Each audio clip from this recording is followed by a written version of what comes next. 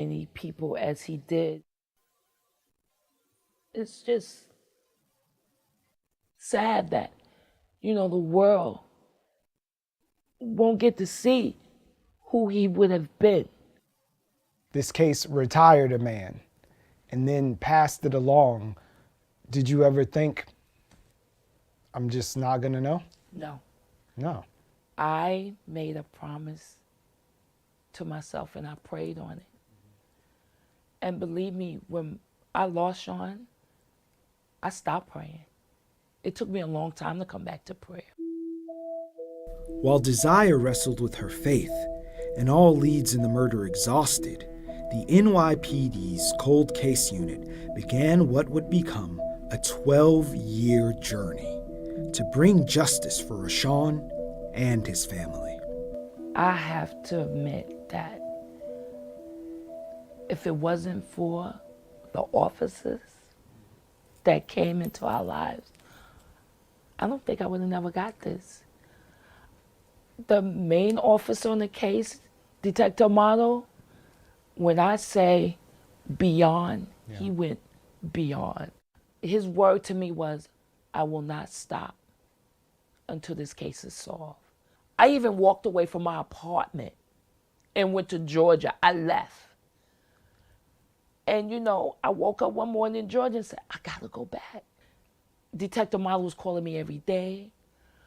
And then we had a phone call one day. He said, you gotta come back to New York, right? We have work that's still to be done. I'll never forget when he called me and told me he was retiring. My heart dropped. He said, no, I have someone. Trust me, they're gonna be as good as I was. And I'm not going anywhere with family. And lo and behold, who he gave it to, Jason and Evelyn from the Cold Case Unit. When I say that whole unit welcomed me and my family like they'd been on the case forever, and they went right in. The New York Police Department's Cold Case Squad was once the largest in the country, with some 50 detectives in the ranks. Today, Detective Palomara is one of 21 on the Cold Case Homicide Squad. I'm looking over your shoulder at a newspaper clipping that has, I think you said 3 of those 4 people on this poster cases that were actively yours. So even if you think you're leaving it at work, the world is watching. Yes. What does that mean? A little bit of pressure, but when you work for people like Ms. Brazell, the pressure goes away. It's more of becomes an obligation, a privilege. It's been a pleasure to work for her and her family. It makes it a lot easier. Well, just looking at the numbers, the odds are stacked against you. There's piles of things that we don't know. What kind of person does it take to keep coming in every day and plugging away when you know that every day there's another file just put on top? Because when you actually get a case to the end and you speak to a mom, such as Ms. Brazell, and she cries to you and says thank you, you can hit every wall you want to hit. You can't replace that. So that's my motivation. And then you get up the next day and start all over again on something else. All over again. And I have his picture up as all my victims, and that's just motivation. More than a decade after Rashawn's death, Brooklyn District Attorney Eric Gonzalez endeavored to bring new technology to old-fashioned detective work by creating a forensic science unit, the only such office in New York State with an in-house forensic analyst. It's headed by Rachel Singer. There are literally thousands of unsolved cold cases in Brooklyn alone. And, we're talking about hundreds of thousands of families who lost loved ones to some sort of violence and who never found out what happened to them. That date back how far? Oh, I would going back into the early 80s. Oh, wow. 10, 20 years ago, the forensic biology laboratory didn't look at certain items right away. They didn't look at fingernails. They didn't look at other items, trace evidence that might have been taken from the body. They went right to a post-mortem sexual assault kit and potentially any obvious wounds to the body. Now that we can go back and just walk through things very methodically, we're able to find items such as fingernail scrapings or fingernail clippings that were never tested before, not because of anyone's fault or neglect, but because it just wasn't the protocol back then. And because there are new ways of doing that type of testing that have made the testing both faster and better, we are getting very, very good results in a number of cases. In November of 2016, the Cold Case Unit re-examined the evidence in the unsolved murder of 17-year-old Sharabia Thomas. DNA recovered from under her fingernails matched that of 38-year-old Kwahuru Govan, who was serving a 3-year sentence for armed robbery in a Florida jail. Detective Palomaro and his partner brought Govan back to New York, where he was charged with Sharabia's 2004 murder and Rashawn's killing the following year. Govan lived across the street from Desire. He even attended Rashawn's funeral. I prayed for the first time that if God let me and my family just get the answers we want,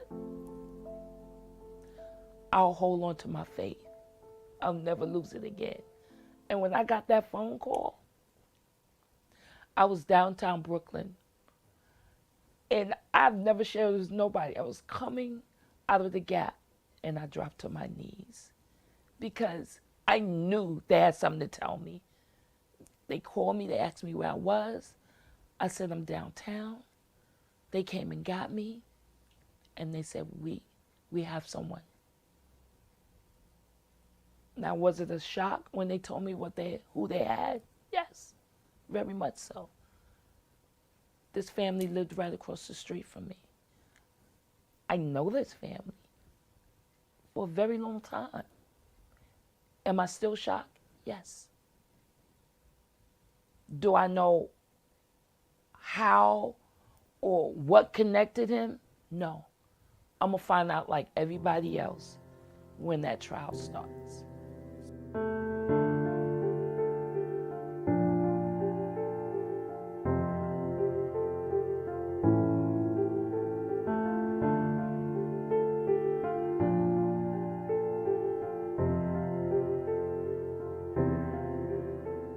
People need to realize that while you're sitting at home and you're watching this, there's a family somewhere devastated. They're hurt.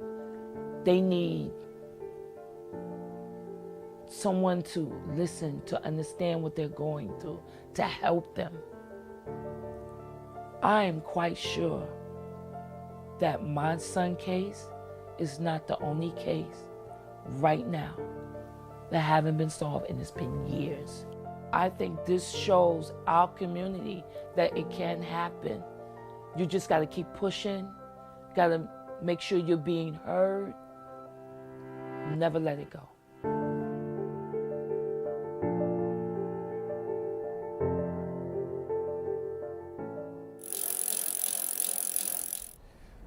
The Sixth Amendment of the U.S. Constitution guarantees the assistance of counsel for the accused in all criminal prosecutions, regardless of their ability to pay. For the 80% of criminal defendants in our state that cannot afford to hire a private attorney, a public defender may be the only thing standing between them and a jail cell. Sometimes it's just not enough, and you get by with some help from your friends. I think by taking someone's liberty away wrongfully, that's like a horrible situation. That was in my heart where I felt like there's something I have to do.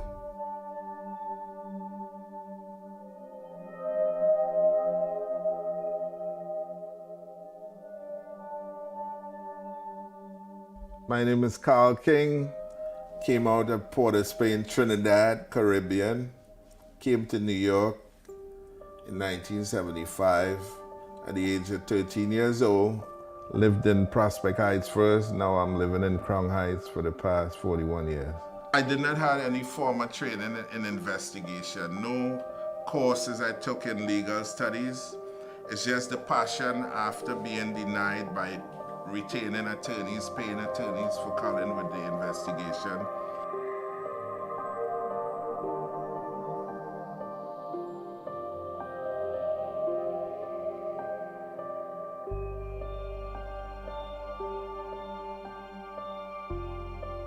Colin Warner case, that was like 37 years ago. Colin Warner was my childhood friend from Trinidad. Came to New York a few years after me in 1979. And someone pointed him out and said that they saw him commit a crime as far as killing Mary Hamilton. Well, first of all, supporting him. I'm working, in every way that I can to see, he get out. And retaining attorneys at first, when he was first incarcerated, trying to see if they can do the appeal where they would have the experience as appeal attorney to get him out. But throughout the years, we realized that these attorneys was just taking our money and not really doing the appeal in a way where they could perfect it. We realized that the way to go about this is to reinvestigate the case and see what happened from day one. Go through every piece of the materials to see the inconsistency, identify witnesses who was there in the scene, never called a trial, track them down, see what they had to say. I became a process server so that I can move around the court system and get familiar with court files, which it did help me a lot. Because in the end, I met a lawyer who was able to assist me with Colin's case.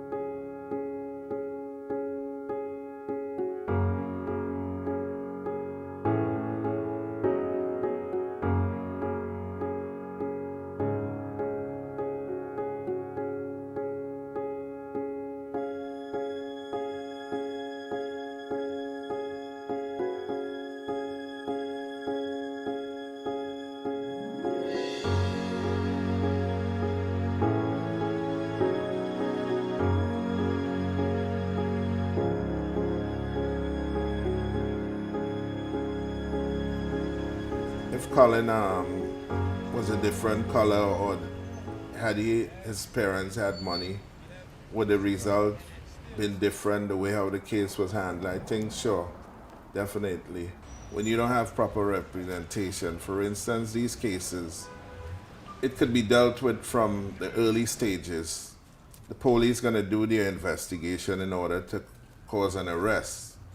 And with the information they get, if you are arrested and you have a private investigator to actually go out on the field and spend some time, he might uncover a lot of stuff that was not actually upfront with the detective or the police who brought, the charges.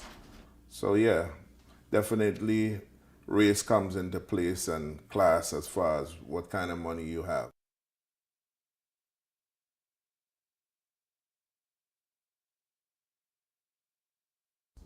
Currently, I'm working on a case for the last 14 years.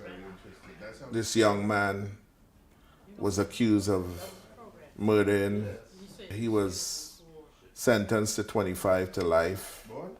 The family had reached out based on Colin Warner case, and I and a couple of folks decided to look at the paperwork and get Anwar Abdul a fair hearing again. I looked at it and I thought a lot of things really was not done in a proper way. This is one of the documents where he was placed on a lineup 2 days after the crime. And actually, there were 5 people on the lineup, which they were all in solid color tops excepting for the defendant. He actually was in a light color top. And still, the witness could not point him out. But 15 months after, during trial, his memory became very much like sharp. He told one of the court reporters that he wanted to talk to the district attorney, that the guy who is sitting in the courtroom, he's sure that that's the guy that he saw the day of the crime. The problem with cases like this is usually money. Well, say I'm going to need an expert who can reconstruct this scene. You got to pay. Say I'm going to need an expert who will tell me about the tracks on these shoes. A shoe expert, a shoe print expert. You got to pay money. Say I'm going to need someone to do run a DNA on these material, these evidence. Again, you're going to need money for the DNA expert. Okay? You see, that is one of the big problems that poor and minority defendants face. They don't have the money to try their case properly, and the government doesn't provide them that support.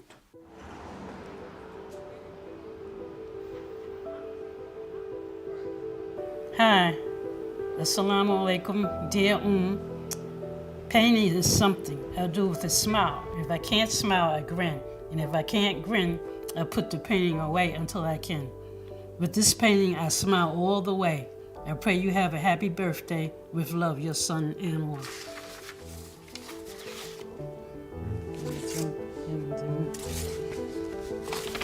That one was from Sing Sing.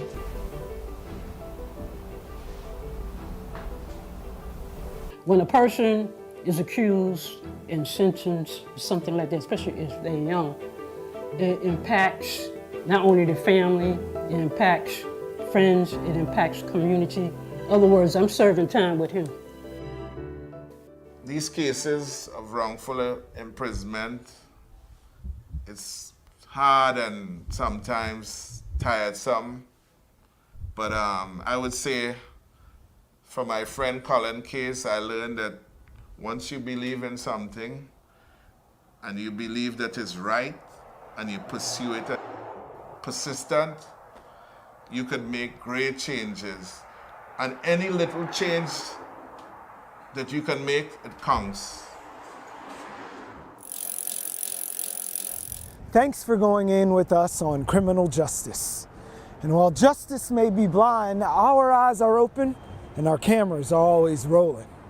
To catch past episodes of Going In or anything else we do at BRIC TV, find us on the web at youtube.com/BRICtv. Bye now.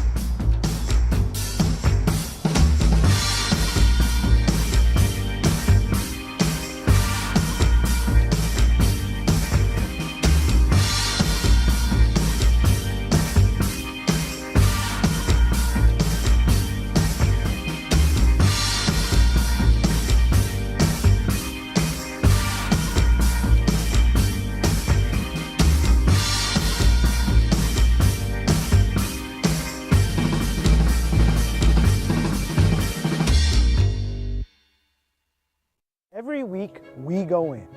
Emotional, in-depth, and unfiltered stories that explore the complexity of how we live. It's news worth knowing in the time it takes to tell it. So find us for new perspectives on the place you call home.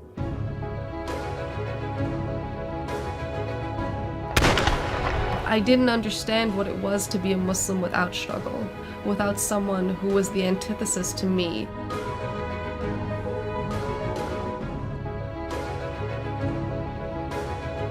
Autobiography is not to be trusted unless it can reveal something disgraceful.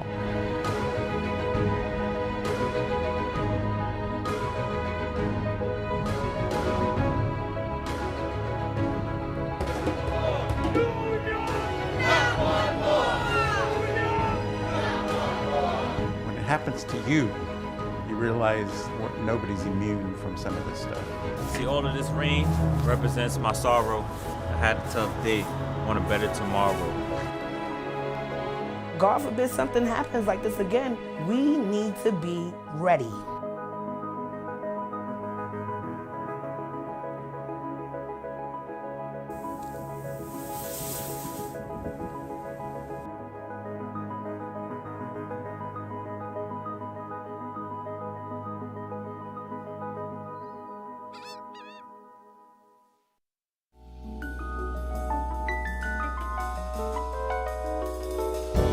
Searching with thirst for my last swallow, words, an attempt to rewrite the intentions I've made. You see, the plans in my mind dissolve so quickly in life.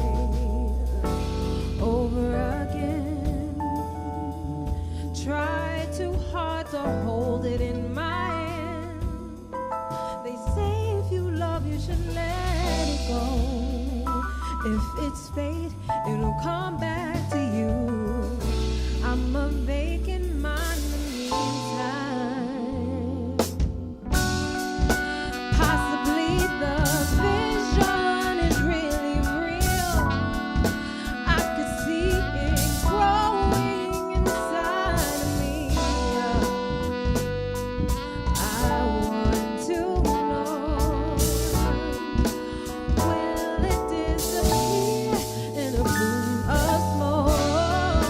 Possibly the vision is really real. I could see it growing inside of me. I want to know, will it disappear?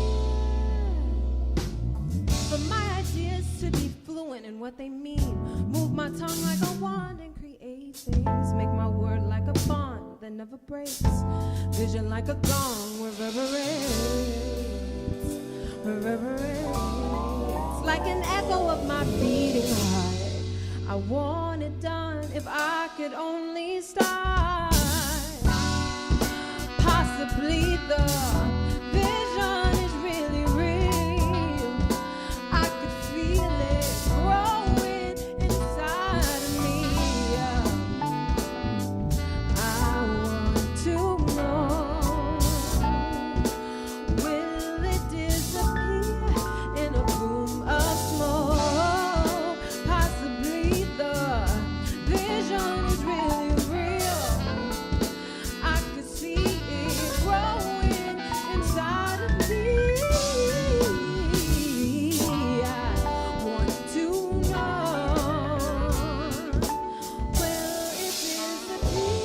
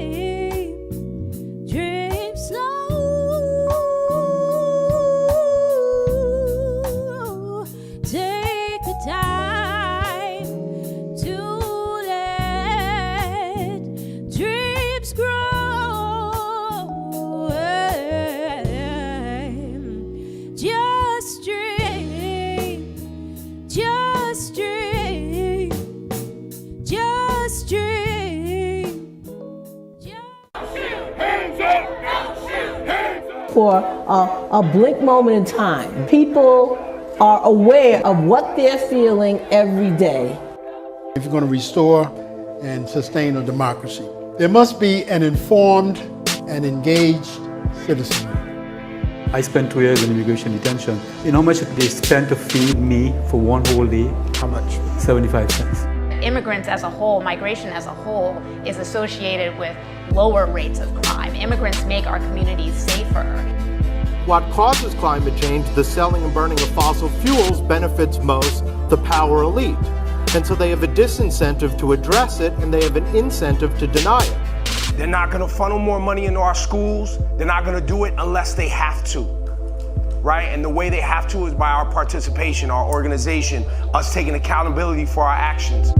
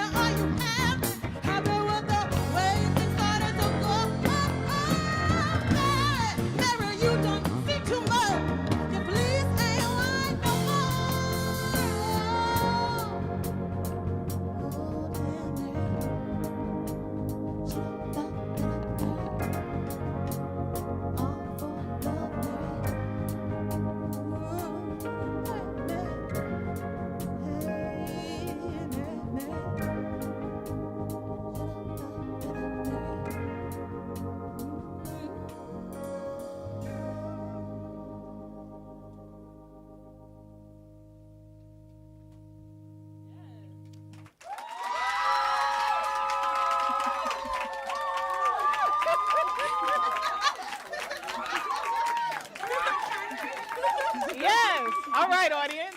If the song sounds familiar, well then good, because it should. You've been listening to Mary, a smack it up, flip it, rub it down remix of the nursery rhyme classic, sprinkled with a little black girl magic by experimental soul singer and songwriter Miss Olithia. The ride is B-side, and I am your guide. Queen God is. Give it up one more again for Miss Olithia.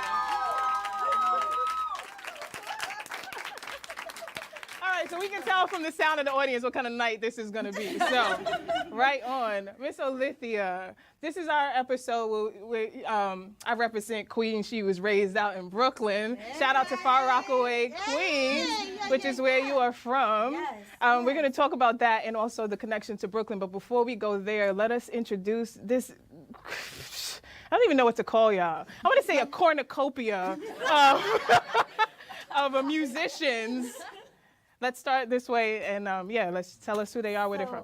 Here on keys, we have Simone Acosta. Hey, Simone. Yeah. Where you from, Simone? From the Bronx. She's from the Bronx. Y'all can't hear her. I just want to see how many boroughs are represented on this stage tonight. I think we might have them all covered. Let's go. Then we have on bass, Mr. Ed Nivens. Hi, Ed. Yes. We got on drums, Compton Timberwolves. Hey, Compton. Yep. We got on keys, Jason Reese. Hey, Jason. Wait, Jason, where are you from? We got the two Bronxes in the house so far. So I'm originally a Long Islander. Long Island. All right, we skipped over a borough. Long Island. All right, let's go. And we have Nate Vivacqua on guitar. Hey, Nate. And last but certainly not least, the ladies. We have Rachel Wharton. Hey, Rachel. And Ambi Williams. So, first of all, anybody, just raise your hand. Anybody from Staten Island? That's the borough that doesn't get. No. Okay. It's not my fault. I'm just saying. So we introduced, last but not least, these vocalists, AKA. And please forgive me if I get this wrong, because this is the worst thing to get wrong, especially on television. But is it Bitches Love Pitches? Is that correct? I didn't make it up. But it's real. Before I go into the next question, let's test this out. Like, I don't know if this will come through. This is unprecedented. I would love for you to say the unofficial, official motto of Brooklyn, to do it in harmony, as Bitches Love Pitches, real quick, to segue into the next question, which is spread love. It's the Brooklyn way, a courtesy of Notorious B.I.G. Can y'all just freestyle that as a harmony for me?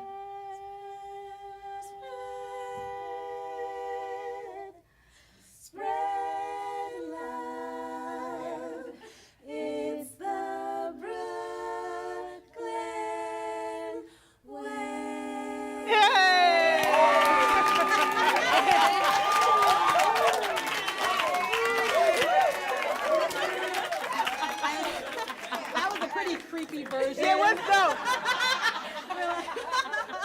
I will say this. That was a different kind of gangster. A different kind of gangster. You know, Brooklyn is known for many types of gangster, and that was, I think we've added that to the pot. So thank you. Let's go into the next song, but before we go into the next song, let's make that idea official. Finish the statement. Brooklyn is home. Okay. Home. It's home. Amen. Amen. She's from Queens, though. I just want to add that back in there. So with that answer, we may have made a few enemies, which is perfect for the next song. Give it up for Miss Olithia and the crew. The next song is called Enemy.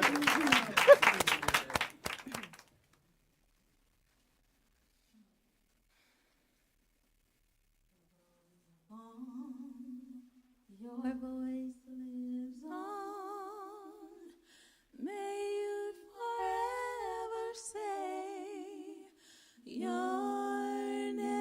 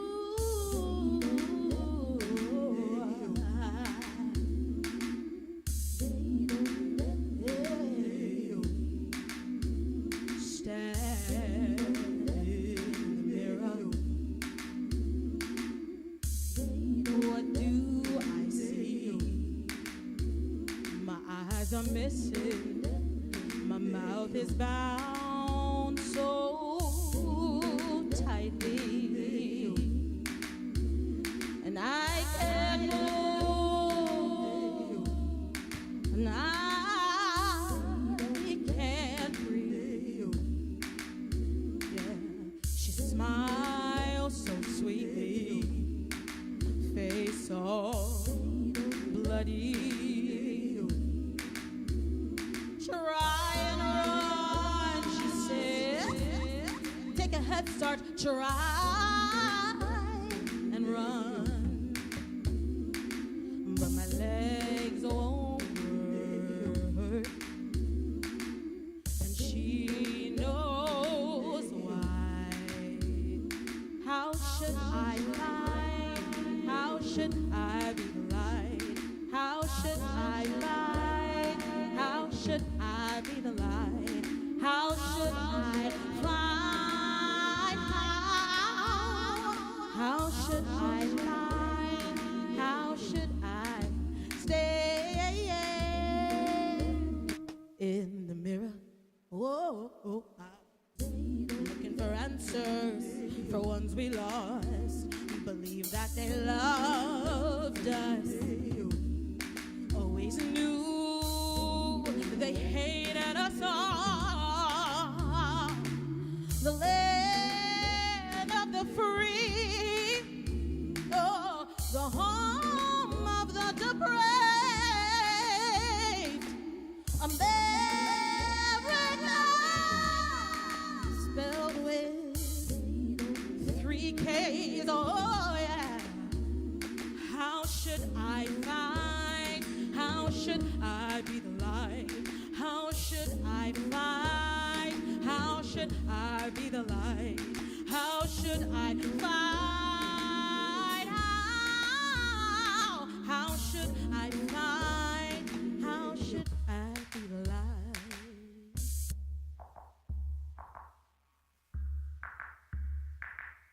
The Lord is my shepherd, I shall not want.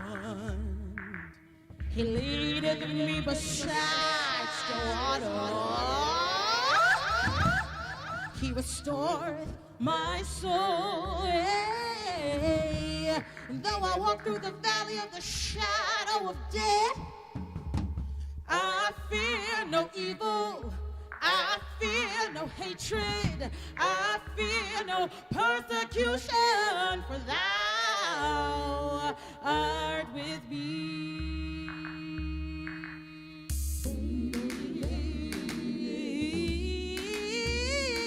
Yeah. Oh, how should I find? How should I be the light? How should I find? How should I be the light? How should I find? How should I be the light? How should I find? The Lord is my shepherd. I shall not want, no. He leadeth me beside still waters.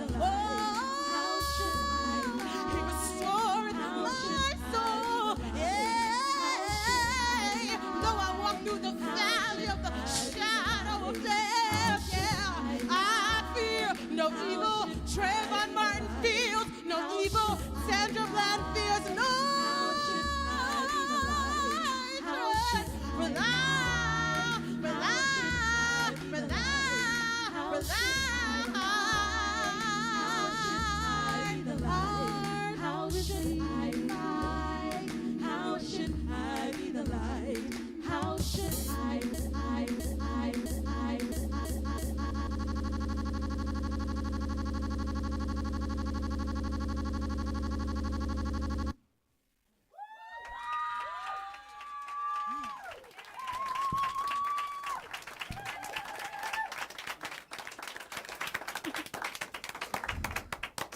Let us take a quick moment of silence. Yes. Okay. She gave y'all one song to get ready. And by the second song, if you wasn't ready, I don't know what to tell you. Wow. Okay. So yeah, no games here, no games. We acknowledge all of the names that are conjured in that song. We started the show with the song Mary, which, you know, had a light, playful mood in the first line, and then you took us where you needed to take us. And now we're here at this song called Enemy. I want you to tell us, name one Mary that came to mind for you, maybe someone with the actual name Mary, in addition to the Mary who had the little lamb. Name one Mary that inspired that song for you, and then name an enemy. Oh, Mary's me. I've been through that, you know, when you're young and you're dumb and you think you're in love and surprise, you're not. Yeah. One enemy, I mean, Donald Trump. He was the reason why I wrote that song.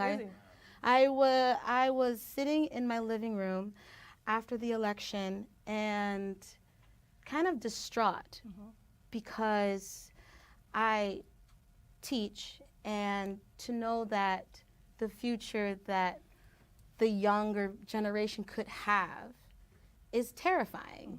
And it's something that I think as a woman of color and as people of color, we understand what that is, and then it feels like everyone else was, you know, decided to actually start looking with their eyes, and I just didn't know what to do. I don't know. I'm still trying to figure out, how do I be the light? How do I fight? How am I an activist? How can I spread, you know, love, but also understanding and awareness to my existence as a Black woman?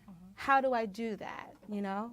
It's something that I struggle with every day, and I think a lot of people do. I ask this question because, yes, a lot of people struggle with it in so many different ways. And every day there's something new that is added to the pile of things that are causing dis-ease and disharmony.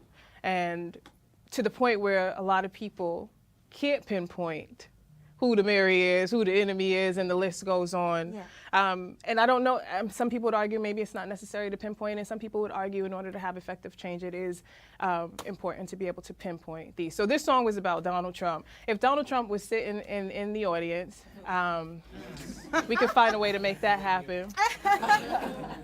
Say we took the song away, just give me one sentence that you would say straight to that representation of a lot of enemies for people. Look what you've done, but we will continue to fight. Always and forever. That's all we know, is to fight.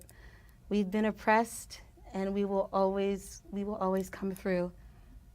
We will always come through. That's a long ass sentence, Donald. I know. I know nothing. No.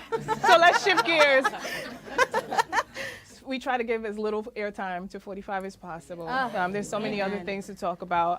Let's talk about B-side. So I know for a fact that you have been in this room many times before you've actually stood on that stage. So many of your peers, people you've sung with, collaborated with, people who you love, have been on this stage. So it's only right that you are here on this stage. I want to give a shout out to your vision board. Give our vision board a round of applause.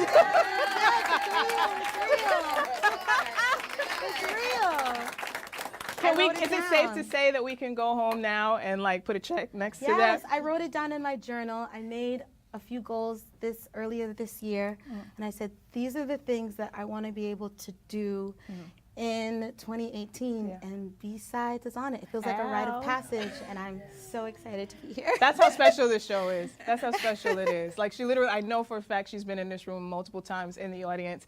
I know the drummer has played with many artists on this very stage, and look at God, you know what I mean? Full circle moment. All right, so we're gonna go into the next song, which is called Anthem, and then we're gonna talk a little bit about your projects, including the most recent project that you put out. We're hearing some songs from that project. But before we go into the next song, we shouted out a little bit the drummer, which we're going to come back and talk to him about a little bit. We're going to talk to you about just your collaborative process, but we want to give a quick shout out. I would like for you to just say a quick shout out to PK. Who's PK? PK is my mom. Hey, mama. She's sitting right in the front row. PK is my mommy. This is Miss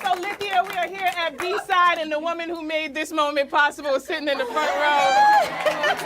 We're going into the next song called Anthem, Miss Olithia. That's great.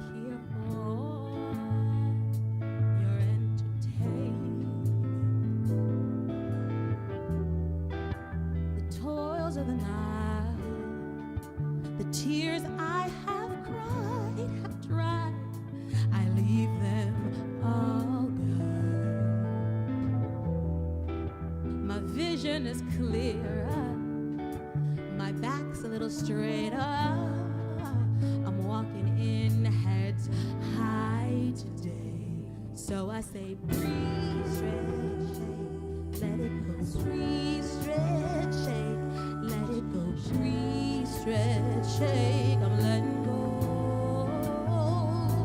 I'm letting go, breathe, stretch, shake, let it go, breathe, stretch, shake.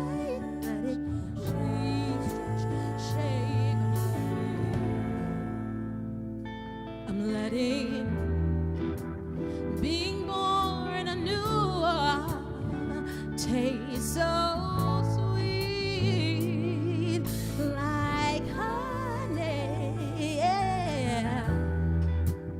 Final realizing that you were a fate. You can't come for me. No need to apologize. No need to explain my smile. From the ashes I come, yet still I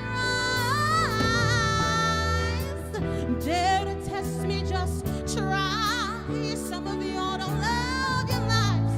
Clutch of pearls, we taking them souls today. So I say breathe, stretch, shake, let it go. Breathe, stretch, shake, let it go. Breathe, stretch, shake, I'm letting go.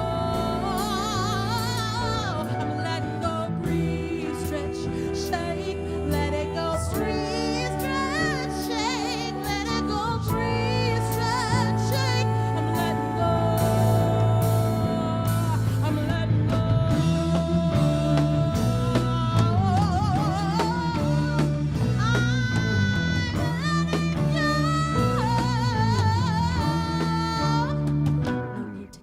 To you and what you like. I'm out here flexing, living my life. I'm bothered by you and what you like. I'm out here flexing, living my life. No need to cater to you and what you like. Oh, I'm out here flexing, living my life. I'm bothered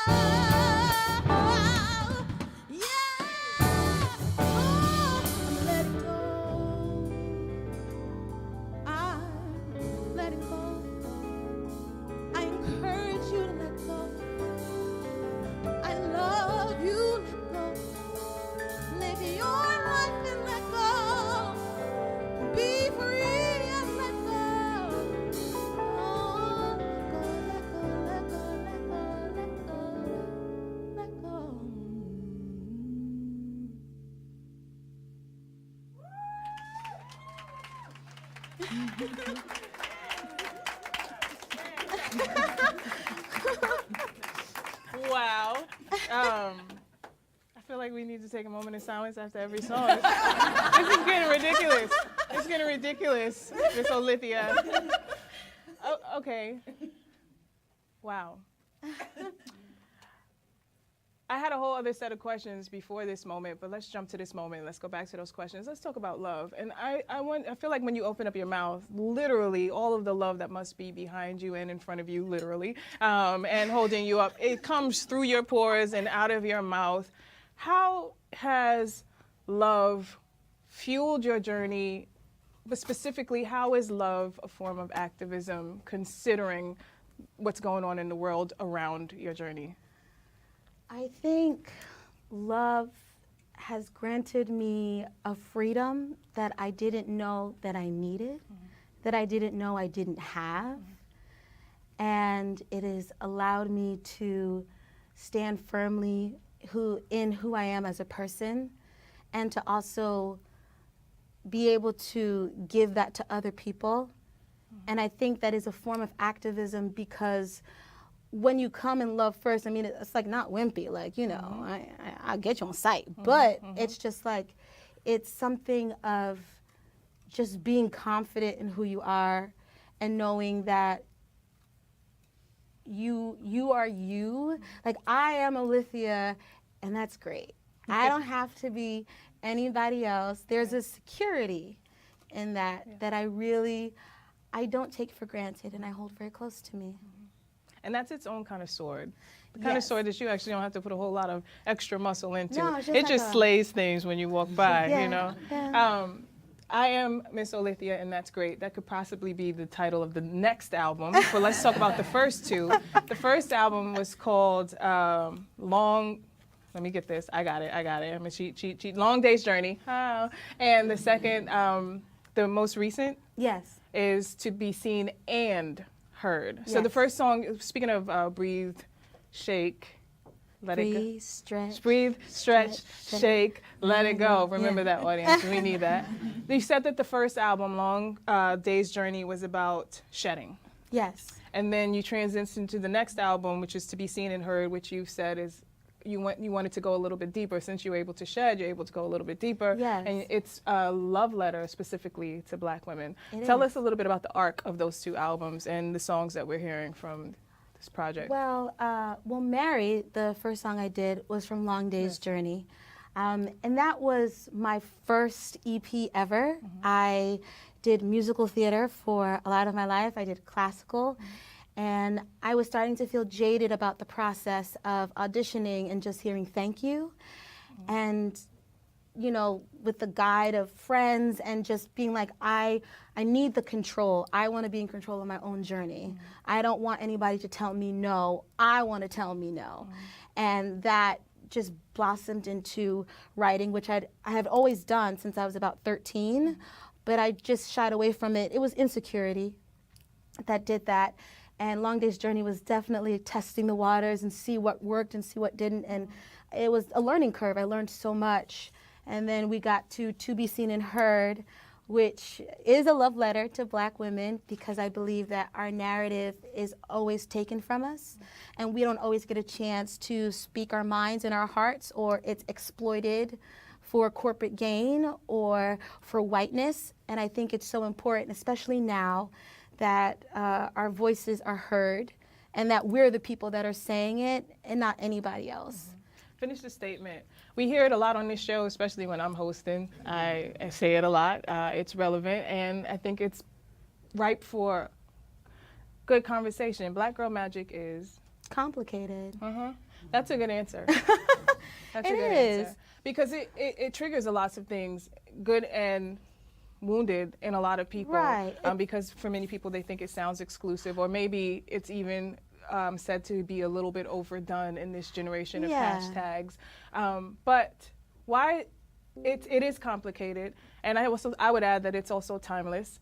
What is the significance of it for those who don't understand, who feel like it may be more exclusionary than it should be? What is your testimony with that phrase? Well, I mean, Black girl magic to me means that when I get up and the breath of life flows through my body, I know that I am here and that I have a purpose, and that my purpose is mine, and that I have something to say, and my skin is popping. Hey. I mean, being a Black woman, there's a power undeniable, and I will scream it from the top of the mountain that being a Black woman is power, it's strength, it's courage, it's love, it's sexy, it's everything. Just like, you know, I can see a Black woman walk down the street and I'm like, hey girl. It's that unknown, like unwritten language that you have with another Black woman.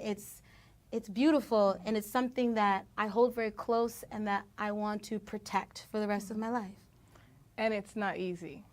No, it's trying at times, it's painful at times, it's repetitive at times, it can be very, very difficult, but I think that anytime I explain it, though it's tiring, I get stronger in my purpose. I get stronger in saying, you know, I deserve to be here.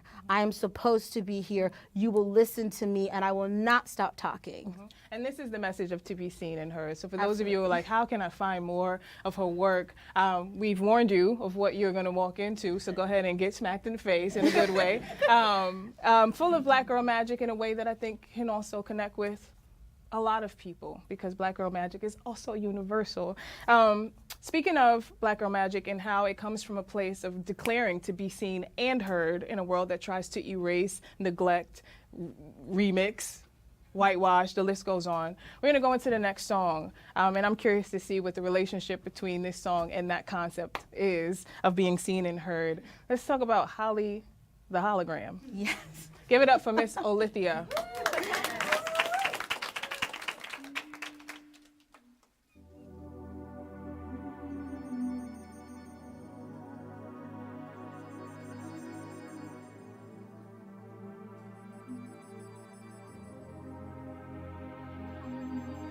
Take my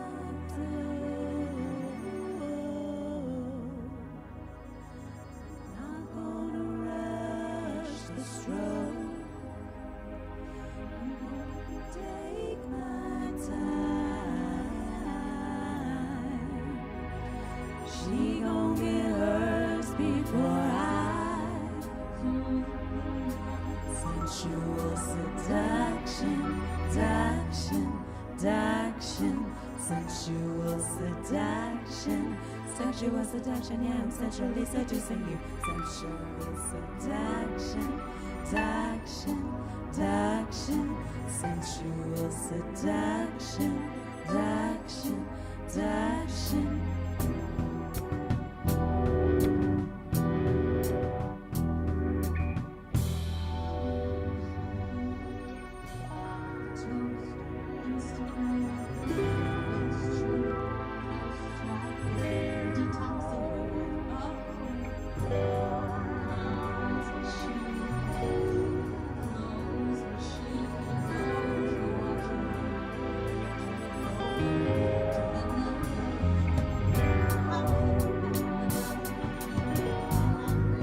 Instagram, boomerang, and Valencia looks good on you. She's alright, but she's not real. She's alright, no time to feel. Holly. She's alright, but she's not real. She's alright, no time to feel.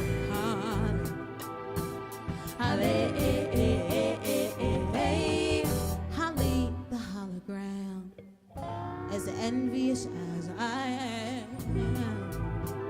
her mansion free, so lit, that's how she pays her rent. When you all alone at night, sis, do you still like you savage, but you still a human too. People so thirsty to see what that booty do. Who mad though, twerk slow, then inspire with a dead man's quote. Oh, she's alright, but she's not real. She's alright, no time to feel. Holly.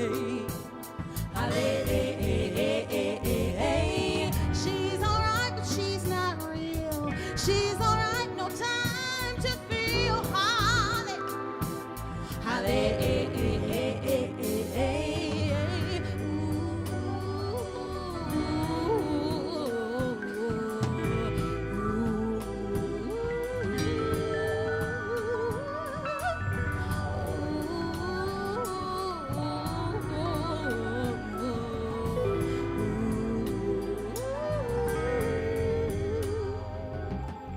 Holly the hologram, the toast of Instagram. Holly the hologram, Holly. Holly the hologram, the toast of Instagram. Holly the hologram, Holly. Holly the hologram, the toast of Instagram. Ooh, Holly the hologram, Holly. One more time. Holly the hologram, the toast of Instagram. Holly the hologram, Holly. Holly, do you still like you, Holly? Do you care if we do? This ain't real. This ain't real.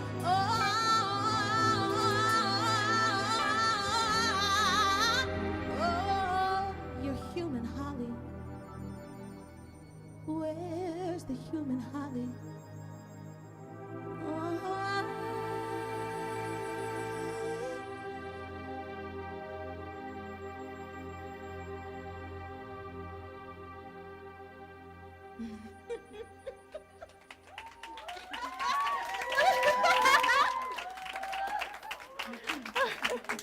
I'm laughing because I just, to have this firsthand experience of what it is like to be an audience member at your show, it's like, should I think or should I twerk? Should I twerk? and I'm very clear that you are, she was raised out in Queens, and tonight we're raising the roof in Brooklyn. Let me tell you what happens when you bring the two boroughs together. You do both. You think and you twerk. Kind of cosmic church. Yes. Where you say hallelujah and ow at the same time. So for those of you who are like confused, just do both. Just do both. Just do both. Okay. Holly and Mary, are they homies? You know what? They sure are. Holly is the Mary who hasn't evolved and found social media, and it's like, oh, that's cool. I can find peace there. I can find love there. And I think what's interesting about Holly is that we all do. We are all. We all are Holly in some way. I'm Holly on hiatus. I haven't quite logged in very much. Holly, There's that Holly. take a break. So it's like it comes from, insecurity, my jealousy, but me also, thirst trapping, Yes. like it's all part of the culture that we live in. And it's like we have to remember that we're still human, we're still people. At the end of the day, like you have to still love you. That like is fun for a moment, and everybody gets a rush. Like it's cool, like there's no judgment there. But when that is done and you go in bed at night, how are you, recouping yourself? How are you finding love for yourself? Well, I can say that we've definitely found a full circle moment, courtesy of Auntie Oprah. Thank you very, very, very much. We were talking about Black Girl Magic, and your word was complicated. And I think Holly the hologram, Mary, and then Maxine Waters, Michelle Obama, like all of the lists, I think all of these are together as one. Like there's no binaries with Black Girl Magic, like it's all in there. The women who find their sense of power in front of phone screen and the likes that they get, and then maybe that is not the most authentic, but then it does lead them to, perhaps it can lead them a place of confidence that they may not have had before. So it's complicated. It's very complicated. But still, I mean, you know, you gotta have a little fun with it. Yeah. It's okay to have Well, speaking fun. of fun, let's talk about something simple. What is the most simple part of your day that brings you so much joy and harmony, or it's the go-to place when you feel like you need to decompress from the weight of the world, from the tug of war between the thinking and the twerking? People need to know. I mean, I do consider myself an intellectual twerker. Yes. So that's a real thing. I think listening to a podcast on the train, something that takes me outside of myself. And I can't always listen to music. I think it's so embedded in my life and everything that I do that instead of like enjoying music, it comes into deconstructing music. It's like, oh, that bass line was good. Why didn't I think of that? Or like, oh, why didn't I, you know, so I have to shut it off. But talking, podcasts give you that moment, like just yeah, just like talking and listening to mess. Or I love like The Daily is one of my favorites from the New York Times. I love The Read because that's just ratchet and hilarious, ridiculous, and it's just like it kind of takes me outside of my self. And B-Side also has a podcast. There's definitely music involved, but we got the word podcast in there, so it kind of applies. If I was not doing this, I know that you are an educator. We dropped a little bit of hints about that. I know you have a project called Educated Little Monsters, which is so hilarious and very accurate, I'm sure, in the most awesome way. And also I heard from a little bird that you are a paraprofessional. I was, yeah, for a few years. I worked in schools. When you were 5 years old and someone came upon you and was like, what do you want to be when you grow up? What did you say? Well, I wanted to be a lot of things, and the list is, I wanted to be a singer, I wanted to be a judge, I wanted to be a chef. Wait, we have to do an air high five on that one. Hey, I don't know why. I was like really thrown into the law. I don't know. I have theories. And I wanted to be Christy Yamaguchi, a figure skater. So I wanted to be a lot of things. Yes. Okay, and so when you are 85 and a half years old and you're talking to somebody's grandchildren, yours or somebody's, they're around at your feet, and they're going to say, what were you? Ooh. I hope to say that I made 5-year-old Alithia very happy, and I was a singer. And hopefully I'm still singing in some capacity. Maybe a little off tune, but still singing or performing and creative. I was an artist. I was a creative. In that lies so many possibilities to be all of those things, because I'm clear that we're listening to songs that are reading people their rights, telling them whether they are guilty or whether they get to go free. Like you are banging the gavel down on some of these songs. I'm very clear that these songs actually, they more than music, it sounds like a Brooklyn opera in the best way. Like there's so much layers to it and story and like, you know, like I said, cosmic church. Give it up one more time for Miss Olithia. We're going to go into the song. I don't know how to say this, so I'm going to just call it out. 81712. Is that right? Yep. 81712. I'm curious to know what that's about. Miss Olithia.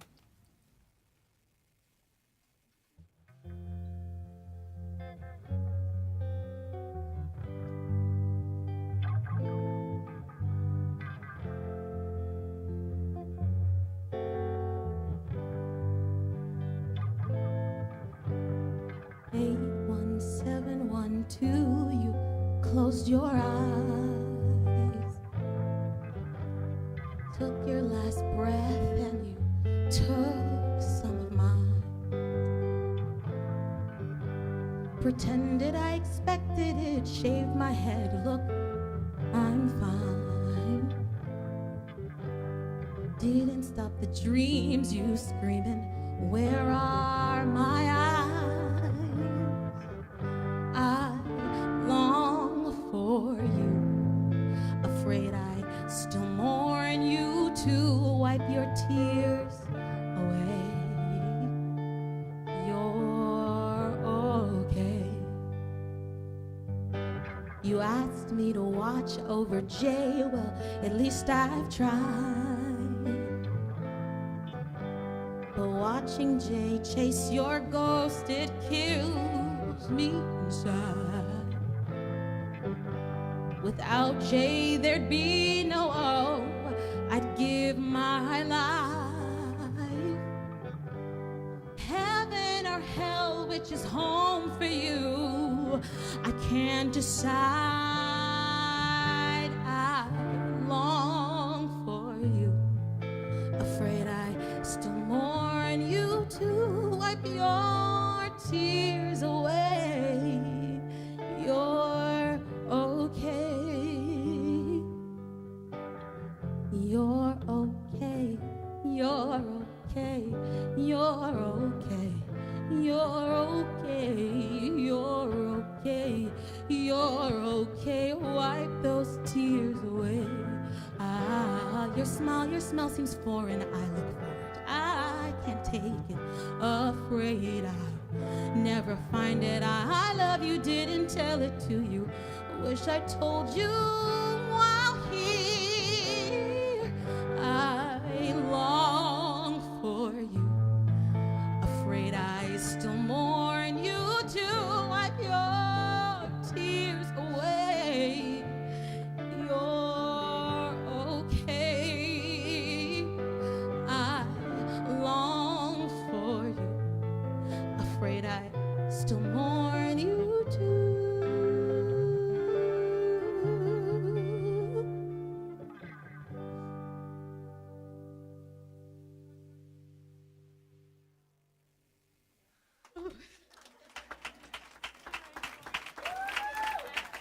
All right, everybody, let's do this. Open those hands wide and wrap them around yourself. On August 17th, 2012, something happened that clearly moved things and is still moving people in this room. Do you want to share? My dad passed away, and it was something that he had been sick for a very long time. I'm not gonna do this. I'm not gonna cry on It's TV. okay. It's okay. And it took me a very long time to write him a song, but his passing propelled me into songwriting, because in a moment of my deepest despair, I started to sing and started to write. And this is yeah. really serendipitous, because I actually wanted to have another full circle moment and have you do a shout out for your dad, because I've also heard from a bird that there is this special recognition, relationship, revelation there between you and him. And so this is perfect. He's wherever he is. Wherever he is. Everywhere that he is. Everywhere that he is. He's listening, I'm clear, I'm sure. If you could give him one word or one message today, what would it be? Daddy, I'm good. Yeah. She's great, actually. I'm good. Give it up if she's great. I know that he's proud, and this is a special moment for me because my father passed away as well in the midst of me working on my first album. Oh my And gosh. every time that I would see him when he was in between doctor's visits, he'd be like, is it finished yet? Is it finished yet? And so I was on this mad dash to try to Yeah. complete it before anything happened, and I didn't get it done. But I can say on the other side of that, people on earth will claim that they're your biggest fans. There is no bigger fan than the one that now gets to be beyond body, and I'm so grateful for those that presence. All right, let's shift gears a little bit because I feel like the audience, we could use a little boost. Yeah, Mama my PK, bad. you all right? You're all right. All right. I'm going to call out some words. Let's do a lightning round, and I just want you to share with me the first thought that comes to mind. Okay. Cool? All right, you ready? All right, the first one is SZA. Great. Great. The next one is. And there you have it. Let's talk about the next one is voice. Everything. Everything. You do have a special relationship with the voice, including I saw a quote that you started to teach some newbie singers how to sing, and it brought up a complicated moment where you felt like you had to question whether or not you're good enough. Like Yeah. whenever you put yourself as an artist in the role of being an educator, which many of us have been, not everybody should be, but many of us have been, it really sharpens you. Sometimes people think that the young people are getting a lot from you, but we also get a lot from them. Yes. So let's talk about what, I'm going to throw another word out there, confidence. There's some days. There are some days. Yeah, and it required all of those words, not just one, because it's complicated. Kiki. Who? Kiki, do you love me? I had to throw that in there. You haven't been doing that dance? No. Okay. But I'm pretty sure that if we asked her, Kiki would say that she loved you without a question. Serena Williams. Oh, Queen. Yeah, oh, Queen. Queen. Yeah, like phenomenal story. Yeah. But it's not my game. I'm not supposed to be answering. Travel. I want to do it so bad. Okay. That also required a lot of words. Let's go back to the one-word replies just to see, for fun. Let's see. The Beatles. Okay. Yeah. Really? Wow.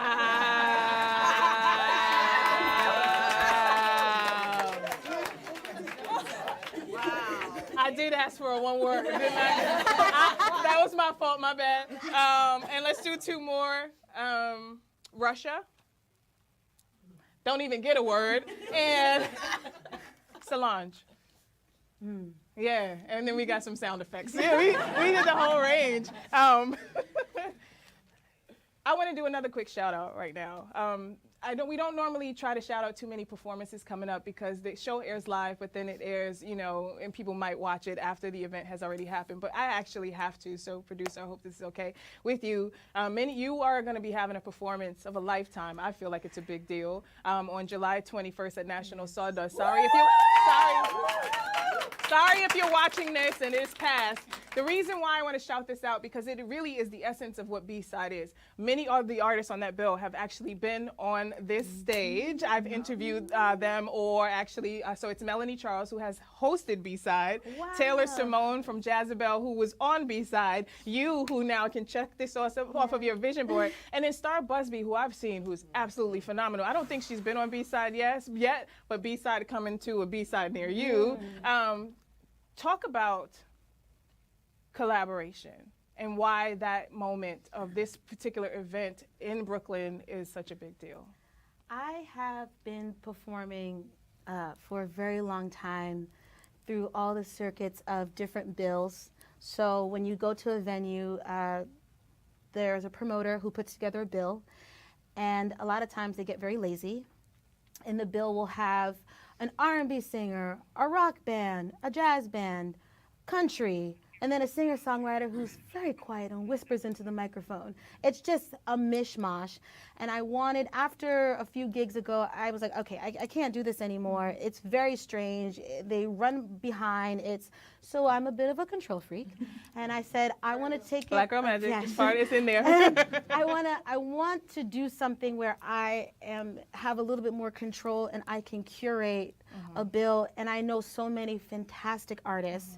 Why don't I start? And I humbly asked all these ladies who are fantastic performers. I'm such a huge fan of all of them. And you did state why they are all on your social media, why they are all a big deal for those who have, even for whatever reason, a question about it. Why are you, let's go into the last song, which is called 4C, which for those of you who don't know, I don't know if I'm gonna keep this as an insider, but I just wanna give you a hint. 4C is the other side of Black Girl Magic, which is basically the gamut of Black girl hair. I mean, it's in the gamut of Black girl hair. So yeah, you can go ahead and kind of sit with that on your own time. Why are you a big deal? Oh, this is the hardest question that I had all night. I am a big deal because I fight every day to exist. I have made a dream of singing into reality, and there are days when it is not glamorous, most days it's not glamorous, and that's very hard, but there is power in that I can still power through and make it happen with a lot of grit and a lot of fight, but I somehow come out on the other side. Finesse. Shout out to you. Shout out to all of those women. Shout out to Mama PK. Shout out to Bashan. Shout out to all the artists listening. Shout out to all the artists who've been on this stage. Shout out to you, Compton Timberwolf, who's another part of this whole beautiful, the cornucopia of musicians. Shout out to your pop. I am enough. You are enough. Enough is enough, and so it is. Thank you, Miss Olithia, who evidently came to slay with y'all and not play with y'all. We are grateful for your music, your magic, and fierce message, defying chords and categories. And speaking of defying, if you haven't had enough of this songbird's flyness. You can check out this and past episodes of B-Side, ranging from synth to soul and art pop to alt rock, on our nonstop channel by visiting youtube.com/BRICtv, or our podcast at soundcloud.com/B-Side podcast, or just come on by the studio and get your dose up close. I am your host, Queen Goddess, hoping your summer has as much flow as our show, because we be bringing y'all all of this heat with a whole lot more cool to go. We love you, Brooklyn. Till next time.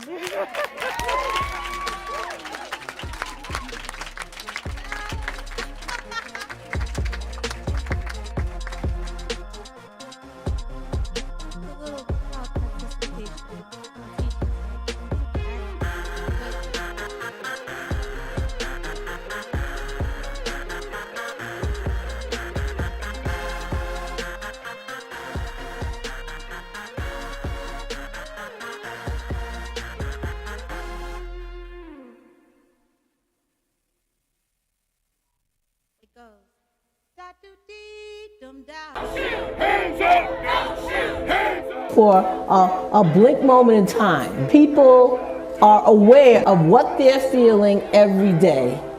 If you're going to restore and sustain a democracy, there must be an informed and engaged citizenry. I spent 2 years in immigration detention. You know how much they spent to feed me for one whole day? How much? 75 cents. Immigrants as a whole, migration as a whole, is associated with lower rates of crime. Immigrants make our communities safer. What causes climate change, the selling and burning of fossil fuels, benefits most the power elite. And so they have a disincentive to address it, and they have an incentive to deny it. They're not gonna funnel more money into our schools. They're not gonna do it unless they have to, right? And the way they have to is by our participation, our organization, us taking accountability for our actions.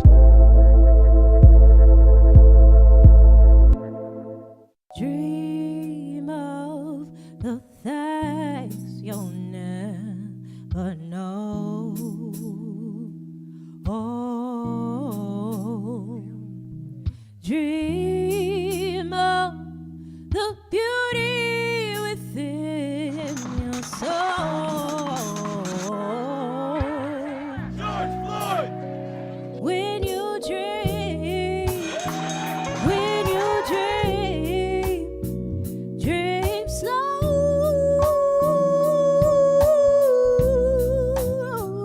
Take the time to let dreams grow.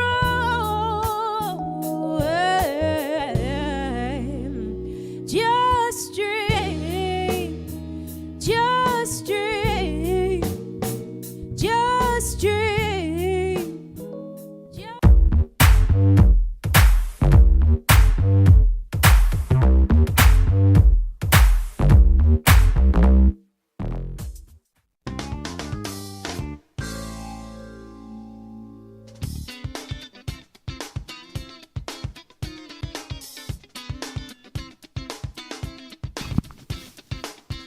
From New York, this is Democracy Now! And together, our allies, we're going to make sure that NATO is ready to meet threats from all directions across every domain, land, air, and the sea. As a major NATO summit wraps up in Madrid, Spain, the United States announces plans to build a permanent military base in Poland, while NATO formally invites Sweden and Finland to join the military alliance. This comes 4 months after Russia invaded Ukraine. We'll get the latest and look at how the right-wing Supreme Court is radically reshaping the United States.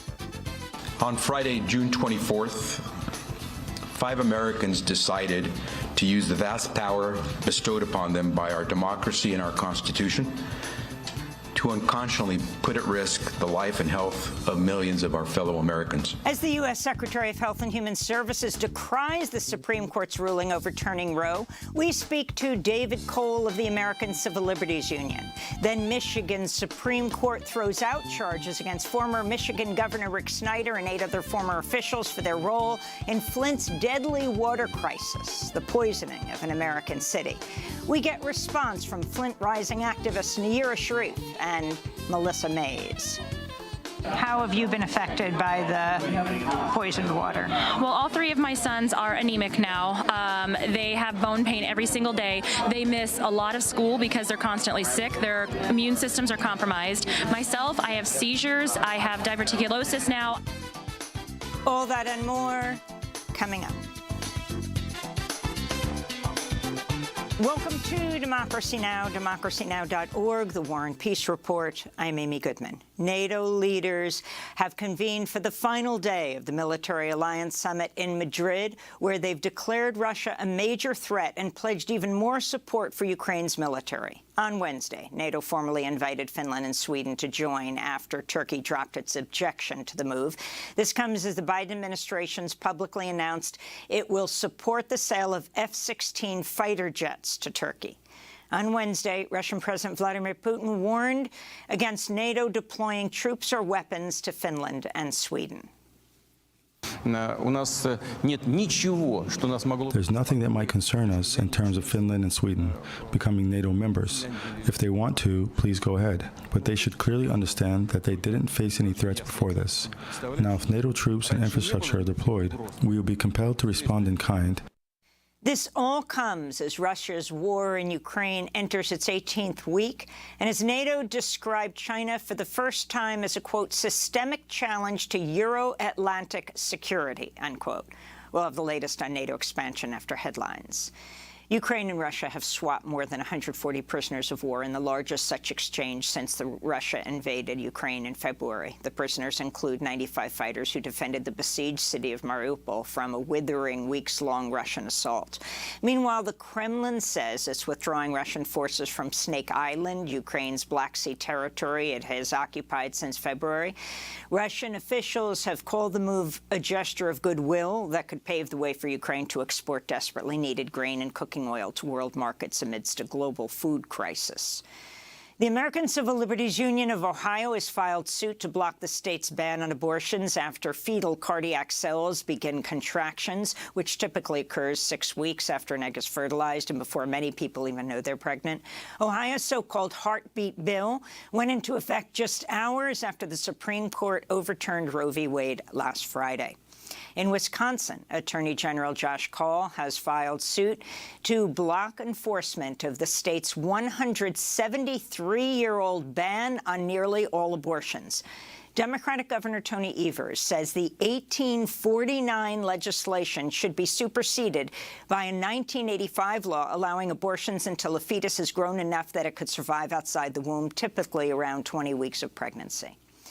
President Biden's poised to nominate an anti-abortion Republican lawyer for a lifetime appointment as a federal judge in Kentucky. That's according to the Louisville Courier-Journal, which reports Biden's planned nomination of Chad Meredith is strongly opposed by Democratic Congressmember John Yarmuth of Kentucky. Yarmuth told the newspaper, quote, "It's clear that this is part of some larger deal on judicial nominations between the president and Mitch McConnell. I strongly oppose this deal and Meredith being nominated for the position. The last thing we need is another extremist on the bench," Congressmember Yarmuth said. Chad Meredith is a member of the far-right Federalist Society who served as legal counsel to former Kentucky Governor Matt Bevin. In 2018, he argued on behalf of Kentucky before the U.S. Court of Appeals for the Sixth Circuit, defending the anti-abortion law HB 2, known as the Ultrasound Informed Consent Act. The legislation required physicians to carry out an ultrasound on patients about to receive an abortion, to explain the ultrasound imagery to the patient, and to play live audio of any fetal cardiac muscle contractions detectable by the ultrasound. Not every patient fully understands the nature and consequences of the abortion procedure. Not every patient understands the development of the fetus and the stage at which the fetus is and the extent to which it is developed. Those are the words of Chad Meredith of Kentucky. The Supreme Court has rolled back a landmark decision on tribal sovereignty it delivered just 2 years ago in the historic ruling McGirt versus Oklahoma. In a 5-4 vote, justices ruled Wednesday the state of Oklahoma has concurrent jurisdiction and may prosecute non-Indigenous people when a crime is committed on a reservation and the victim is Native American. Meanwhile, Ketanji Brown Jackson begins her tenure today as the first black woman on the U.S. Supreme Court after Justice Stephen Breyer said Wednesday would be his last day on the job. Breyer, who is 83 years old, announced his intention to retire in January. The House Select Committee investigating the January 6 Capitol insurrection has subpoenaed former White House counsel Pat Cipollone. On Tuesday, former White House aide Cassidy Hutchinson testified Cipollone repeatedly warned against Trump's plans to incite the mob to march on the Capitol January 6th. I saw Mr. Cipollone right before I walked out onto West Exec that morning, and Mr. Cipollone said something to the effect of, "Please make sure we don't go up to the Capitol, Cassidy. Keep in touch with me. We're going to get charged with every crime imaginable if we make that movement happen." 2 more people have died after being trapped in a stifling trailer on the outskirts of San Antonio, Texas. This brings the death toll to 53, the largest single human trafficking death toll on record in the United States. All the victims are believed to have crossed the U.S.-Mexico border seeking refuge, including Honduran brothers Fernando Jose Redondo, Alejandro Miguel Andino, and his wife Margie Tamara Paz. The mother of the brothers, Karena Caballero, spoke to reporters from Honduras on Wednesday. Margie actually paid for her studies herself with some help from her family. And even though she almost had a degree in economy, she had to leave from here. Why? I can mention all the companies my children applied for a job, and the answer was always, you don't have work experience. Doors were closed for them. If I had to demand something, please, Honduras government, fight for this country's youth. Chinese President Xi Jinping has traveled to Hong Kong for the 25th anniversary of the city's return to Chinese rule after more than 150 years as a British colony. It's Xi's first visit to Hong Kong since authorities imposed a national security law severely limiting civil liberties and press freedoms while violently suppressing large-scale protests and limiting who can run for Hong Kong's Legislative Council. In Mexico, the journalist Antonio de la Cruz has been shot and killed in his home state of Tamaulipas. Cruz wrote for the local newspaper Expresso and is the second reporter from the paper to be killed following the murder of Hector Gonzalez in 2018. This is the latest in a series of deadly attacks on Mexican journalists, with at least 11 murdered since the beginning of this year. In Israel, outgoing far-right Prime Minister Naftali Bennett says he will not run in upcoming elections. Israel's headed to its 5th election in 3 years after Bennett's fragile coalition government fell apart amid internal divisions over Jewish-only settlements in the occupied West Bank. Ferdinand Marcos Jr. has been sworn in as president of the Philippines at a ceremony today in Manila. Marcos Jr. is the son of the late dictator Ferdinand Marcos, who ruled the Philippines from 1965 to 1986, when he was overthrown in a popular uprising. Survivors of Marcos' brutal 2-decade regime have recounted horrific details of torture under Marcos' regime. Here in New York, Filipino-American activists gathered in Times Square Wednesday for a protest. This is Nikki Pagulayan. No matter what, they will not be able to silence us or quell our fight, because they are up against a movement that has defeated colonization, occupation, and dictators past. Maybe the Marcoses have been so set that they forgot the hundreds and thousands of people that have rose up across the homeland and overseas and ousted them once, because we won't oust them again! Yeah! The only surviving attacker from the 2015 Paris attacks that left 130 people dead has been convicted of murder and sentenced to life in prison without the possibility of parole. It's the most severe sentence available in France and is rarely handed down. Back in the United States, the former R&B star R. Kelly has been sentenced to 30 years in prison for his systemic sexual abuse of young adults and children. Survivor Javante Cunningham spoke outside a New York City courthouse just after Thursday's sentence was handed down. I started this journey 30 years ago. I was 14 years old when I encountered Robert Sylvester Kelly. There wasn't a day in my life up until this moment that I actually believed that the judicial system would come through for black and brown girls. I stand here very proud of my judicial system, very proud of my fellow survivors, and very pleased with the outcome. 30 years did he do this, and 30 years is what he got. Javante Cunningham speaking after Wednesday's verdict was handed down in New York against R. Kelly. And in Mississippi, a team searching a courthouse basement for evidence about the lynching of black teenager Emmett Till has found the unserved warrant charging a white woman in his 1955 kidnapping. Emmett Till was 14 when the woman, likely Carolyn Bryant Dunham, according to evidence, accused him of making improper advances after Till allegedly whistled at her, leading to his murder. Members of Till's family say they want the warrant served and for Dunham, now in her 80s, to be arrested. And those are some of the headlines. This is Democracy Now!, democracynow.org, The War and Peace Report. I'm Amy Goodman, joined by Democracy Now! Co-host Nermeen Sheikh. Hi, Nermeen. Hi, Amy, and welcome to our listeners and viewers across the country and around the world. Well, the NATO military alliance has wrapped up a major summit in Madrid.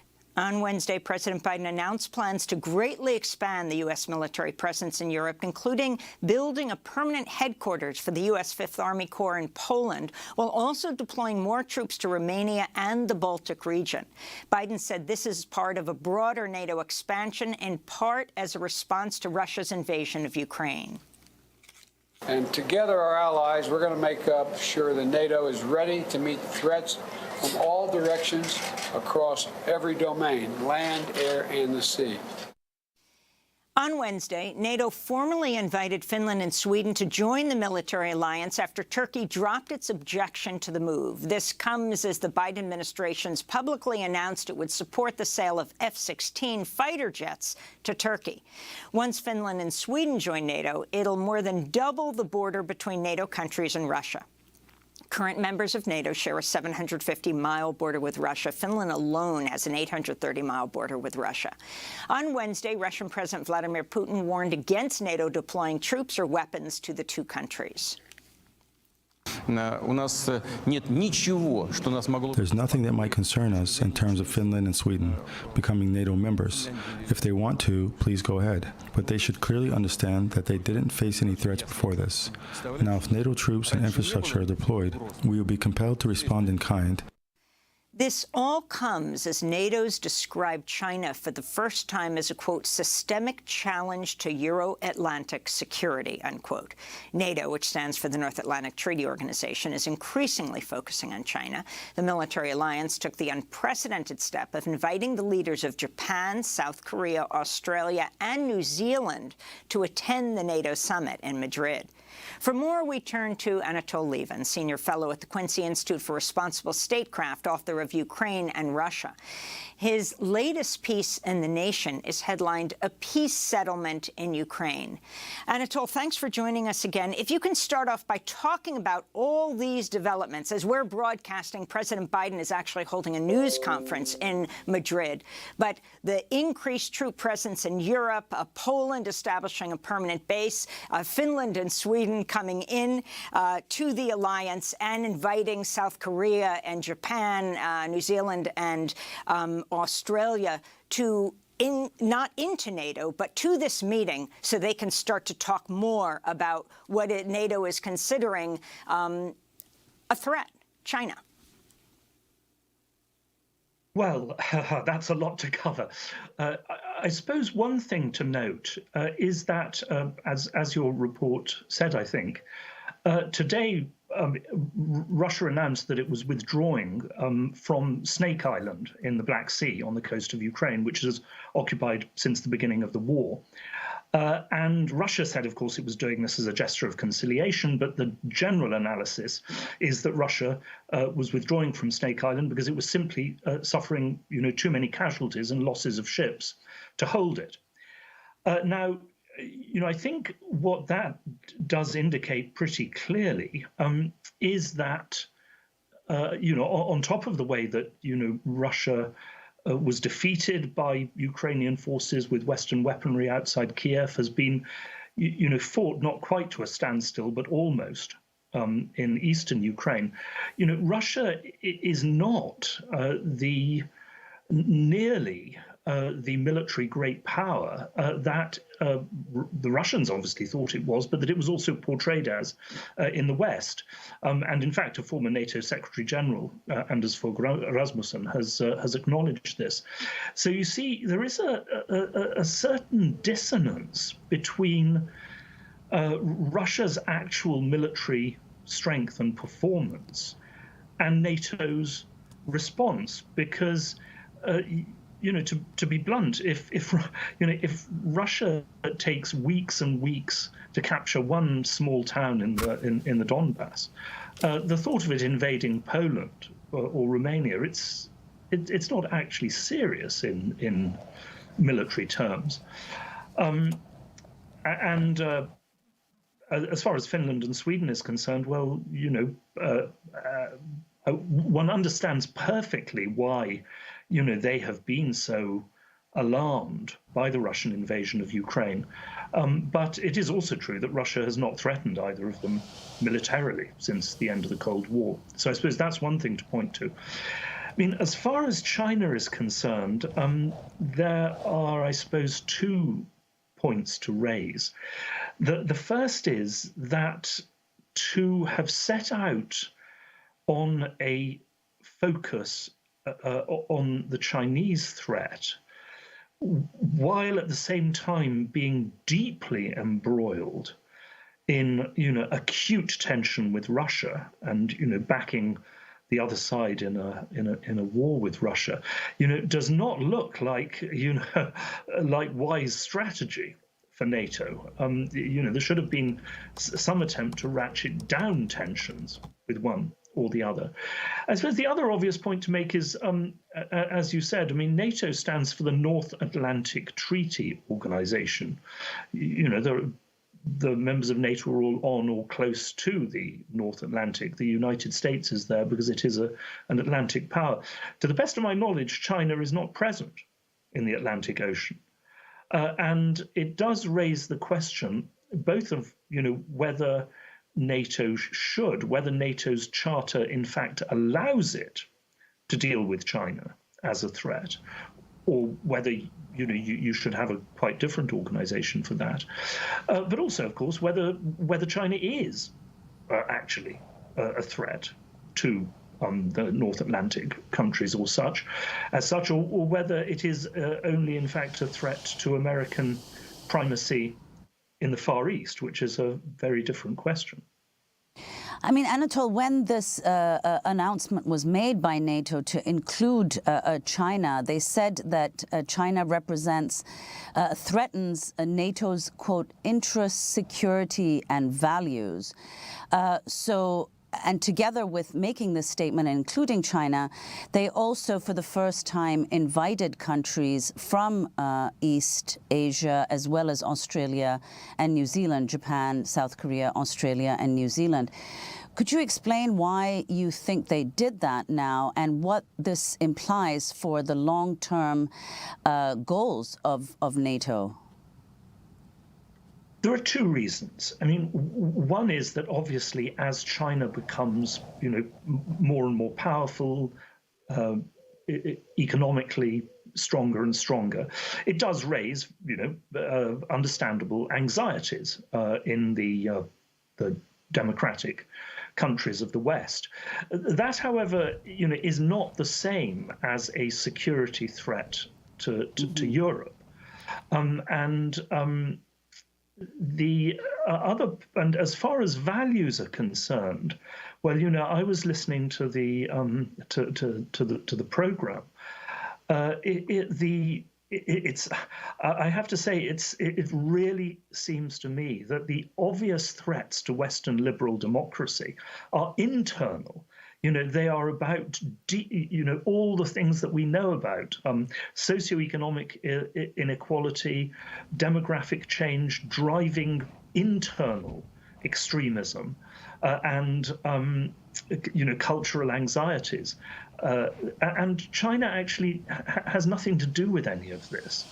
It's, you know, to some degree, it is actually a distraction. And remember, I mean, you know, the whole point of NATO in the end is to defend Western liberal democracy. Now, by looking militarily at China, even to a degree, not by supporting Ukraine, you understand, that's absolutely right, but by building up this idea of Russia as a massive threat to the West, is NATO really concentrating on the most important dangers to liberal democracy? I wonder. And as far as to turn now to what the situation in Ukraine is, your recent piece for The Nation is headlined "A Peace Settlement in Ukraine."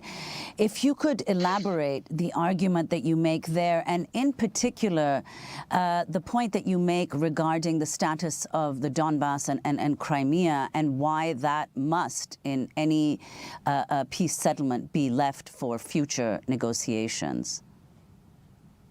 Well, the thing is that the first Russian demand, a treaty of neutrality, has actually in principle been accepted by President Zelensky. You know, it's there on the Ukrainian presidential website. The point being, as Zelensky has said, that before the Russian invasion, he went to NATO countries and asked for a guarantee of NATO membership within, you know, a reasonable space of time, 5 years, and they all said no, sorry, you're not going to get in. So, you know, fairly enough, Zelensky said, OK, then why not a treaty of neutrality? Now, of course, the Ukrainians have asked for some very, very firm guarantees of Ukrainian security as part of a treaty of neutrality. Those, however, I think we won't go into detail about now, but they are negotiable. You know, we can think of some good ways of addressing that. The territorial issues are much more complicated because there are basically incompatible positions there. The Ukrainian, you know, insistence on full sovereignty over, you know, all Ukrainian territory as it existed when Ukraine became independent in 1991, and the Russian claim of sovereignty over Crimea and recognition of independence of the Donbass separatist republics. And then there is the issue, you know, I'm sorry it gets horribly complicated, but, you know, these issues always are. There's the point that Russia has recognized the independence of the Donbass republics on the whole administrative territory of the Donbass, but actually still has not occupied that whole territory. You know, half of it is still in Ukrainian hands. So it's going to be very hard to negotiate. However, the Ukrainians have said that if Russia will withdraw from all the new territory it has occupied since the invasion began, Ukraine is prepared to essentially shelve the previous territorial issues for future negotiation. At least that's what Ukraine said previously, but there have been wildly different statements coming out of the Ukrainian government. It's clear that there are, well, firstly, that there are deep divisions within the Ukrainian government and elites. And secondly, of course, once again, I mean, very, very understandably, as the war has progressed, as the destruction by Russia has got worse and worse, as, you know, there have been these revelations of Russian atrocities, so naturally, the Ukrainians have been become more and more embittered, and more of them have decided that they have to fight through to total victory. But I think, you know, we also have to recognize that viewed from outside, I mean, I've said that I think it's quite impossible now for Russia to win a total victory in Ukraine, but it does also look very unlikely that Ukraine will be able to win a total military victory over Russia. So in the end, one way or the other, we're going to end up with some sort of compromise. So, Anatol, if you can comment on the G7 reaching an agreement around a price cap on Russian oil exports and the backfiring of the sanctions. The New York Times writes, despite the sanctions, Russia's revenues from oil sales have been on the rise, a function of soaring fuel prices, while consumers around the world have faced mounting pain at the gasoline pump. Well, two things about that. The first is that, you know, Western governments should have thought about this before the war, this threat, a very, very obvious one, and done much more to try to avert the war, you know, by seeking, well, for example, the Treaty of Neutrality, which Ukraine has now offered. Because, I mean, you know, obviously, I mean, not just oil and gas, but food as well. It was perfectly obvious that, you know, massive sanctions against Russia would, you know, have this effect on global energy and food prices. You know, that's the first thing. The second thing is that, look, we don't know, but there are already, you know, obvious splits behind the scenes between European governments, but also between some European governments and America on, you know, the approach to the war in Ukraine and a peace settlement.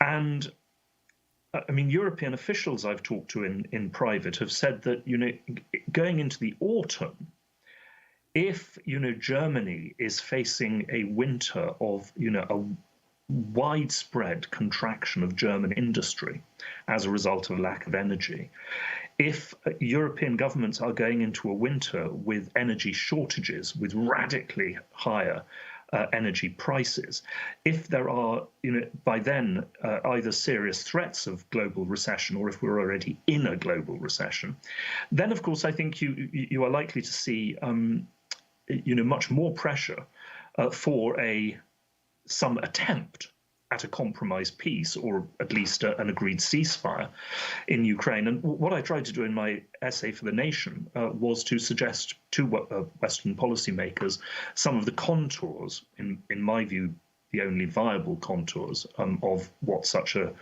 peace settlement could look like.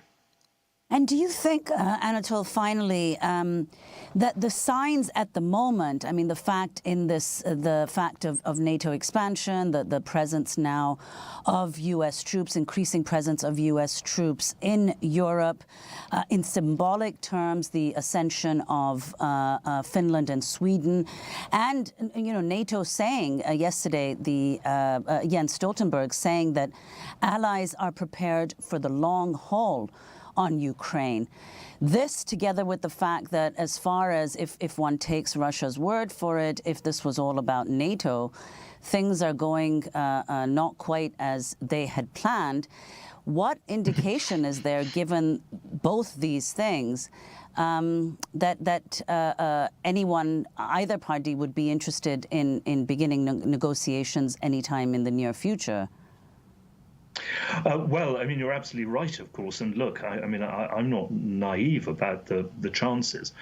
But I think, you know, when you said that things have not exactly gone to plan, as far as Russia is concerned, that is quite an understatement. You know, this has been a disaster for Russia, of course, and it's been a disaster militarily. I mean, remember that Russia has actually failed to achieve almost all its key military objectives in Ukraine. It's failed. It's been fought to a standstill.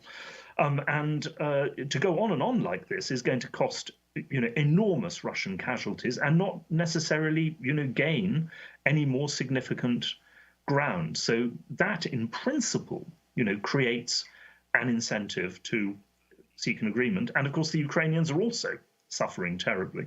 And I think it's also worth remembering that, you know, Ukraine now does have a genuine chance for the first time of future membership of the European Union. And that is, I mean, that is really the mark of Ukraine joining the West, much more than NATO, you know, if Ukraine can join the European Union. But it can't do so as long as it's, you know, in this war with the Ukrainian economy being shot to pieces by the Russians. So there is also, of course, an incentive for the Ukrainian side to try to reach an agreement. But look, I'm not saying that this is easy. As far as Stoltenberg is concerned, I mean, look, remember, Stoltenberg represents the NATO bureaucracy. He doesn't head a government. He's not elected. He doesn't have to care about energy prices, unemployment, inflation, any of these things. He actually doesn't even have to care about starvation, in Africa or the Middle East as a result of food shortages because of the war. So, the people who are ultimately going to make the decisions are the elected politicians who do have to care about these things. We want to thank you, Anatole Lieven, for joining us, Senior Fellow at the Quincy Institute for Responsible Statecraft. We'll link to your piece in The Nation, headlined A Peace Settlement in Ukraine. Coming up, we look at how the far-right Supreme Court has radically reshaped the United States. We'll speak with the ACLU's David Cole. Stay with us.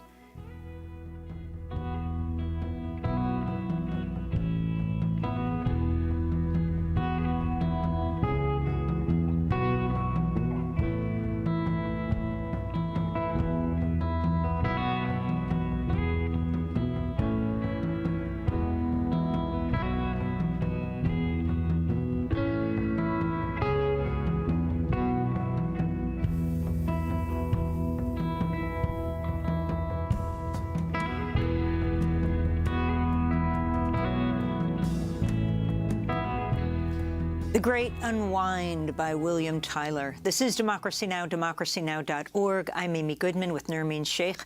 The Supreme Court's expected to issue its final two rulings of its current term today, one on climate and the other on whether President Biden can end the Trump-era Remain in Mexico program, which has blocked asylum seekers from entering the United States. On Wednesday, Justice Stephen Breyer informed President Biden he would formally retire at noon today. Judge Ketanji Brown Jackson will then be sworn in, becoming the nation's first black female justice. Over the past month, the far-right court has issued a series of rulings which could reshape the nation, from overturning Roe v. Wade to vastly expanding Second Amendment gun rights to chipping away at the separation of church and state. To look more at the Supreme Court's rulings, we're joined by David Cole, National Legal Director of the American Civil Liberties Union. His recent op-ed for the LA Times headlined, "The Supreme Court is not accountable to the people, so what can check its power?" Welcome back to Democracy Now!, David Cole. Can you start off by just assessing what has taken place, the decisions this court has made, and then we can talk about what you feel can check its power? Sure. So this has been a real radical turn to the right by the court this term. And if you compare it to last term the court decided almost all of its most controversial cases on narrow grounds, achieving consensus. Very few decisions decided 5-4 or 6-3. Many of the decisions 8-1, unanimous, 7-2. They really were looking to try to achieve consensus. This term, they've thrown moderation out, thrown consensus out, and virtually every controversial decision has been decided by a 6-3 or 5-4 vote. And the conservative majority has upended the religion clauses, so that where it used to be that there were strict limits on government aid to religious schools, and you couldn't have prayer in schools, this term the court has ruled that the states are compelled to support private religious indoctrination if they also support private secular schools, and that the state high school was compelled to allow a football coach, its football coach, to pray at the 50-yard line at the end of every game. It overturned a 50-year-old precedent in Dobbs, the Roe versus Wade decision, overturned a right, and for the first time eliminated a right that is central to the equal status of half of this country, and struck down over 100-year-old New York law that restricted people carrying guns in public, and earlier in the term struck down President Biden's vaccine requirement for businesses of over 100 people. So this is a radical court that is intruding upon our liberties, our safety, and it's doing it all in the name of a sort of commitment to a historic vision of the Constitution as it was drafted, when it was drafted, and imposing that on the American people, notwithstanding the fact that 2 centuries have intervened and circumstances are dramatically different today. So, David Cole, could you elaborate on this point that you made, that the court appears to be much less interested in reaching consensus on these decisions, and what you think explains that, and then the arguments that you make in your LA Times piece on how the Supreme Court's power can be checked? So what explains the sort of abandonment of consensus, I think, is just that the 5 justices, and when I talk about the 5, it is Justice Thomas, Justice Alito, and Trump's 3 appointments, Kavanaugh, Barrett, and Gorsuch. And they've just decided to flex their muscle. And they're no longer interested in reaching narrow resolution. I mean, the abortion case is sort of a case in point. As Chief Justice Roberts wrote in his separate opinion in that case, in which he did not join the other 5 in seeking to overturn Roe, all that was required to decide that case was whether a 15-week ban on abortion was constitutional or not. That ban could be upheld consistent with upholding the notion that women have a right to make a decision about whether to terminate a pregnancy, and simply saying, as Chief Justice Roberts said, that 15 weeks is a reasonable time to allow women to make that choice. Now, I disagree with that view, but that is a view that that would decide the case without upending 50 years of precedent. The majority reached out and nonetheless decided to take on Roe, take on Casey, and overturn 20-plus cases that the court has decided since Roe that have affirmed the notion that it is a core aspect of women's liberty to be able to control their bodies, control their families, control their lives by deciding when and whether to have a child.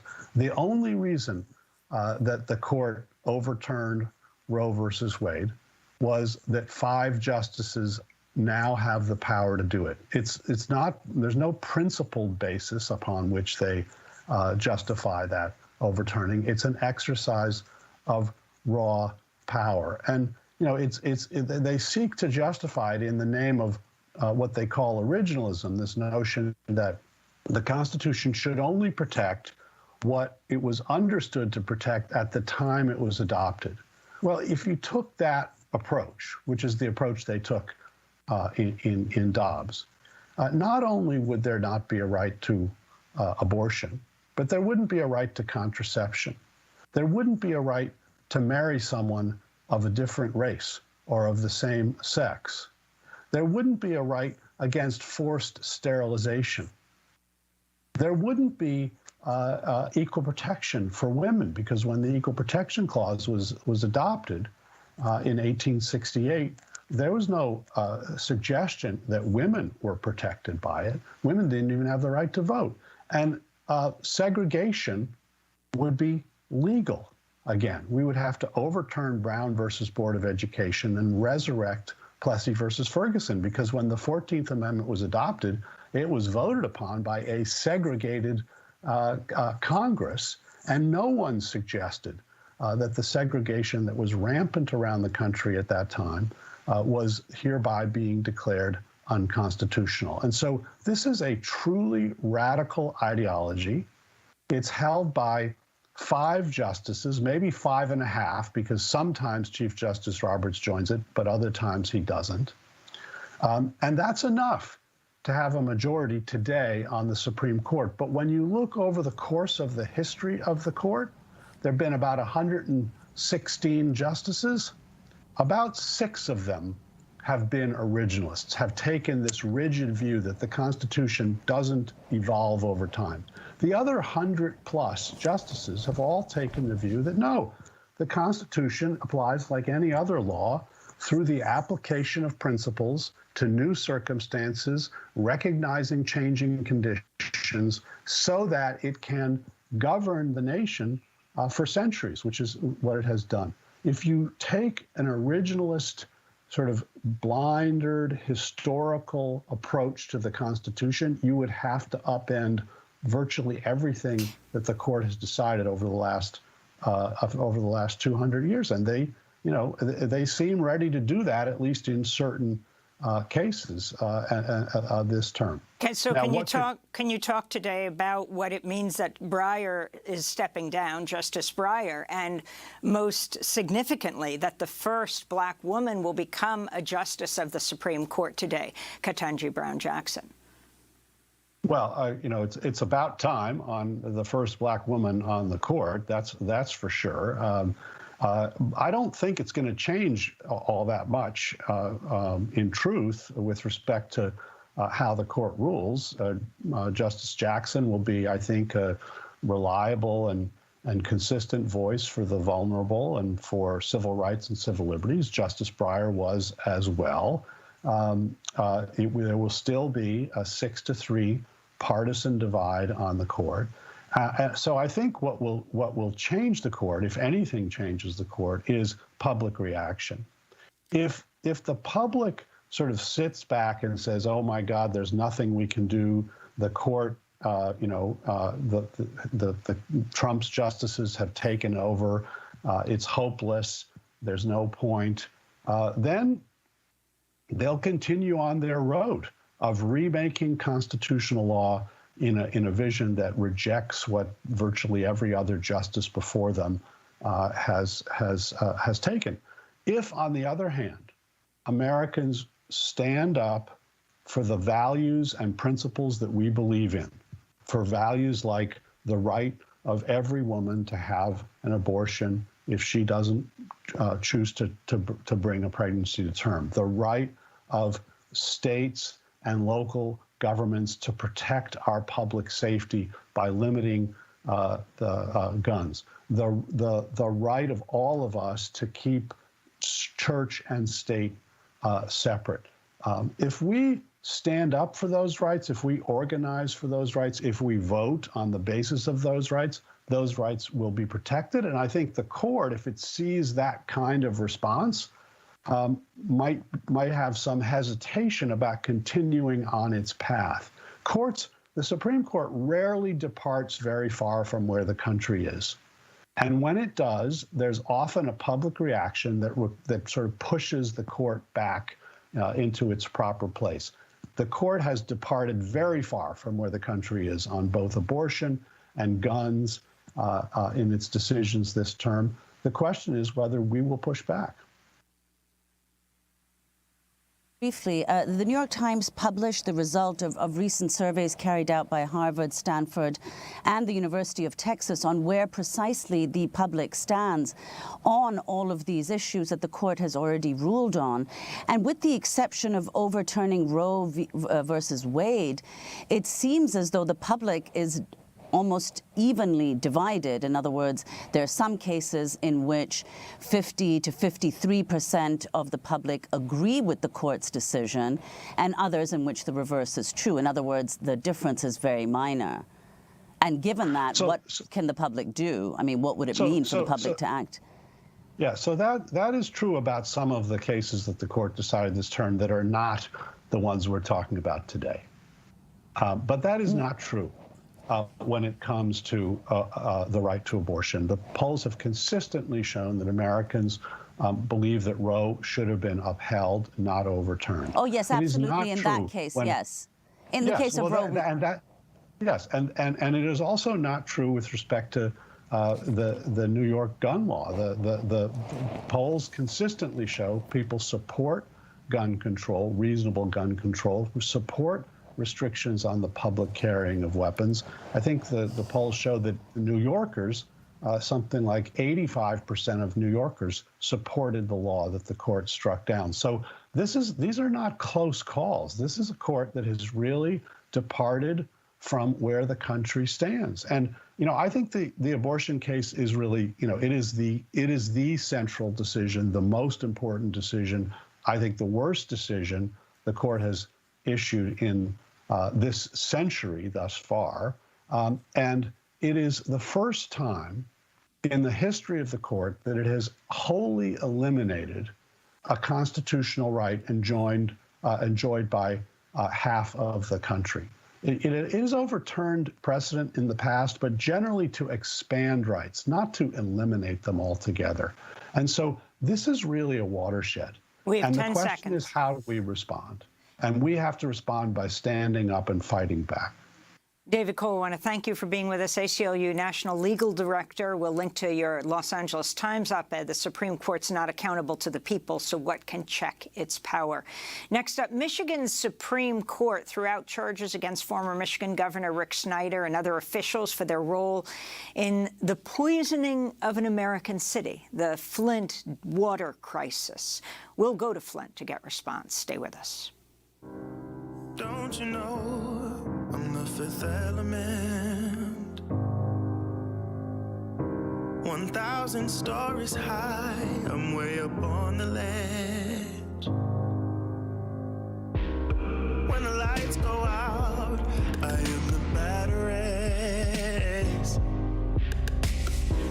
and I can see the shooters through the battlements.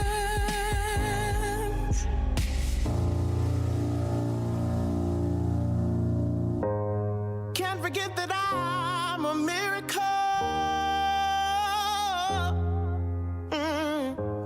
Miracle by the Flint, Michigan musician Tunde Olanaran. This is Democracy Now!, democracynow.org, The War and Peace Report. I'm Amy Goodman with Nermeen Sheikh. We end today's show in Michigan, where on Tuesday the state Supreme Court threw out charges against Republican former Governor Rick Snyder, his former health director, and 7 other former officials for their role in the deadly Flint water crisis. The court ruled unanimously the judge who issued the indictments lacked authority to do so because he acted as a, quote, one-person grand jury. Judge Richard Bernstein wrote in a concurring opinion, quote, "The Flint water crisis stands as one of this country's greatest betrayals of citizens by their government, yet the prosecution of these defendants must adhere to proper procedural requirements because of the magnitude of the harm that was done to Flint residents," unquote. Michigan Solicitor General Fadwa Hammoud, who helped lead the Flint prosecution, said, quote, "These cases are not over," and vowed to prove the allegations in court. In 2014, Flint's unelected emergency manager, appointed by Governor Snyder, switched the city's water supply from the Detroit system, which Flint had been using for half a century, to the corrosive Flint River as a cost-saving measure. Soon after, Flint residents complained about discolored, foul-smelling water. First, the water was infested with bacteria.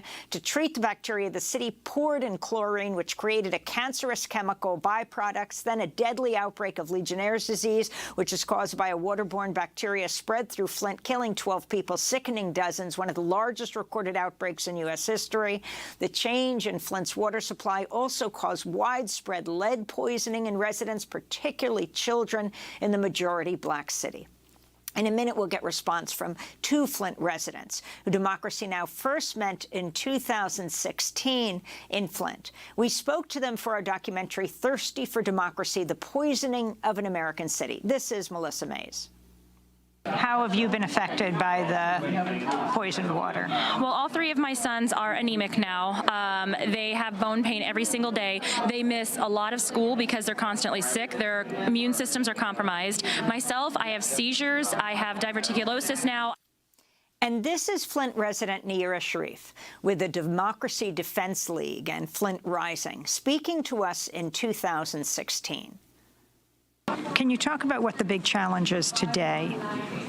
Well, there's many people who don't know like what to use with their water, with the lead in their water.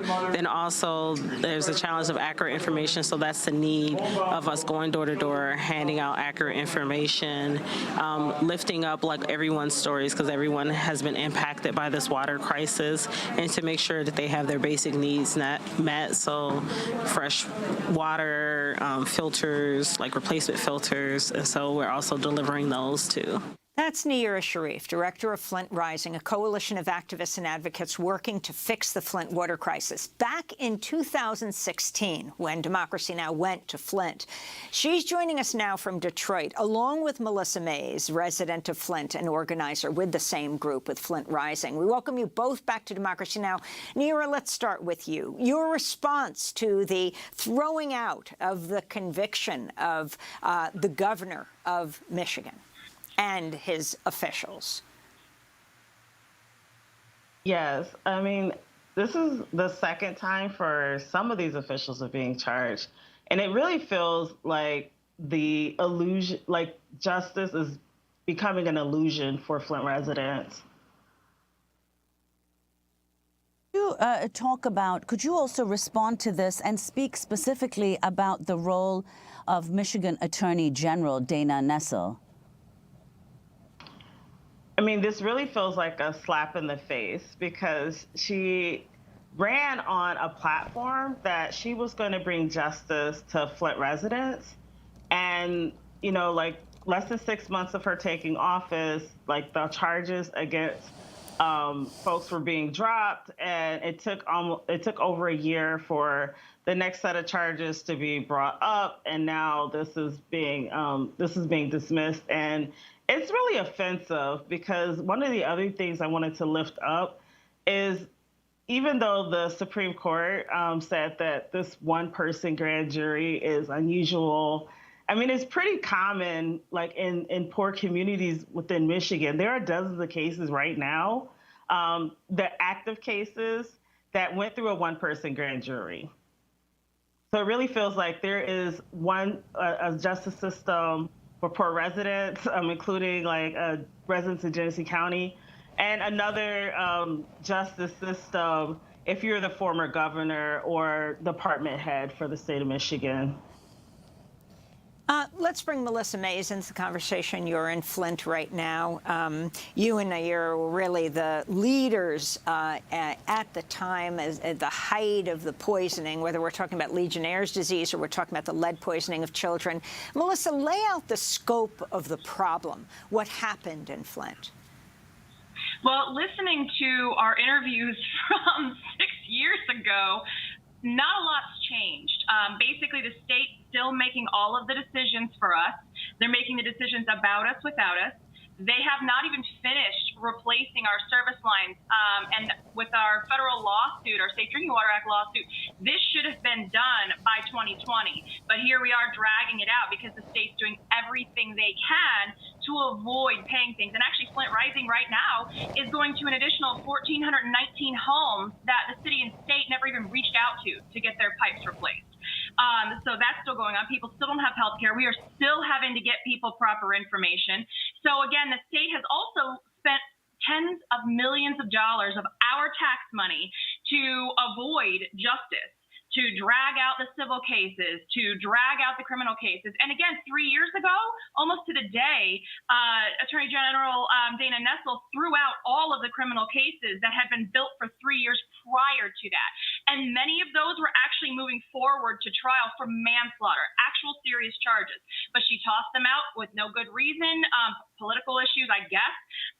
But again, this isn't a political issue. This is a human rights issue. We're day 2,988 now without clean and safe water in Flint.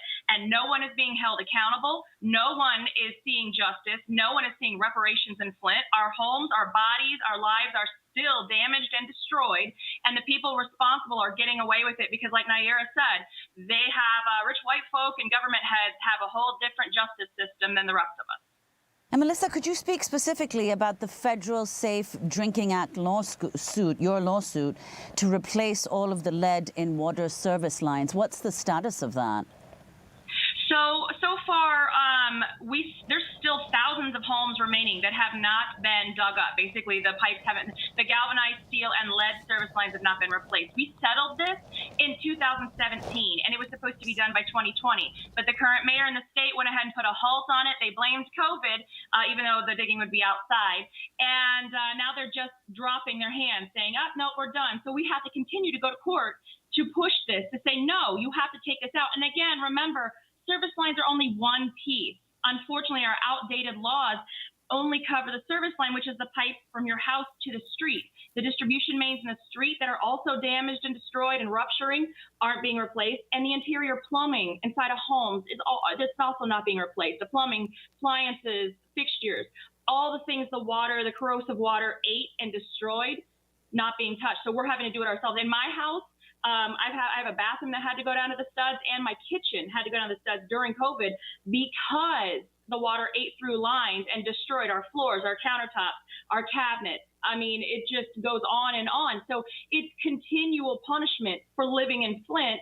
And yet, while right now the infrastructure bill is going forward, thanks to the work that Flint residents have done to raise the issue and to push it, they're not doing it right in Flint. And the problem is, if they don't do it right here, they're going to do this mess, this halfway, piecemealed mess across the country, and we can't stand for that. So Naira and I are part of a greater coalition to fight to make sure the infrastructure bill is implemented right with the right licensed plumbers and make sure that people are safe so this work isn't in vain and people aren't left worse off by a terrible job done and corners being cut like what's being done in Flint.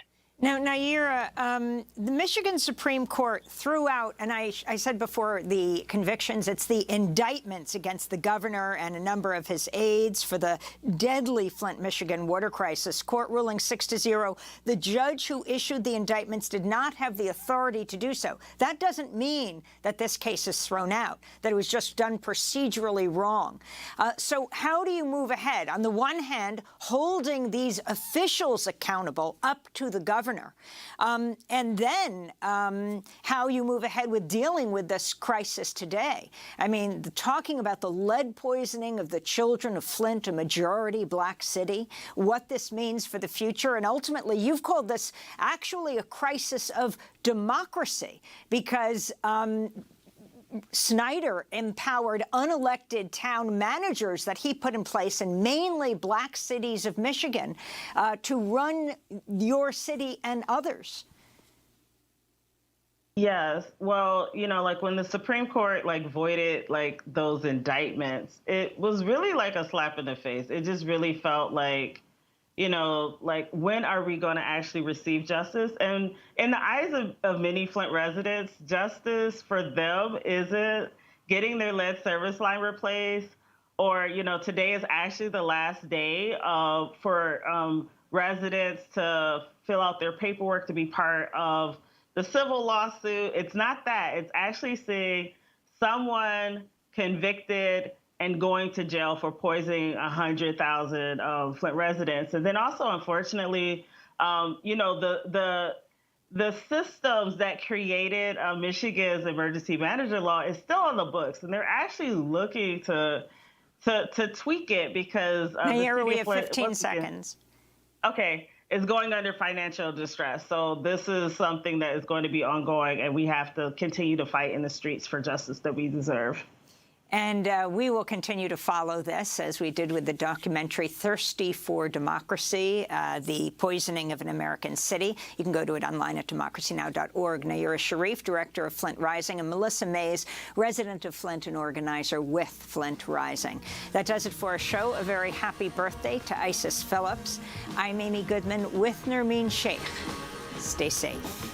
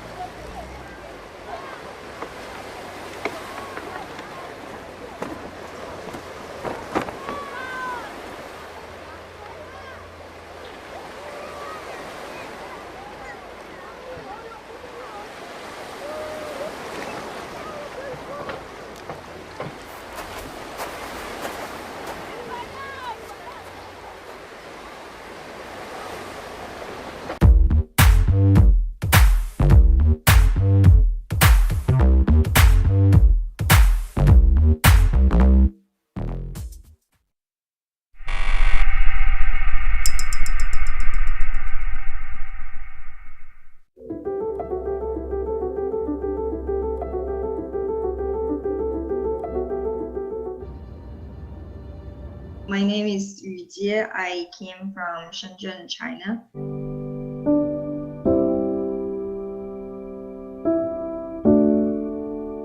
As I'm recording this, my friends just sent me a text saying Cuomo just announced that New York City is going to be under lockdown. So it's kind of great that I got out.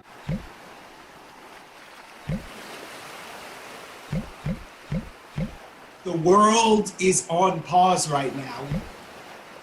We've seen the canals in Venice clear up. LA doesn't have smog, so the climate crisis is solved. No.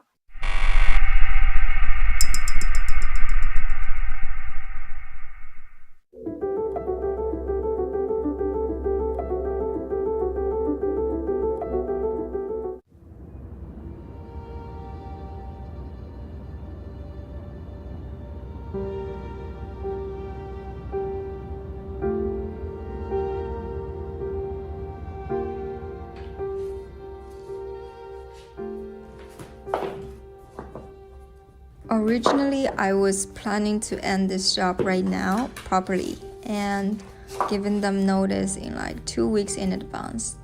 Then sublet this apartment, get rid of everything I have, and then just completely move back to China. With this coronavirus thing happening, it makes it really difficult. My plan was definitely ruined.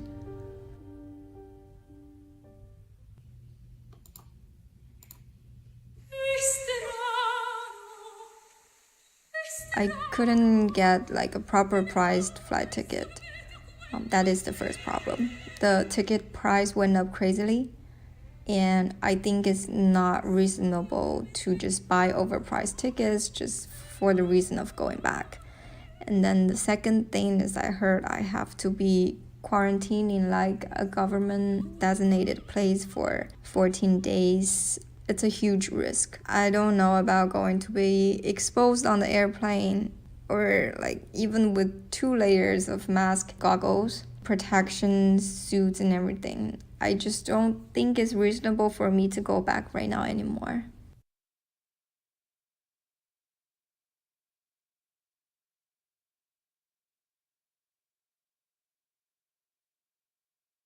My name is Yu Jie. I came from Shenzhen, China. I moved to US 6 years ago for undergrad school, and now I'm graduated with a master's degree in arts administration from Columbia University. And I'm working at a gallery. My employer is willing to sponsor a visa for me, which is great. We did apply for H-1B visa, but then the lottery happened in March, and the result came out on April 1st, and we found out that we didn't get the H-1B lottery, which means I have to leave US by the time that my F1 student visa ends. And now I have 3 to 4 months more to stay in US.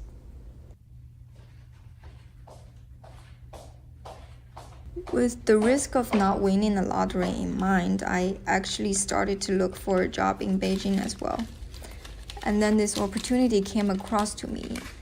I applied and I got like an unofficial offer from them to basically to work as a director in this new opening museum.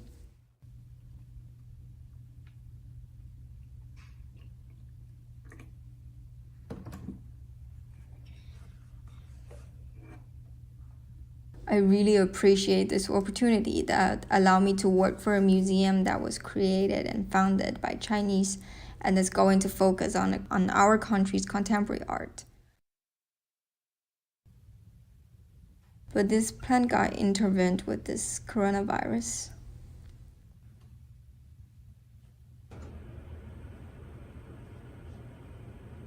This is maybe my a month at home now.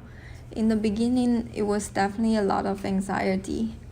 So I was like thinking about what I can do. I don't have any job related things to work on right now, and it's impossible to find a new job right now. And this notion of not having anything to do at home really drives me crazy. This is how we get packaged. and live right now.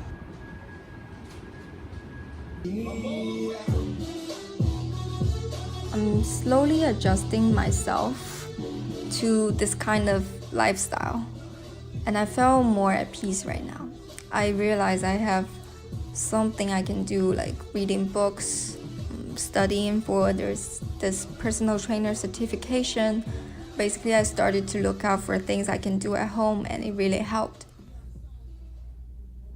I'm worrying about my financial situation too. I used to have an income which will provide me enough money for living and renting this apartment.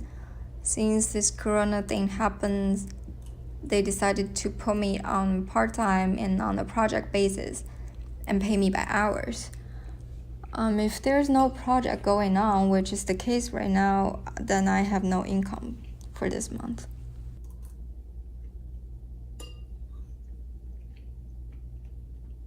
I don't have any plan right now. I have no solution for this thing, and I don't think I can solve this. I think the best solution for me is just to stay at home while waiting for this to be over, and then start to plan for my future again. Whether to go back or go to school in US continually, I don't know yet.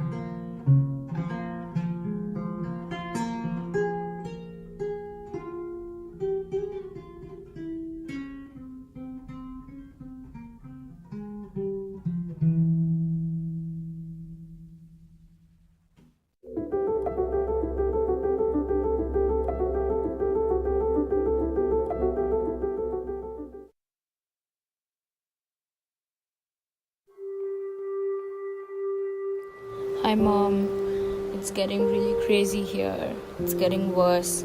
One of my roommates, she already left. She's going back to her family in Texas. My other roommate, she's thinking of leaving tomorrow. I'm feeling scared, Ma. Wish I could come back home.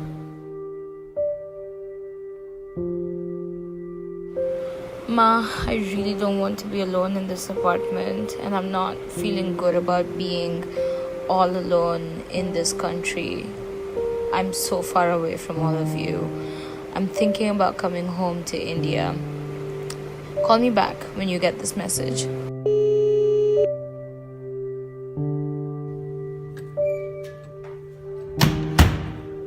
Okay, so I called the Indian embassy in DC. And they said it's a good idea for Indian citizens to return home. They also said I should leave in the next 48 hours. So I'm going to go look for a ticket right now and see what I find.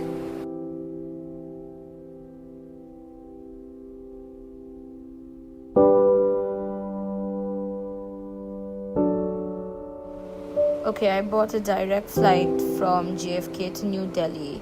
It's going to take off tomorrow at 1 p.m. I'm hearing all these crazy stories about Delhi airport, but I can't even think about that right now. I'm coming back home.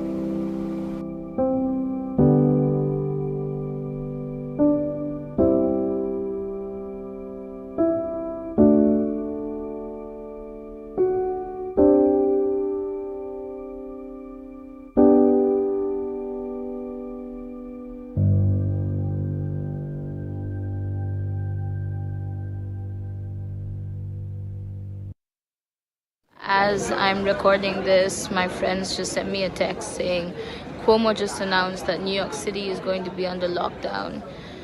So it's kind of great that I got out, and I'm sitting here at Terminal 4 about to take a flight. Let me show you my paraphernalia.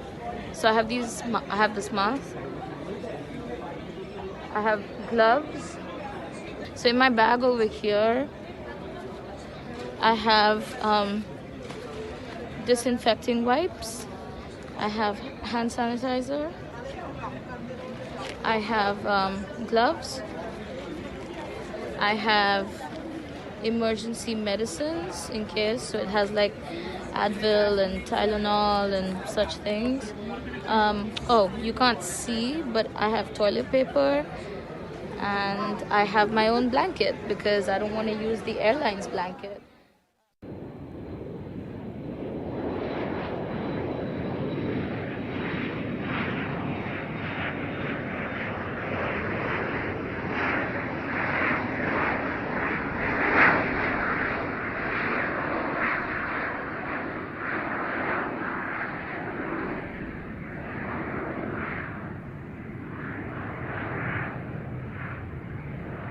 What's happening is that in New Delhi, once you arrive, you're supposed to go through a medical screening, and that's when they decide if you should be quarantined or not.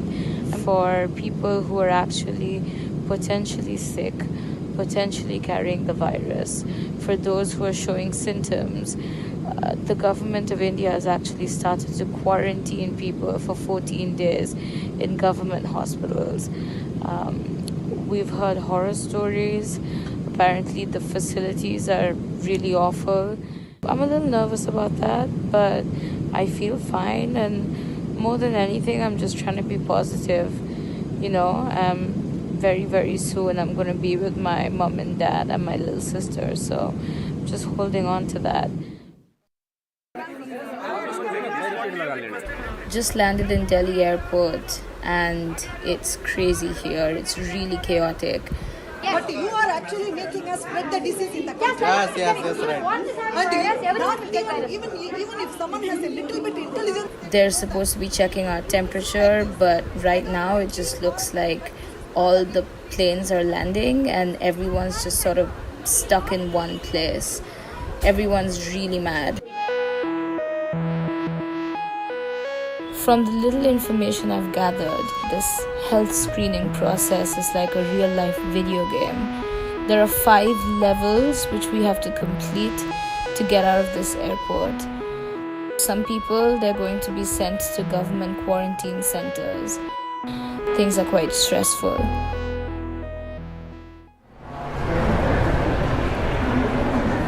Finally started with the temperature checkup. But then they realized that people have really high body temperature because it's just so crowded and it's so hot. So now we've been told to stand around and cool down. Currently, we're all waiting around. All passengers have to go through health screening process before reporting to the immigration counters. This is my friend, Aditi.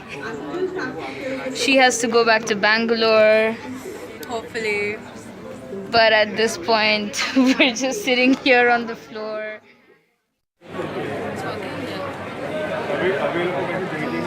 Almost 11 p.m. We're still stuck between level 2 and 3. This is the line for immigration. There's thousands of people here, you know, pushing and shoving each other. It's like the Hunger Games. We haven't been given any food. There's barely enough water. There's a lot of old people. There's a lot of children. This is a really horrible situation.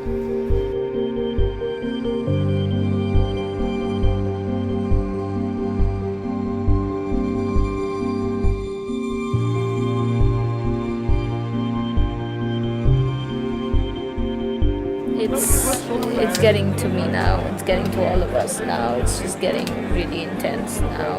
We haven't really eaten. We haven't slept. We haven't been able to feel clean.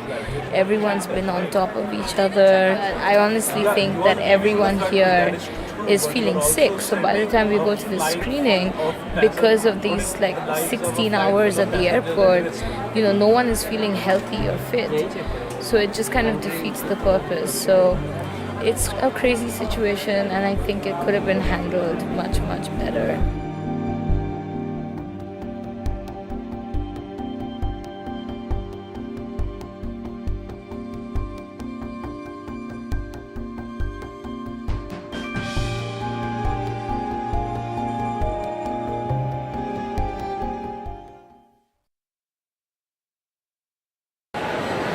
It's exactly 6 a.m. and I got the stamp to self-quarantine for 2 weeks. We're done. We're done. Guys, freedom! It's freedom! awesome. Self-quarantine. Self-quarantine. Oh yeah, don't need the mask. And we did it. अपने आप से बात फिर से. Yeah. These guys are going to Bangalore. These two are going to Calcutta. The rest of our friends have hopefully reached, so we made it. So we have gone through all the emotions together. Like, and we have seen each other in the worst, like, physical state. And this a lot is of the other worst, different guys. states. So, like, you've seen me when I look the worst. So now, like, whatever you see, it'll be a little better. Good to know. It's on video also, so. It's 4 p.m. March 22nd today. Like I said, it's been quite a journey, and I'm just very ready to go home. You know, I think the government is really taking measures to do what they can to stop the spread of this virus, and I'm not going to complain about the very difficult 18 hours we spent going through our medical checkup. If it helps, I have doubts about how much people are following the rules. I have doubts about how truthful people are being about their situation, but you know, really one can hope for the best.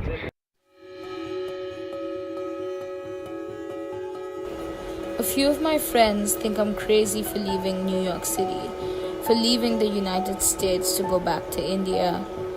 But those who have roots elsewhere will understand. When you find yourself in the midst of something as traumatic as a global pandemic, you also find yourself seeking the familiar, looking for the safest place to be in. I'm an immigrant in the United States, and the place I feel the safest in is the motherland. It's home.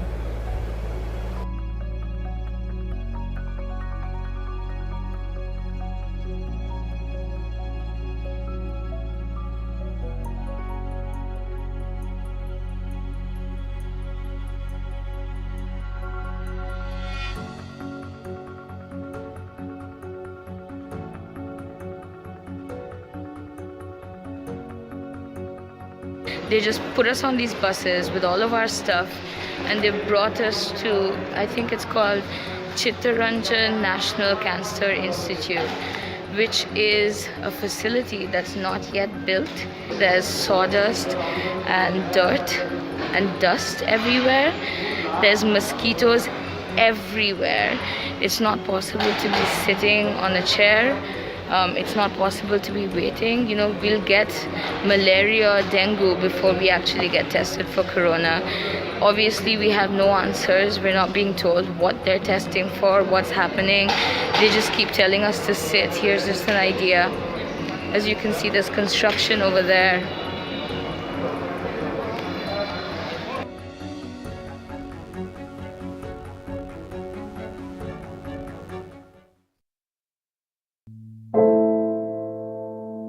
Today is Wednesday, March 25th. It's the day that India goes into a strict lockdown. Today is also day 4 of being room quarantined. After my crazy transit experience, who knows what I've been exposed to. I don't want to put my family at risk. And so I find myself quarantined in my childhood bedroom.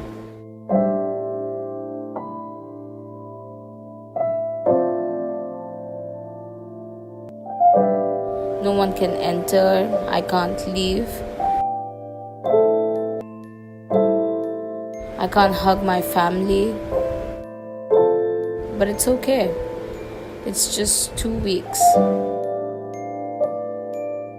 I know now that I made the right decision because it feels really, really good to be home.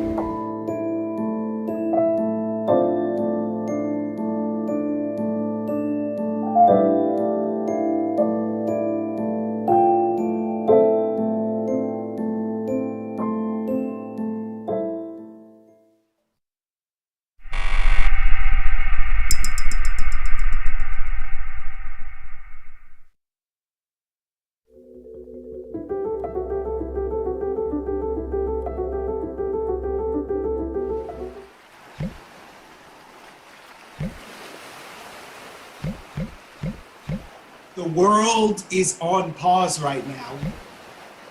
We've seen the canals in Venice clear up.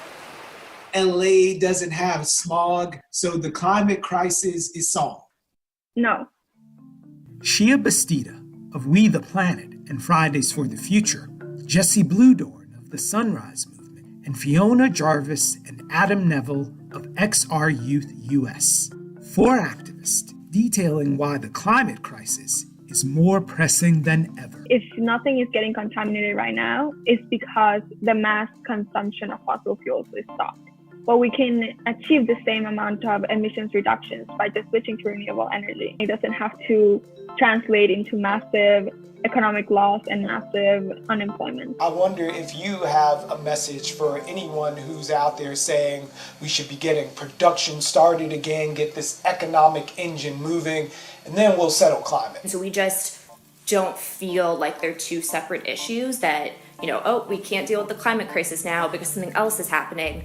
There are always going to be things happening. It's so important to understand that climate isn't something separate from public health. They are deeply intertwined. As humans encroach upon the natural environment more and more, we're getting closer and closer to wild animals, so then diseases like COVID-19 can jump from an animal to a human, and we'll see increased pandemics in both of our lifetimes. I've seen a lot of posts, we are the virus, humanity is the virus, which is such a loaded statement. The worst impacts of climate change and the impacts of COVID-19 have a intersection where they're disproportionately impacting the same groups: poor people, people of color. There was a graphic that showed where in New York COVID-19 cases were occurring. They're really concentrated in Deep Brooklyn, Queens, Upper Manhattan, these communities that are already facing sky-high asthma rates, air pollution, and then we get a respiratory virus. It kind of breaks my heart a little bit. People are losing jobs or don't have jobs or are dying or can't afford healthcare. It doesn't need to be like that. Just a couple of weeks ago, the government actually announced that they would be rolling back a lot of EPA regulations. The reasoning provided, the economic situation surrounding COVID-19. That's not an acceptable reason. Quarantine will eventually end, and we will go back to perpetuating the same pollution that caused all the damage in the first place. And that's why youth organizers like me are still organizing. Now we have seen that the world can come together. We have seen that all sectors can address a crisis like what's happening right now, and we have to do the same thing for the climate crisis.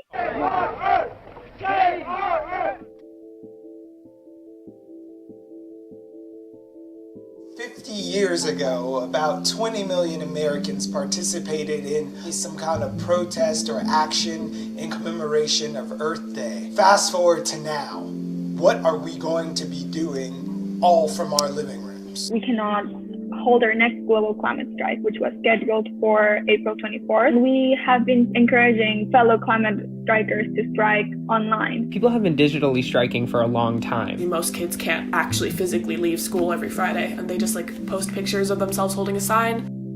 To commemorate Earth Day, one of the things that I am organizing is called We the Planet. We are putting a massive day of action together in which we're asking people to pledge to do an individual and systemic action.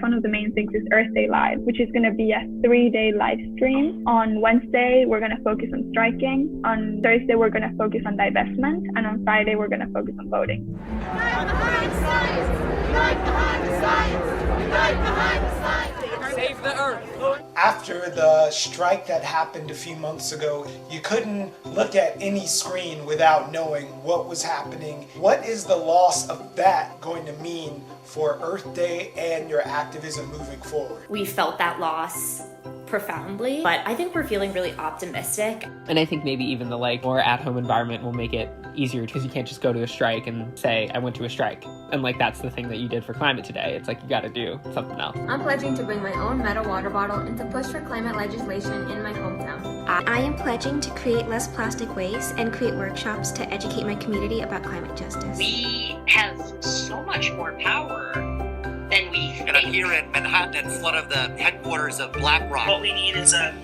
global fight. Make your voice heard.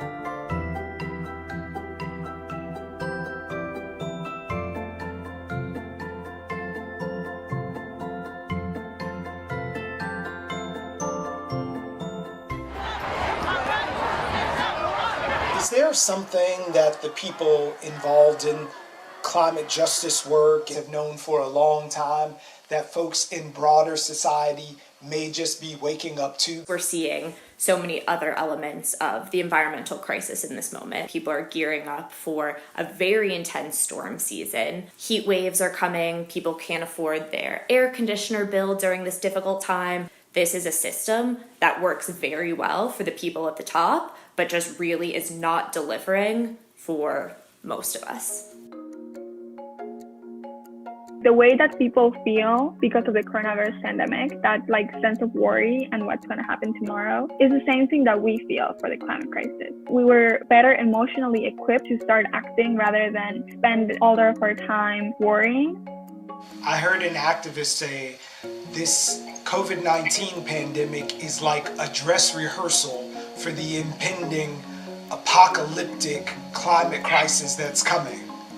Do you think that's hyperbole, or do you see truth in that? I think, unfortunately, there is some truth in that. The majority of downtown New York will be completely underwater by 2050 if we maintain our current trajectory. So if you're feeling stuck in your apartment in New York now, at least you still have an apartment. One of the main things that makes people care about the climate crisis is when you tell them that the issue is immediate, it's personal, it's happening to people around them. Helping people to understand what a crisis feels like makes it a lot easier to help people to understand what is coming. When we're able to, we will be back in person, building community in that way, but there is so much to learn from being forced to get really creative during this time. Hope to see you on the streets after the pandemic is over.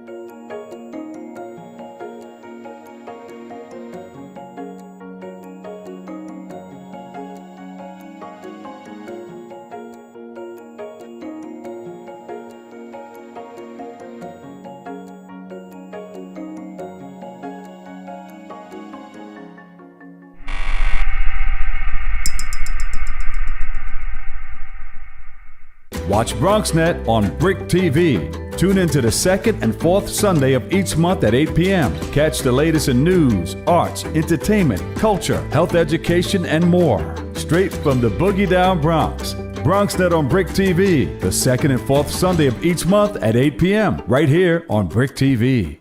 Dream of the things you'll never know. Oh, dream of the beauty within your soul. George Floyd! When you dream, dream slow.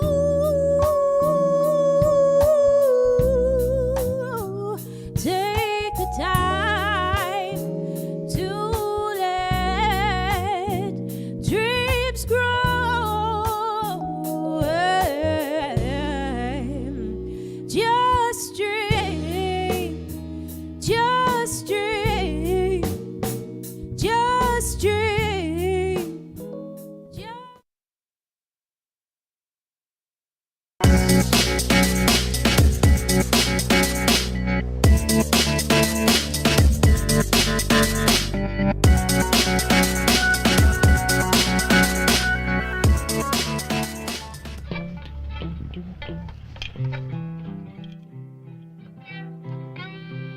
I was a teenager and I would sleep with my guitar in my bed. I had a lofted bed at college. I had one of those dreams where you're dancing, and it was a ballroom dancing experience, and I threw a leg out and I kicked my guitar out of the loft and woke me up by hitting the floor, and then it had a giant crack in it. So I researched it and I fixed it, and it worked. That was the first time I fixed a guitar. I'm Chloe Smontner. And I'm Mamie Minch, and we co-own Brooklyn Luthery.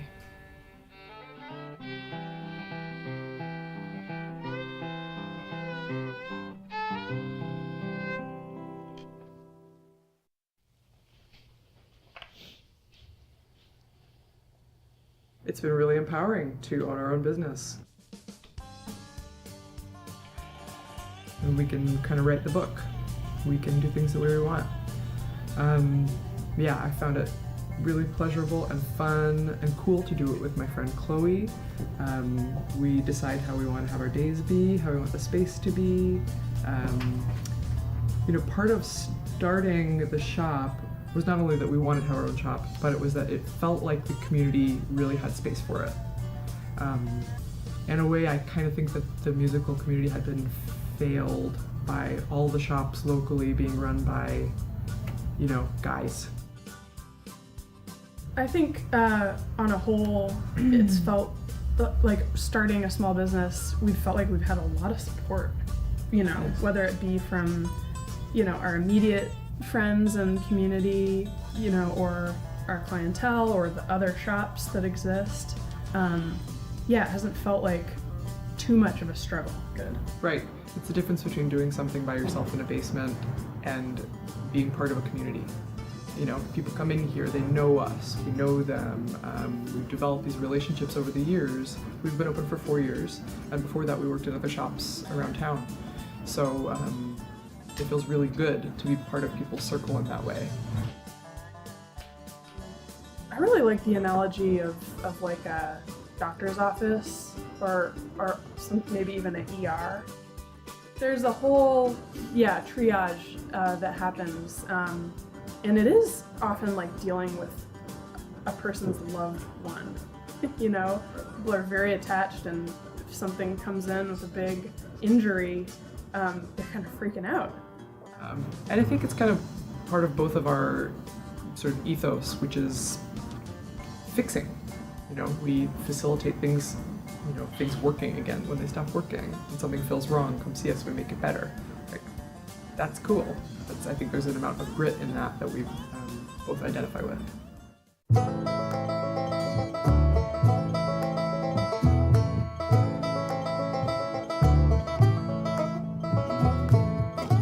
I think of craftsmanship and the kind of craftsmanship that we would like to do here as being something that you develop. You know, if you do our job well, I've heard someone say, it's impossible to tell that anyone has touched the guitar. Just sort of a downer in a way, right? If you do a good job, it's totally invisible. It looks like the break never happened, but it's really satisfying. And when I think of craftsmanship, I also think of like the history and tradition of a particular trade. Almost like a society of people kind of information sharing, and you know, there's a whole history of technique and development. So yeah, I think of that. I've really enjoyed meeting working musicians, working across the board, different kinds of music and different capacities. But I've been surprised how like rewarding it's been to work with amateur musicians. Somebody who's learning, somebody who's a kid, people who pick it up after years of having put it down. I really like that. People get a lot of pleasure out of it, and it's a way that kind of anybody could have access to art or something creative or something, you know, that maybe feels a little bit bigger than day-to-day life. Brooklyn's music scene, yeah, I feel like it's, you know, bubbling away. Yeah. There's a lot going on, and particularly, I mean, from what I've seen, in kind of the roots music scene, right, and folk music, yeah, which has always been there in New York, but Brooklyn, yeah, there's a few just kind of like roots and world music stronghold venues like Barbez and Jalopy Theater and Sunny's that just, you know, have jams and open mics and just kind of community hub. Yeah, I think the music scene is really accessible and it's really varied. She said it. I don't know if I need to say anything else. It's actually like kind of a high pressure situation, you guys. You're looking at us and expecting us to be brilliant.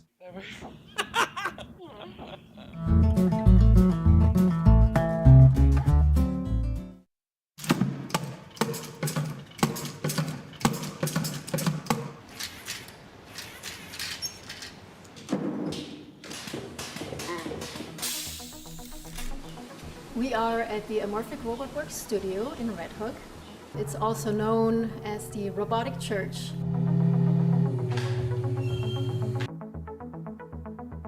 There is actually an interesting history of this building. This place, in 1880, there was a whole crew of Norwegians that were building this church, and they were fishermen that worked out here. They labored intensely, and then they started bringing together all these beams, and they built this church. The labor of building this church by those individuals is amazing. The mission of Amorphic Robot Works is to create large-scale robotic sculpture. Studying traditional art, I was always drawn to dance and movement too. That was a kind of a natural evolution that from performing with my body, I abandoned my body and I began to animate the skin that I would wear in my performances. The mission was to find an expression in these robotic machines that is close to communication. How would they communicate with each other?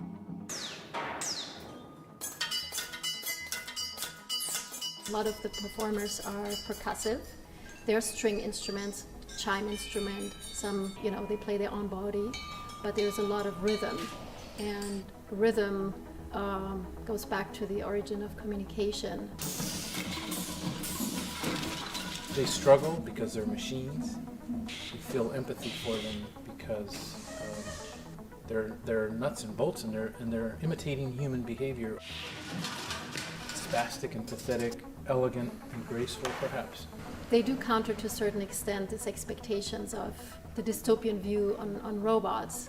They are human in their own way.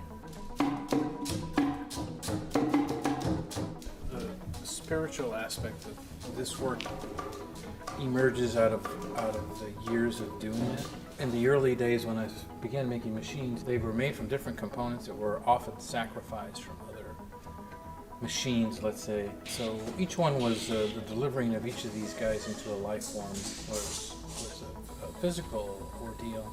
I thought in a contemporary way I could deem these robotic saints as opposed to just robots.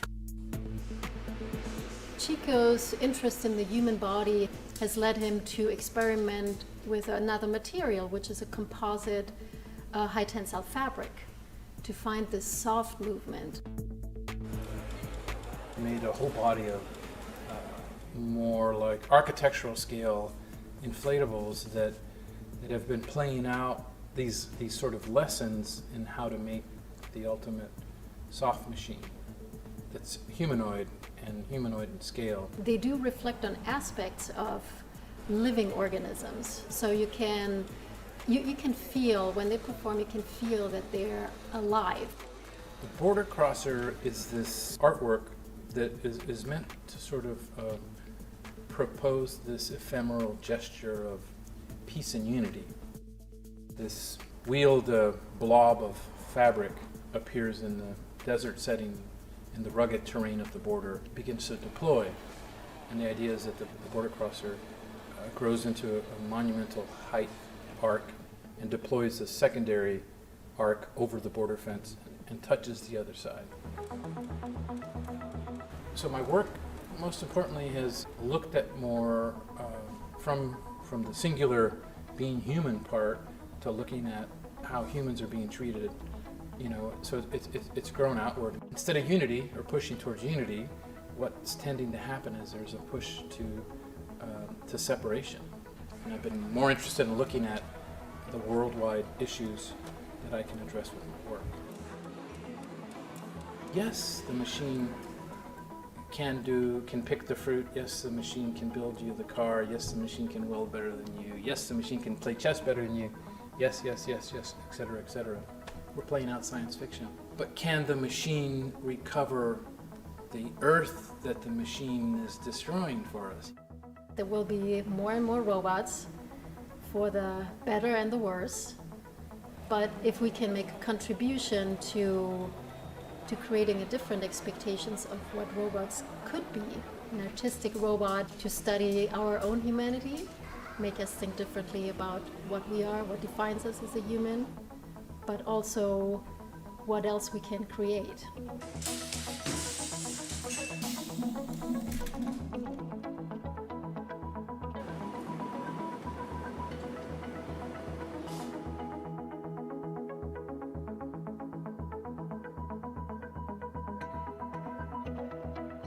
When you make art, we cannot do it to please others. We have to do it to make them think.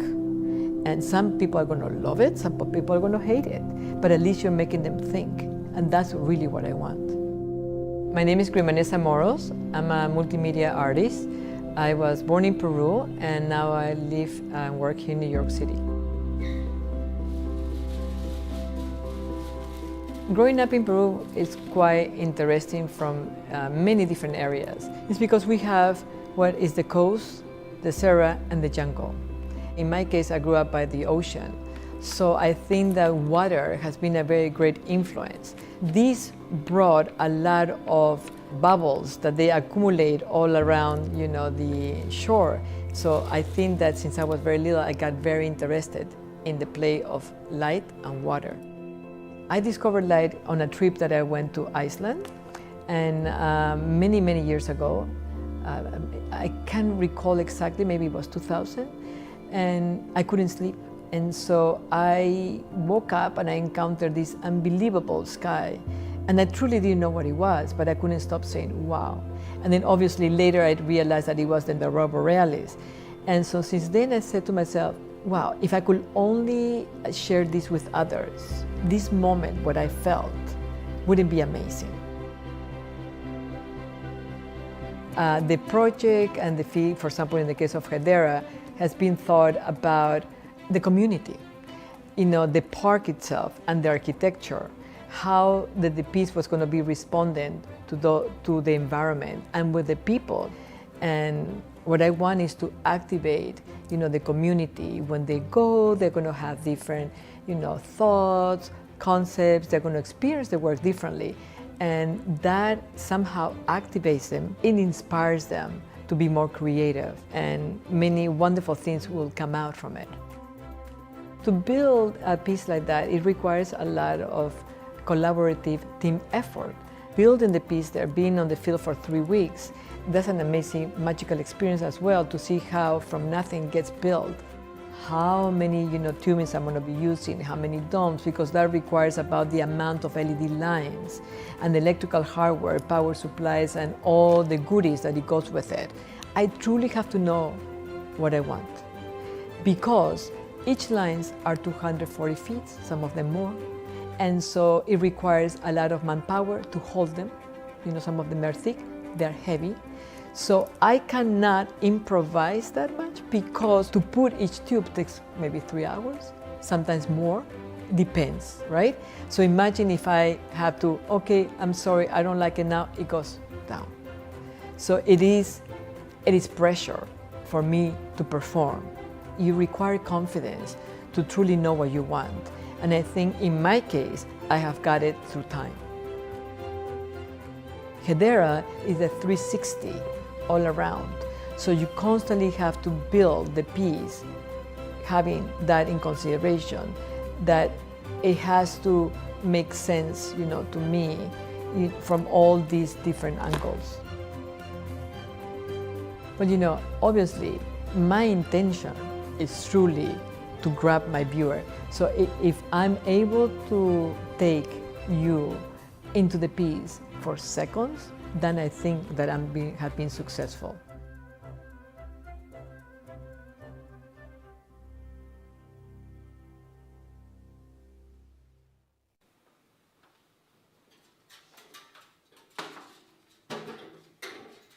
Basically, within my installations, I'm thinking about what they're going to feel like.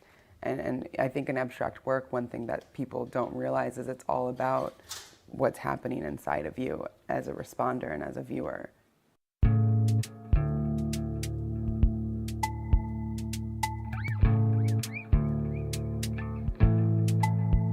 My name's Kennedy Yanko, and I'm a sculptor and painter. I feel as an artist, like my biggest struggles that come up are just always getting over the hump to the next step. You know, like it's kind of like creating a new project. There's a cyclical nature to like what you're doing. There's the beginning where you're like conceiving it and thinking about it, and there's a lot of blocks there. And then there's the building of it, not knowing like what's going to happen next, and there's the blocks there. And then there's this kind of the climactic moment of when it's installed and it's ready to go and you get to share it. And I think, you know, that frustrating part in between of not really knowing what's going on is definitely challenging for me.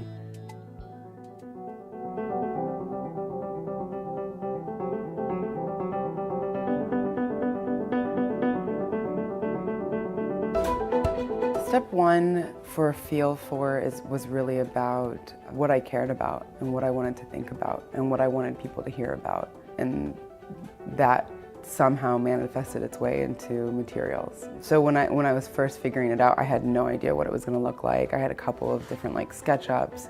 The BRIC auditorium has these beautiful stairs that were kind of reminiscent of the Mexican aqueducts. And I was thinking of like creating something about being a source of providing, something that would provide to a community and provide to people. Moss was something that had kind of made its way into my studio. So I'll get a material in my studio, or I'll be thinking about something and it will sit there for months. But it became a really perfect opportunity for moss. So the tin ceiling comes from the tenement buildings on the Lower East Side, and they were kind of considered something that would elevate a space or make, you know, a home more elite. The tin ceiling is representative of a white picket fence, or this idea of like how one should present themselves in life. The moss and the water bring this idea of the life force, of this place, this internal place of how you're navigating through things. And it's actually overgrowing onto the tin. And I think that anytime there's like an overwhelming amount of deprivation, it's gonna come out in a really ugly way. So the moss is kind of just working its way through that, because it's gonna come out sooner or later, you know? And it might not be so pretty. The structure is about like eliminating the structure. Instead of creating our world and our lives around the institution, let's create the institution around ourselves and like what we need. It's about responding to us.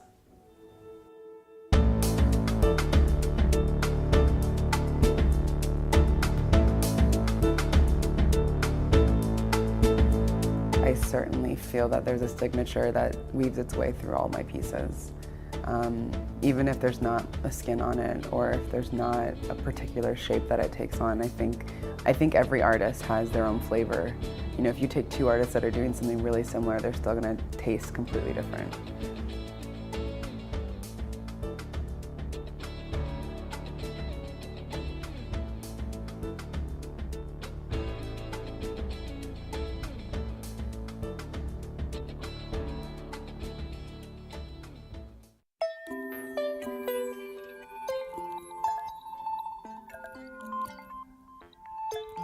Growing up, I was always really into drawing, making collages, drawing people on the subway.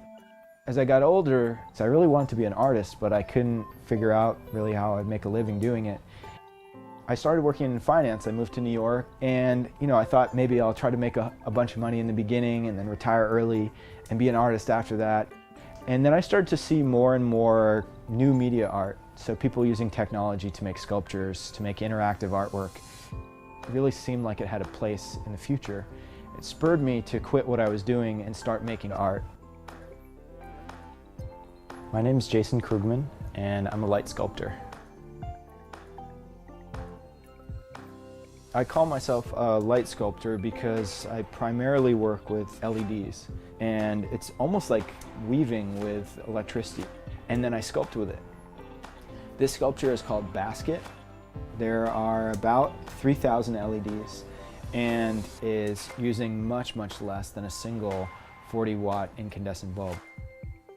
That got me into thinking about the way that electronics relate to the natural world. It's inspired by these tiny little microscopic creatures called diatoms, and also radiolarians. They're incredible because they have these beautiful symmetries. The way that I first learned about them was by looking at drawings by Ernst Haeckel. Haeckel was amazing because he documented many, many different types of species, kind of on par with Darwin in terms of his contribution to documenting life. What's really amazing about them is you can see how efficient their bodies are. Seeing a living creature that it almost looks like a calculus equation really ties in the idea of structuring things so that they're efficient, and in that efficiency, finding beauty.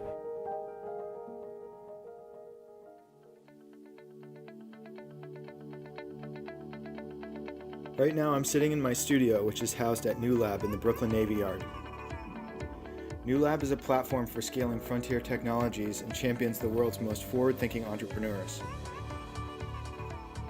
We recently expanded into a new fabrication workshop here, where we will build huge sculptures that weigh thousands of pounds. So this is the new fab space. We're building 20 light sculptures here in about 2 months.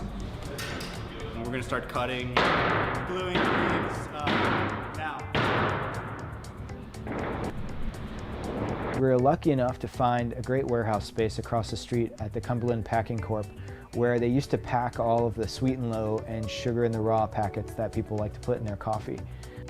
It was a great space, a little weird because sometimes when someone would sweep the floor or move something, you could get a very faint taste of a sweet and low.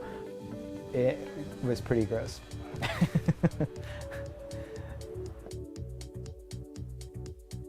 We built tables, we set up saws, we set up basically a whole wood shop, and so we were able to get a ton done in a very short amount of time. When we're fabricating these sculptures, we try to design the process and the tools to be as efficient as possible. One person can go and make 1,000 cuts in one day. We have a good team of people working on a variety of machinery. So cutting and spot welding thousands and thousands of stainless steel tubes without having noticeable weld marks on the outside that needed to be cleaned up. Cleaning welds takes a lot of time. A lot of my artwork is about making things that are very delicate, where the entire structure is revealed. And so when I'm making artworks for outdoors or for much larger spaces, I have to think about how am I going to continue with the same type of aesthetic vocabulary and form, but working with materials that allow it to hold up to the environment. I'm currently in the midst of a big project making permanent outdoor light sculptures for a sculpture park in Jeju Island, South Korea. It's a new sculpture park that's being converted from a green tea farm. It's about 50 acres. There'll be a path that people walk along and they'll encounter different artworks. The idea that it's really important to take people kind of on a gradual roller coaster so that they're not overstimulated and that their mind and their eyes and their emotions have enough time to reset.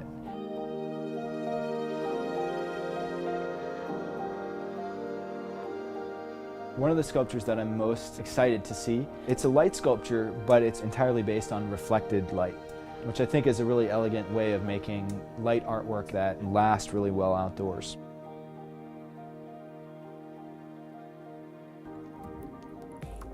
It's my first time acting as a curator, but also as a producer and an artist.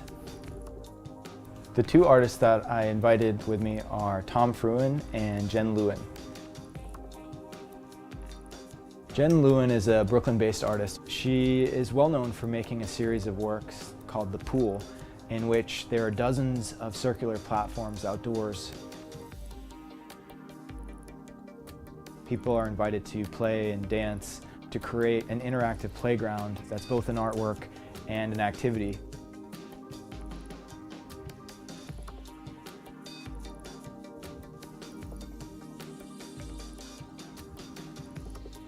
The other artist who I brought in is named Tom Fruin, and he has some really beautiful big light sculptures that he makes in the form of stained glass water towers and greenhouses, and I think are some of the nicest pieces of public art that I've ever seen.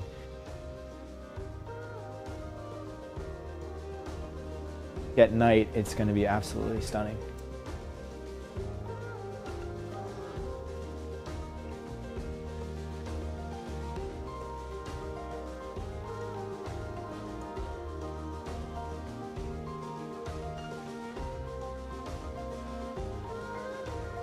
The The whole thing is about creating these amazing, interesting spaces that people are going to really want to fly to Jeju to see.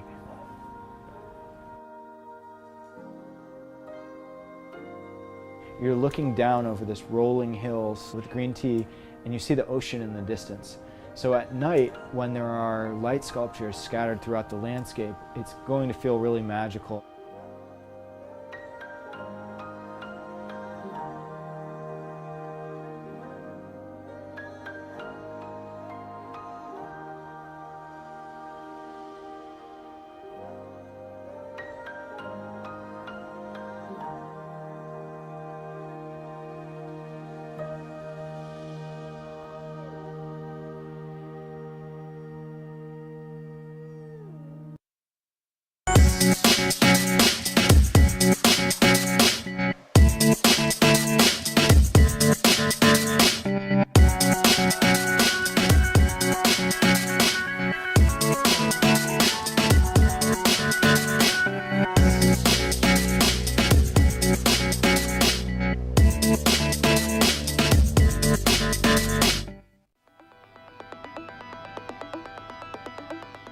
This is all I know, but it's in my heart. I've been here all my life. Without this kind of barrier in the middle. This is in my blood, man. You know, my thing is more about the image. It brings joy to my life. Applying them to the world seems really important too. I love the neighborhood. A type of storytelling you don't really hear about.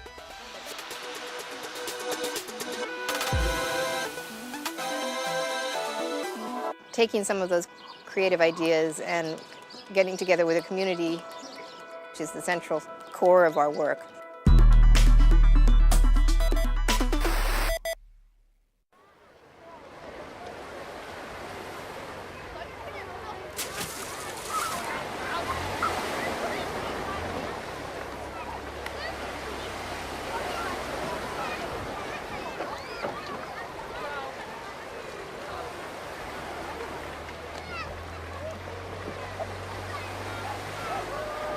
Welcome to East New York. I'm going to show you the amazing businesses. Let's go say hi to Miguel, the best hot chocolate in East New York.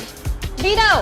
Is it not like a customer, is it like a family to me now? Day Travel came to the community with only one little desk, and now he owns the whole building. This is a community of opportunities.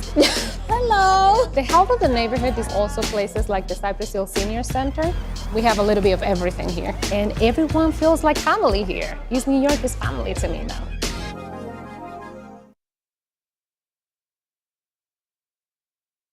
As per U.S. law, any child bought or sold into the sex trade is a victim of human trafficking. Why is the first time I'm hearing about this? On the same websites where you sell a couch, there are sections to buy people. Really? And up to half of these victims are boys. There is no such thing as a child prostitute, only a victim of exploitation. And it could be anyone. She's talking about me.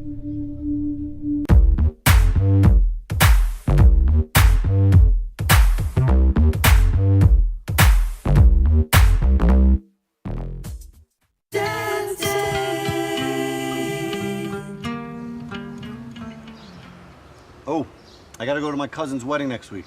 I'm gonna be a groomsman. Russo's by the bay? Nah, Johnny's by Bay Street. Staten Island version. Instead of the couple coming up through the floor with the smoke like at Russo's, they walk to their dais over a miniature Verrazano Bridge. Oh, classy. I gotta rent a tux for this shit. Good luck with all the jizz and puke. Yeah, my family's weddings are wild. No, I'm talking about the tux rental. There's only two types of people who rent tuxes. They're either for weddings or proms. One's a group of irresponsible teenagers on one of their first nights of true partying, all swollen with booze and fucklust. The other, they're a group of irresponsible adults confronting their loneliness, all swollen with booze and fucklust. Like I said, jizz and puke. I fucked my prom date like 6 times. Yes, high school Craig, all 6'2", 165 pounds of pure punk rock muscle, looking great in your tux, covered in fuck juice. I like this. I do, it makes sense, right? Clothes have souls. Yeah, of course you like this. You rented a tux for a 6'2" guy.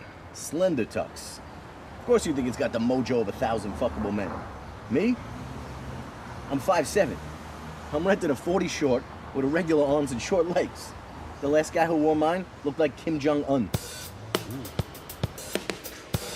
This place is bugging me out. I get it. For the 100th time, you moved into the neighborhood you used to buy your weed in. No, this is the actual store.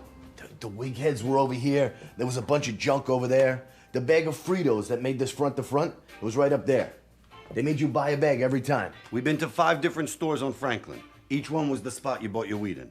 There was a buzzer that you pressed and they buzzed you in, and the door locked so you couldn't leave. I still remember them calling me 21 Jump Street. Maybe this is the spot you thought was the weed spot. What the fuck you want? Let me get 2 dimes and a 20. So, 2 20s? Yeah.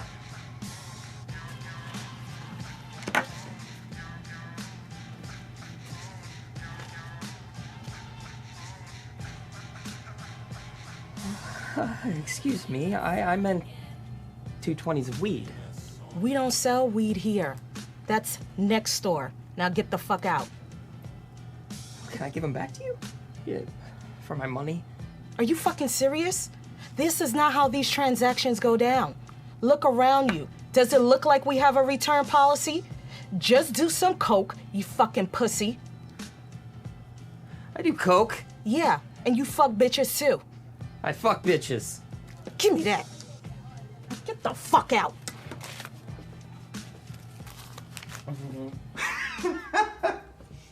You still haven't tried coke, you pussy. She wants white, the cheapest Sauvignon Blanc they got. These are cheap. Yeah. These 2 bottles and, Is that it? double chocolate Thai. You know, the one with the chocolate chips on the bag? You got the hydro? Let's get 2 for $5. You know what? You got a 50 of murders? I'm sorry. We're just taking a trip down memory lane. Believe it or not, before you moved to New York, this used to be a weed spot. Yeah, what's your point? No, this used to be a front. You know, the dumb waiter, the camera that didn't work, the bag of Fritos. The whole place was like The Wire. Marlo, Omar. Look, he bought his weed here like once back in the 90s. He's being nostalgic. 5 times. Man, this neighborhood used to be wild. And now you're back. It's $26. Oh, I'm sorry. I just thought you might want to hear a little neighborhood history, you know? Some real seedy New York shit. Sorry, I got other customers to attend to. There ain't nobody here. We're the only ones buying shit. People just come in and leave. It's not a really big selection. Okay, you got your wine. It's $26. There's the door. Another entitled non-New Yorker telling me how to live in New York. I'm from Long Island. I'm sure you're turned on.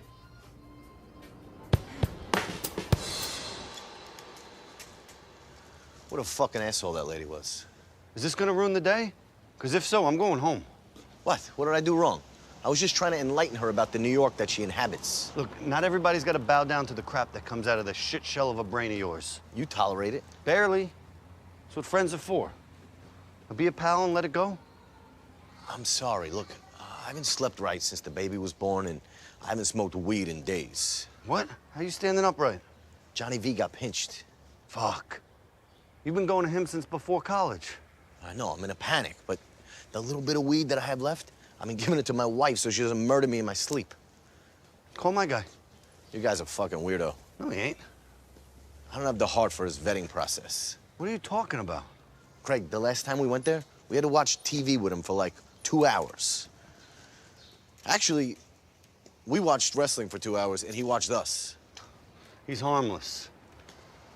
I don't know, man. This whole thing's got me thinking. I'm pushing 40. What happens if I lose a connection and can't get another one until a Cuomo legalizes it in New York? Is there another Cuomo? There's got to be. Yeah.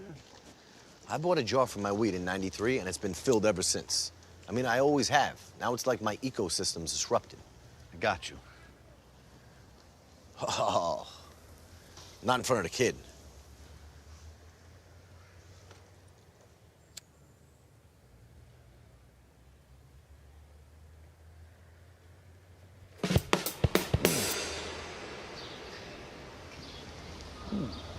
It's fucking delicious. What is this? Some Icelandic-style yogurt. Everybody's got a yogurt now? When we grew up, it was just Dannon. Then the Greeks. Now you got a Finnish yogurt, Norwegian yogurt, Malaysian yogurt. How come Puerto Ricans ain't got yogurt? It's called mofongo. That's Dominicans, man. Sometimes I don't get you. What? That's the good stuff. It's got fermented chia seeds. It's got probiotics. Is that the one for shitting? Yeah. Can't believe you let your kids eat this shit. That's expensive shit. Yeah, but your whole little preserved Brooklyn cause, shouldn't he be eating public school butter crunch cookies and slugging a quart of water? Instead, you got him sitting here eating cut cucumbers and celery and warm Frisian glazing. And we got to get you up on New York food, Henry, okay? Next time, cart knishes with onions, Jamaican beef patties, hot dogs, Zeppelis. Nah, that food's poison. We grew up on that food. Yeah, and look at us. What do you do about the weed? I got a number from Jose, my super.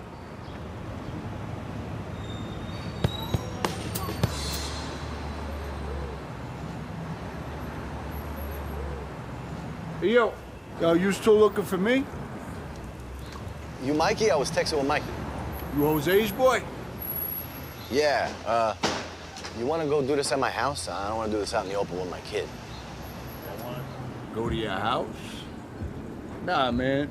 Just have your man take the kid around the block, and me and you go in here and talk business. This used to be a front, right? Where you from? Bay Ridge. New Yorker. You must have bugged out coming up here. You should look mad different, right? Yeah, I bought my wife's wine in here earlier, and I was telling the girl that this used to be a front. She bugged out on me. Oh, that was you? That's fucking classic. I gotta tell my therapist about this shit. Go walk around the block. Yo, you really pissed her off, bro. She said 2 yuppies came in here and scared off all the clientele. Yuppies?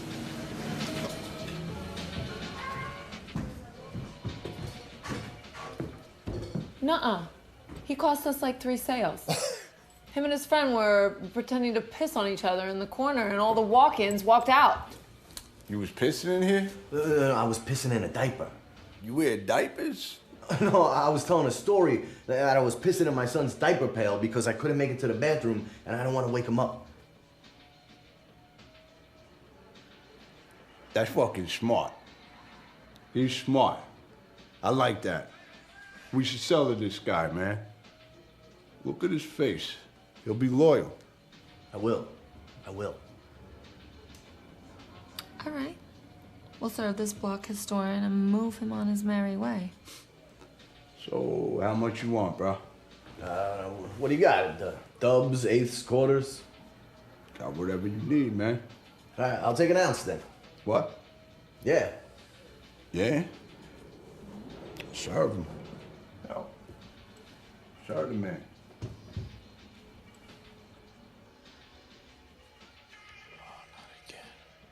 So that's 1,500, bro. You guys don't have weed? Dance Day. Dance Day.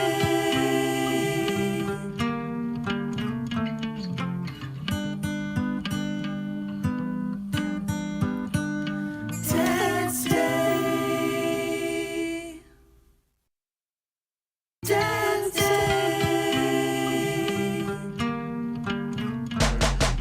Ah, this fucking place. This fucking place? Oh, you're making my kid curse. The fuck did I do? Well, that didn't count. Yeah, I agreed to go to a play date with your au pair du jour, and she's got to live here. What's wrong with Gowanus? I prefer to remember it how it was. Well, a place you didn't go because you weren't a longshoreman, prostitute, or junkie? You're just mad you got priced out. You're damn fucking right. Besides, I didn't say she lives here. It's her friend. She's throwing a party. A party? Look, her friend's having a little warehouse party. I wanted it to be a surprise. For what?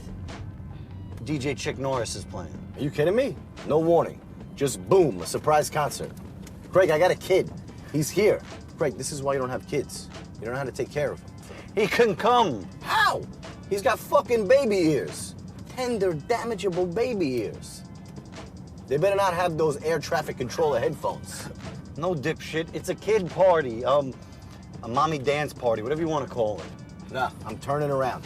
That's it. We're on a mission, Craig, to make him from where we're from. Would you live a little? I'm living. It's gonna be great.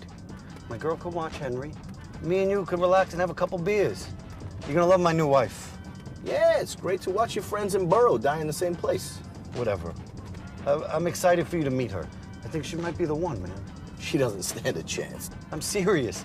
This one is special. She used to ride horses in junior high school. Enough. I'm about to meet her. I don't want to spend the moments before learning how she loves to eat asshole. Well, I'm sorry, Henry.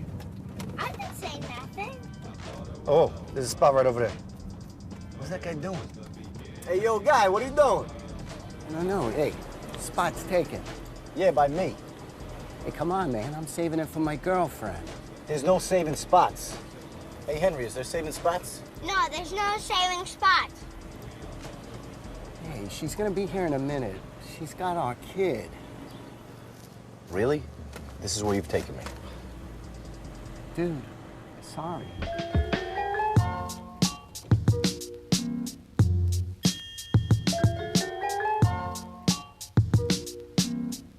My God, dudes, we're like a Seinfeld episode here. No, we're not. If we were, I would have beat the shit out of George and fucked the lane by now. You flatbush flathead. Who would have thunk it? I know, right? Trapped in a room full of beautiful nannies, young moms, and husbands whose wives I'll potentially steal. We got the best bait of all. No, that this is what we became. That this is what Brooklyn has become. What are you talking about? This is awesome. I wish we had shit like this when we grew up. We just went to the aunt's house so Mom could smoke cigarettes and play pinochle. Yeah, but our aunts didn't move to the big city, become a parent, and dress like MC Search like this schmo. What are you talking about? You're wearing neon limited edition sneakers and a polo bear shirt on Dad Day. Yeah, but I earned it. We grew up here. Our whole family lives here. So we get a hipster pass because we occasionally have a New York accent? You're more like him than you think. Get the fuck out of here. Hey, How you doing? You look amazing. stop it. Oh, this is James. He's thrilled to be here. Hi. And you must be Henry. I like your shirt. Oh, you're such a little ladies' man, aren't you? What a muffin. Thanks. He gets it from his mother. Such a muffin. Hey, let's go dance. Get him out of here. Have fun. Yeah, let's go outside. So how'd you meet this one? A friend's having an affair with my friend. An affair? Oh, he's married and he's fucking a 22-year-old. What do you expect them to do? They're everywhere. They're like bed bugs. They transplant here and just want to get in trouble. And you're the problem.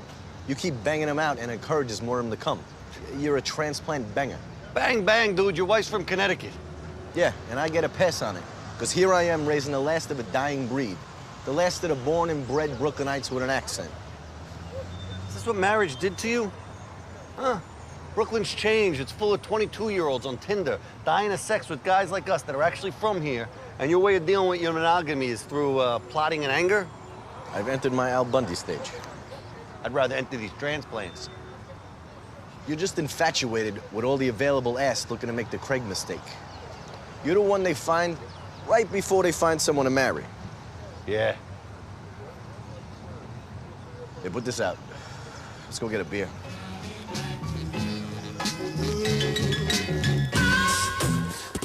Can we get a couple beers?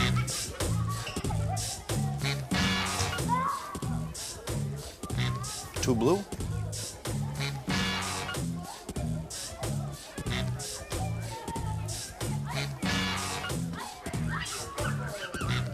So, what's this one like? She gets it. She knows what I need. A little dress up, clean feet. Choking? Dainty hands with a strong grip. I think I'm gonna put a baby in her. I mean, she's good with kids, nice family. Yeah. Yeah, just jump right in. That would be great for the kid. Yeah. I just don't think I can, though. Oh, tell me more. It's her father, man. He's bald. Oh! You can't do that to your potential sons. I know. I got a great head of hair. My father. Great head of hair. I mean, she's fucking perfect, but... Hey, listen. Out of all the reasons that you should not have a child with a stranger, this one might stop me. Who's a stranger? It's 3 weeks. Hair? That's a problem, but it's second only to father's dick size. Are you serious? Yeah, I thought we talked about this. Look, in my mind, you owe it to yourself to find out what her father's dick size is. You owe it to your future sons to find out what you're potentially strapping them with. You gotta let them know that you tried to make the family keep on growing. Not shrinking, growing. The future of your son's dick keeps you up at night? No, I did my homework, no jeopardy. You've seen Devin's dad's dick? No. You asked her? Well, I couldn't get a look myself. What am I supposed to do? Ask every girl I'm about to bang about their dad's dick? No, only the ones that you plan on impregnating.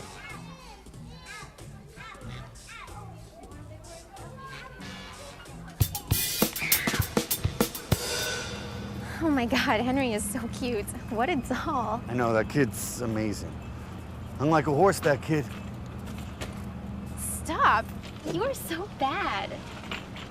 I'm just saying, important things to consider when making a family. What are you talking about? I'm talking about important things to consider when making a family. Heart disease, cancer, male pattern baldness. What? My dad's bald. Yeah, but is he well hung? You better be kidding. You know, this is amazing, and I don't want to be in a frivolous relationship anymore, you know? I want to take this, I want to take you seriously. So...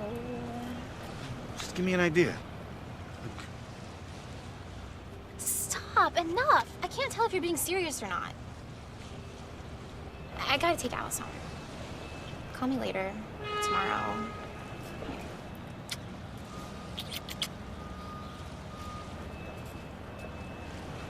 What's wrong? Remember when you were a kid in the summer? And you just get home from the beach. Grandma's back from Florida. The kitchen's really hectic. You're running late for dinner. So you jump in the shower with your dad. Boom, you've seen your dad's dick. Really? I've been in the city 6 months and somebody I barely know is asking me this? It's been 3 weeks. Okay, so who's to say it's my dad's dick that matters? How big is your dad's dick? I haven't seen it since I'm 5 or 6, but you remember the one about the baby's arm in the apple? Yeah. His dick was holding that baby. Figures. But what if it's not the grandfathers that determine the size? Macho pig. What if it's my mother or... So, Craig, how big's your mother's pussy?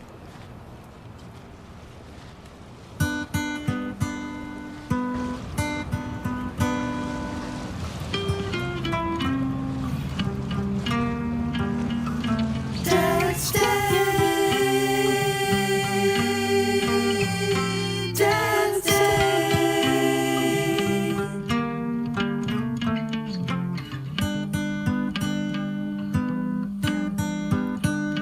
Dad's Day. Dad's Day.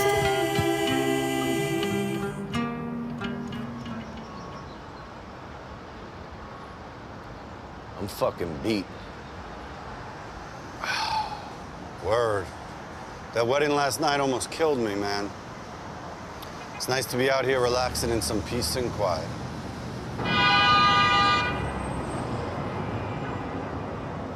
I needed this. I stayed out too late last night. And I was nicely buzzed and in the cut, and it was fun, but I just stayed out too late. I got right to that point of too drunk, too old, and too married for the place that I was in. I was with that kid Corey from work, the one we're meeting later. Yeah, the kid you said is me 10 years ago? No. He could be you in 10 years. There's still hope. You should be so lucky. Nah. I learned from your mistakes. I'm better prepared and better equipped for this. It's like I'm being sent back in time to change the future. It's like I'm John Connor. John Connor led the resistance against the Terminator army. No, you're like the guy who fucked his mother. You mean his father? Oh, wait, so tell me, genius, how you gonna prevent me from 10 years ago from being me now? It's just a joke I have with him. No big deal.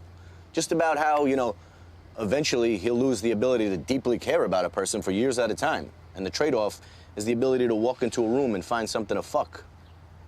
That doesn't sound so terrible. Yeah, it figures. But I think I got him thinking straight. How so? He's 28. So what? So I told him what happens to a man right around 30. The great widening. We need a new name for that. It'd be scary to most, but I welcomed it. They all became so beautiful at once. I wonder what it is. You're so picky in your 20s. Perfect tits, thigh gap, fat ass. And then all of a sudden, you love them all. Is there a little awkward? I love it. A little ugly? Fine with it. Fucked up teeth? Bring it. Big bush. Bush is back. No bush. Big bush, no problem. Wrinkles. I fucked a grandmother last week. I followed the lines like map trails. Lately, I can get off on one positive trait and some sense of humor. I mean, club foot, bad hair, pink eye. If she's got one good titty, it makes me laugh. If I wasn't married, I'd be in. I mean, a little thick? Fuck it, a lot thick. I prefer it. Cellulite. I got it. Saggy tits. My balls are almost pendulums. Flat ass? Not at all. But if they got a bad attitude. No, then it's overdone. I mean, like one morning you wake up, and as long as they're trying, they just all start to look so sexy. That's what this kid doesn't get. Is then all that's left is to try to fuck them all. Yep. You're going to try to fuck them all. Yep. It's a curse. You're cursed. Pray for me. With all this ass floating around Brooklyn, it's like you're a kid in a candy store. Actually, it's like you're a kid stuck in a candy store after an earthquake for a really long time, and the power's out. So you gotta eat the candy for sustenance. I mean, he's forced to eat what he loves until it becomes what he hates. But it all works out in the end, right? Nah. But there's hope for others.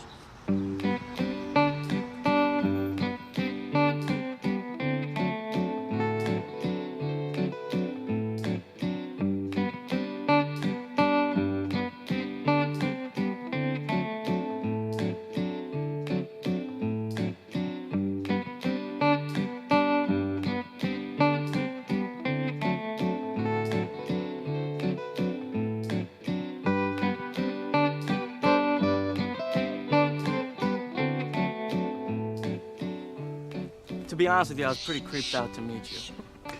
Jason, you do this to Corey? You blame him for everything? Nah, we actually haven't been hanging out much lately. I just got engaged, so there hasn't really been any time. You know, I want to set him up with one of my fiance's friends so we can, like, go on vacation together. But he keeps fucking him and leaving. Keeps fucking him.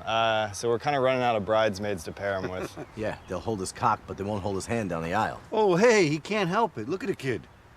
So you're getting married. Must be tough watching Corey fuck all your girl's friends. I've been in long-term relationships before, and let me tell you, there ain't nothing more beneficial for their longevity than wanting to fuck all your girl's friends. Listen up, boys. I read all about this. Human beings are not actually the descendants of chimpanzees as previously believed. We're actually the descendants of the bonobo, a matriarchal, polygamous ape driven by orgy. Stop. Your bonobo theory doesn't work. We're evolved from chimps, a disgusting, warring, patriarchal ape that's territorial, womanizing, and overtly cruel. Just look at the election this year. Look, that's because we repress our true nature. Deep down, we are built to competitively fuck. Our bodies evolved that way. Look, I could prove it to you. Jason, imagine me fucking your fiance doggy style. No thanks. Holy shit, dude. This is my work friend. Whom you're trying to convince not to be like me. This should only further prove your point, no? Well, valid, but fucking his wife, doggy style? It's for science. Don't be so close-minded. The doggy style is just because I'm a visual thinker. All right, so let's say me and Corey are engaged in a threesome. Yeah, Dib's hitting that one first. All right, so he's fucking her, and then he comes inside her, right? Here I come with my dick. And while I'm doing my thing to please this woman, I come inside her.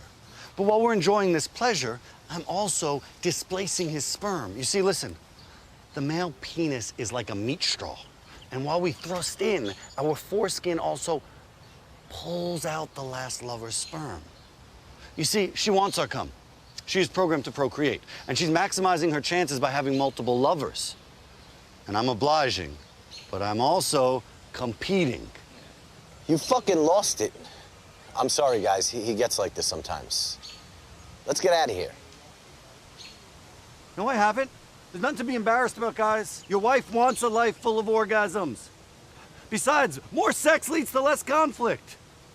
I do agree that we live in a matriarchal society. I mean, what's more matriarchal than what James and I have? What do you mean? I mean, we're forced to brunch, we're forced to express our feelings, we have to clean up after ourselves, listen and eat salads.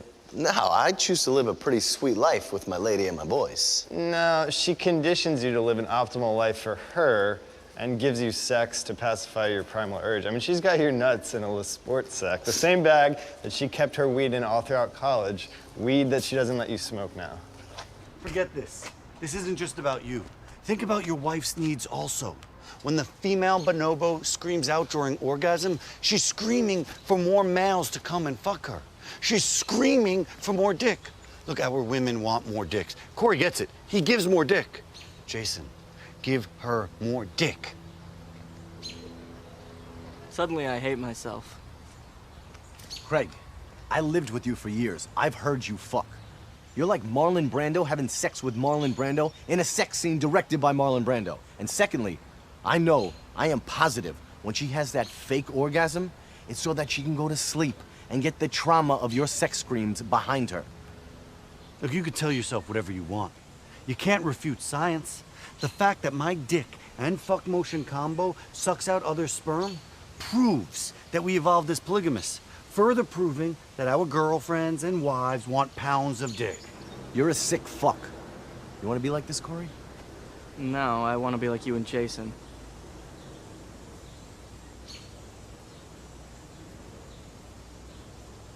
Are you happy? No. Why not? You have Corey to groom, but who am I to impart my wisdom to? Today, all this, it made me realize that I need a protege.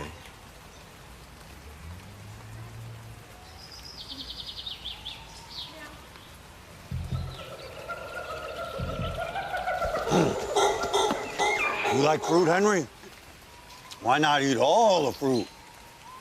Henry, too much fruit makes you sick. Craigie has too much fruit. But fruit's so sweet and delicious. Henry, vegetables make you stronger. Bitter greens might not taste good at first, but you get used to them.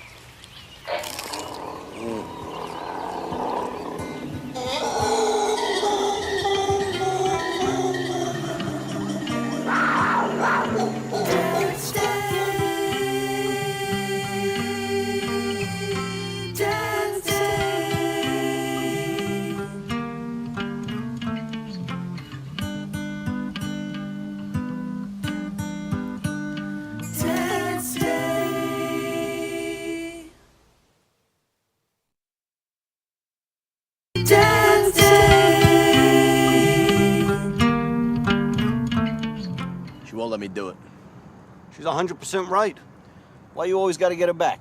You're supposed to be my pal, my confidant, my golden girl. Look, a Sophia Petrillo like myself does not make decisions based on loyalty alone. She trusts her gut. Yeah, and I trust mine. And it's gotten really big lately, so, it must know something. So that's it. I'm cutting the cord, no more cable. You can't cut cords. What did your therapist say? Look, TV raised you, man. Video music box, Yo MTV raps, cartoons. You gonna turn your back on your parents? Brooklyn raised me. Come on, you're an inside kid. You were plopped on a couch eating Twinkies. You wasn't out here on these streets. Besides, the only reason I have a TV is because I thought I'd see you on it someday. So I might as well just throw it away. I can't believe Henry graduated pre-K already. I mean, it feels like just yesterday you were freaking out about getting Devin pregnant and having to commit your life to a soul-sucking job. I wish it was free K. I mean, it's more like college tuition. This kid's getting a Norwegian-level education at Martin Shkreli prices. I thought you was rich. He's rich. My wife's rich. I'm still heavily invested in the get-rich-quick schemes and the pipe dreams. Well, forget about it, though, because the people, they're lovely. The education is great. The one thing that chaps my ass is that Henry is the only true Brooklynite. I mean, he was born here. I was born here. My father was born here. His father was born here. I get it. So he should get a bigger diploma, you're saying? Yeah, he should. I went to City College. His grandmother went to City College. His great-grandmothers both had to drop out of public school to get jobs. Lineage counts. How long does it take to become a real New Yorker? I always heard 10 years. Fuck that. We were beat in, they bought in. It ain't the same. So what you're saying is you're worried your son is becoming a yuppie puppy? Kinda. It's all right. Let's fix it. First lesson today at lunch. Real New Yorkers know how to get over. We know how to get the big slice, the big scoop. We know how to talk to the people. Yeah, me, Henry, I talk to everybody. I talk to the mailmen, the old ladies, the store owners. The homeless. Well, that's not fair.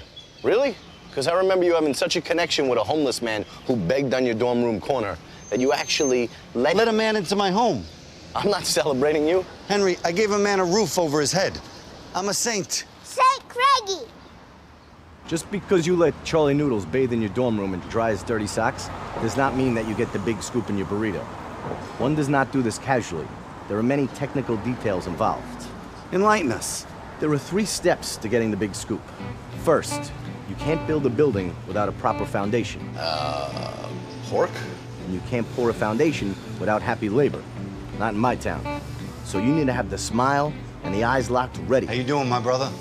Let me get some pork, please. Second, you gotta know your order. No mealy-mouthed, what's on the menu? You gotta speak with conviction. Nice. Rice, back beans, and black beans. Third, no jumping the gun. You don't want to start with a miscommunication.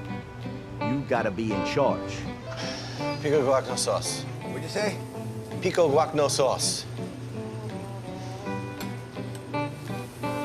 Why don't you just ask for a bigger scoop?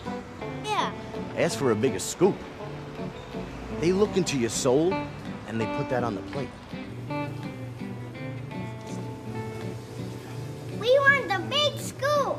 Sure, for you. Hey, why not? The big scoop we want. How's that? Henry, stop wasting Craigie's food. No, it's all right. I couldn't finish this thing if I wanted to. And all these free chips? You don't want anything, right? You good with that taco? I don't want to be a dick or nothing, but that's a pretty small taco. It's a burrito. Let's go to the Brooklyn Museum after this. They're doing the Basquiat Puppet Show. It's 90 degrees out, Pino. We're going to the park. Besides, Henry has a play date with his friend Wynomi. Not this again. Look, you're gonna meet her mother. You want to be a filmmaker? You want to be an actor? She's your path. And therefore, she's my path. I don't want to meet anybody. I just want to go to the Basquiat show. I can't do anything. I work 60 hours a week and I got 2 kids. You gotta do this for both of us, and you cannot be in control of our future any longer. I've been waiting years for you to become famous. I could have done this myself, but I need you. I could have been a reality star, a talk show host, a comedian, a celebrity. And you need me. I'm stuck in middle management. You're my golden ticket. Look, it's obviously not beneath me to use Henry for personal gain, but let me just meet her when I meet her. No. This woman casts the most interesting films in television in New York, and her daughter loves Henry. I love Henry. She loves her daughter. Henry loves you. Therefore, she will love you. Look, I love you, man, but I can't get my career mixed up in another one of your schemes. You will meet her. You will seduce her. You will charm her. You will win her over. You will make us famous. How? There are 3 steps to being famous. It's just like getting the big scoop. Look at Henry. Look at him. There you go. Dude, you got your headshot? I'll sneak it into a bag. What? Who the hell carries headshots, man? What the hell you think this is, 1987? It's all digital. Look, you just play with the kids and let me do my thing. Digital, huh? Selfie time! You want to smile? Very good. Cheese. Hey, you know Craig's an actor, right? Handsome guy. Me too, I'm an actor. Yeah, they're both handsome. Hey, let's get one more with Barbara's camera. Oh. Yeah. There you go. All right. Okay. Make this one count. Oh, okay, that's enough. I think the kids want to play now. Oh, okay. Hey, I got an idea. Why don't I take you guys to the big slide? And then you guys can talk. Yeah? Henry, what did I teach you about today? The big scoop. Okay. See that family having a pizza party? Yeah. Come here. I want you to go get a big slice. Yeah. She's so human. I loved working with her. She's just like a gem. Yeah, I love her, but I don't know about that film. It's so self-indulgent. It's meaningless and dark, and of course critics love it. Yeah, sure. I mean, another neurotic, antisocial male filmmaker that they can see themselves in who's basically misogynistic and derivative in every sense of the word. But hey, let's bankroll his next 6 films, even if they never make a single dollar. Sorry. Damn! Tell me how you really feel. That was really unprofessional. Oh, that's right. I started it, right? Yeah, it is your fault. Just go ahead. It's easy. I'm watching you. I'm watching you. So, what are you working on now? Oh, well, you know, we're not really supposed to talk about that kind of stuff.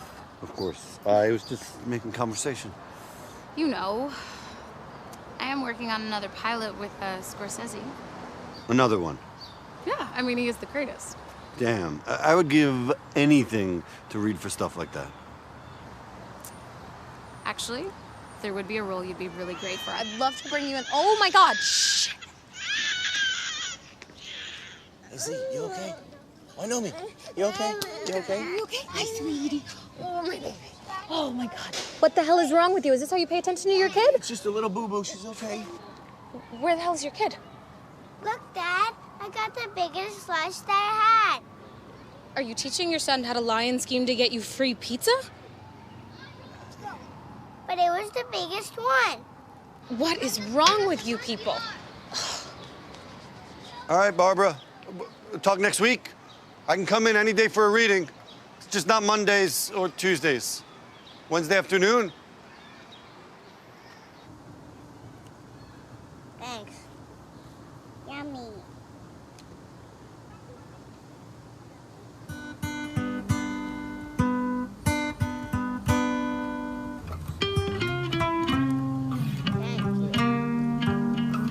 Dance Day.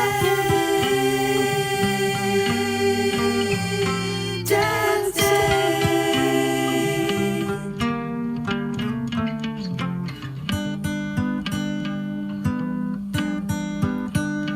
Dance Day.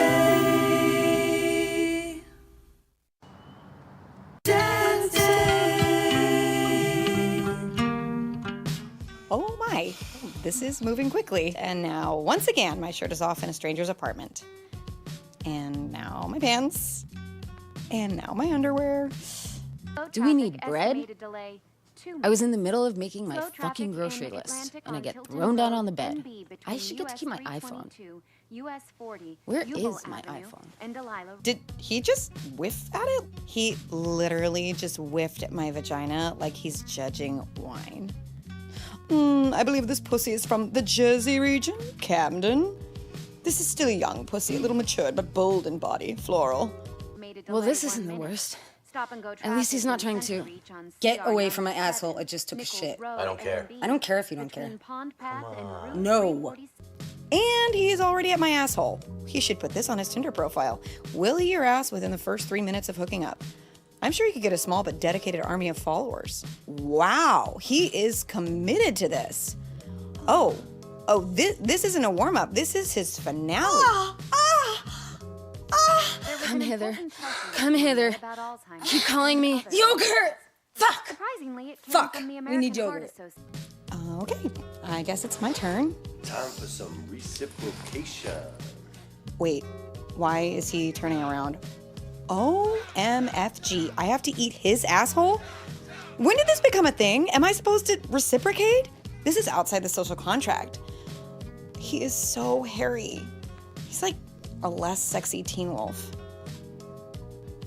Oh, fuck it, when in Rome. Finally, some reciprocation. New York City boasts one of the most easily recognizable accents in the country. Some linguists are saying that those who speak in the classic New York tongue are part of a vanishing breed. With the economic and cultural shift of wealthier people inhabiting Manhattan, and now Brooklyn, the working class accents, so familiar to a generation past, are all but extinct. Accents so beloved, like Rosie Perez, Mel Brooks, and Andrew Dice Clay, will soon be nothing but a memory. Never! Oh! What are you doing, man? I will not allow my son to be part of a vanishing breed. It's too late, man. Never. Look, I told you, I'm gonna raise the last born and bred New York kid with an authentic accent. All right, but can't you do that after this play date? This is crucial. Where are we going, Daddy? To the motherland, Henry. Come on, man. You promised we could hang out with my new lady friend today. Look, I promise next week on Dad Day, we can have a play date with your new nanny friend. What are you doing, man? Are you taking us to the Staten Island Mall? I know you resent your former home for fucking you up and destroying your dreams and your self-confidence. But this is it, man. Staten Island remains the last bastion of pure working-class New York culture. I mean, it's like a preservation with only a 30-minute ferry ride or a $16 bridge on or off. It's like you're stuck in a space-time continuum. You know, you talk about Staten Island like it's Jurassic Park. Are we going to see dinosaurs? No, Henry, we're going to see real New Yorkers who speak real New York speech. Look, if Staten Island is so fantastic, why don't you move there? Fuck that. I'm not gonna live in Staten Island. You're the worst kind of yuppie, you know that?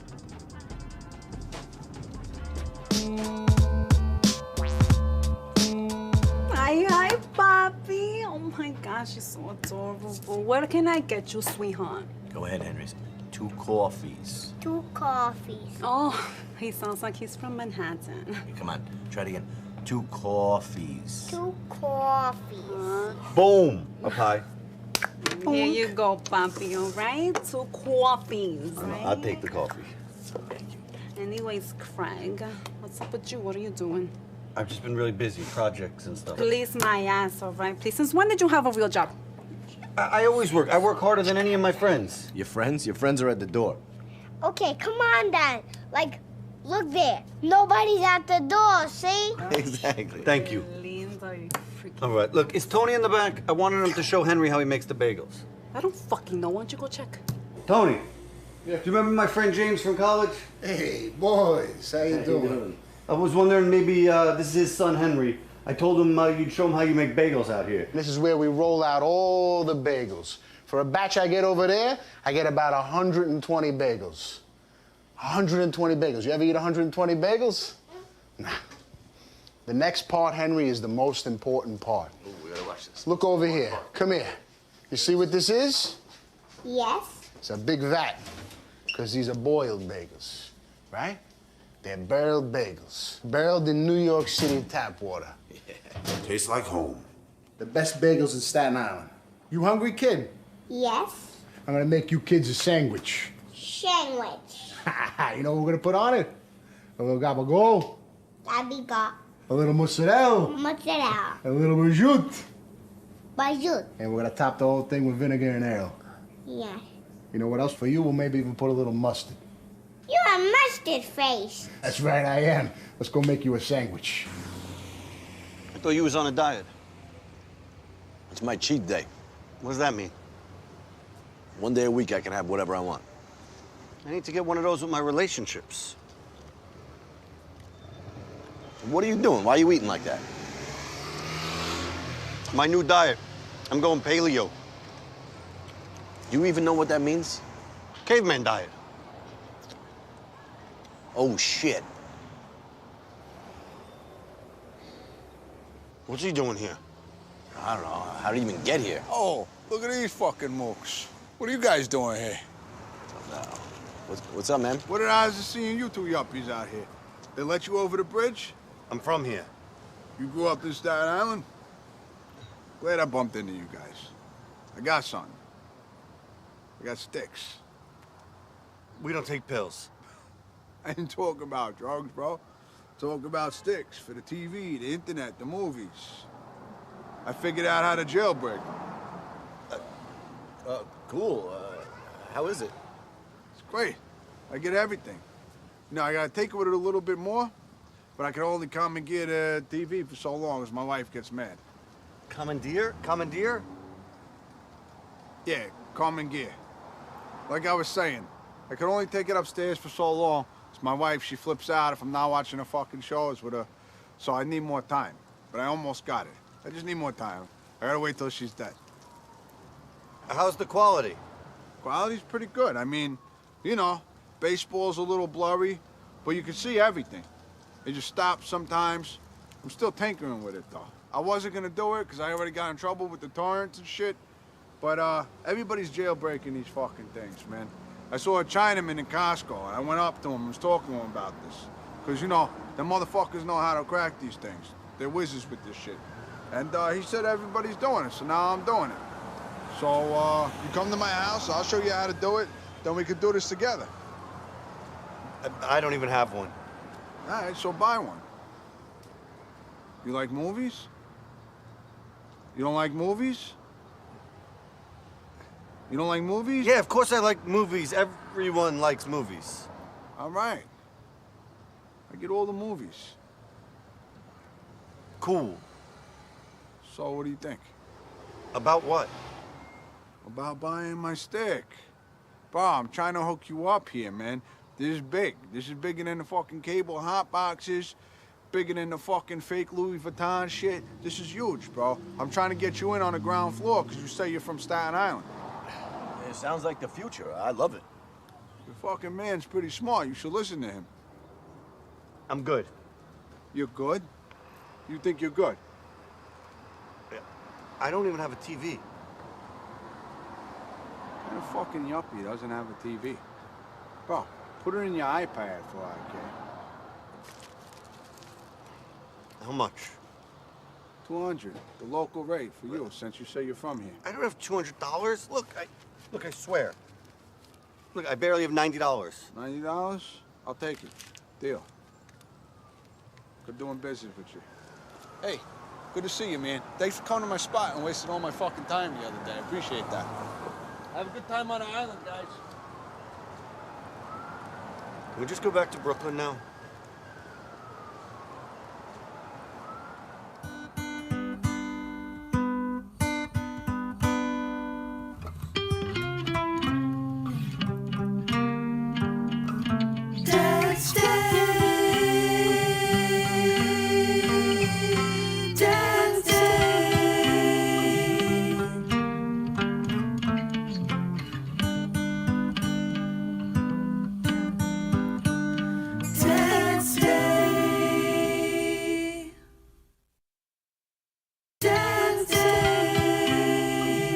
James, remind me again why we had to meet in Park Slope. Just chill, man. Henry had to reschedule his guitar lesson. That's right. I forgot you're raising such an artist. Look, he's almost 5, and I've already failed him enough. He's not bilingual, bisexual, or biracial. I figured, you know, least I can do is teach him an instrument. I get it. You know what you need to do? What? Leave your wife. What? She holds the whole thing together. No, not for you, moron. For Henry. And you love that boy. You want him to be an artist. You want him to be successful, right? Of course. How many artists you know had a happy childhood, right? Leave your family. Ruin their lives. He'll be miserable now, and he'll thank you later. You had a miserable childhood. You have no love in your life, and you're not a successful artist. True. Between the strollers and the dogs, you need an HOV lane on this sidewalk. So I thought it was on with this one. What happened? Nothing. She was perfect. We were great. Yeah, you said she had an OCD compulsion to clean your apartment every time you weren't looking, and you just happen to have an OCD tick not to clean. You were faded. I know. Best sex of my life, too. So what'd you do? Nothing. She was a public defender.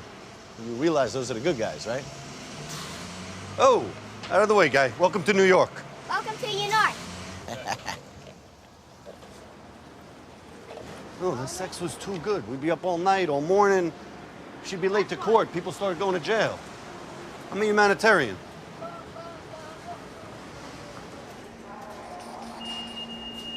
Yo, Hen, let's go for this. Yeah. Oh, excuse me. Excuse me. Where's your dad? Oh, James, come on.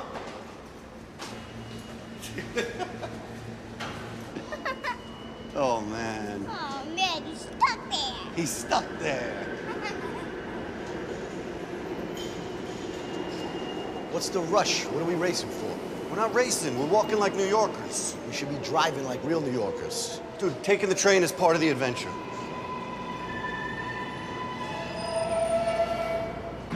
Coney Island's coming next. We ain't sitting there. We ain't sitting there. There's nobody sitting there for a reason. Okay? Henry, in New York, when something seems too good to be true, that means that it is. There's nobody sitting in that seat for a reason. They don't want to tell us They want to seem like it's all fine and dandy, but I know. I'm not some web designer from Ohio. I'm from New York. Yo, Henry, you're gonna love Coney Island, man. I remember when I was a kid, my dad used to take me. Your dad never took you to Coney. Yeah, he did. I mean, he'd lock us in the car, grab Nathan's, and then drive us to Nellie Bly to go on the rides, but... Exactly. My parents used to take us to Nellie Bly, and then they tell us it was Coney. It took me till I was 15 to figure it out. Seriously, though, you're gonna love it there, man. It's amazing. After I graduated college, I used to work there. You're talking to a real-life Coney. This is why you're going to college. Have a great time here at the Coney Island Sideshow. We're at Coney Island. Bow, bow, bow. Ma, ma, ma. Ma, ma, ma, ma.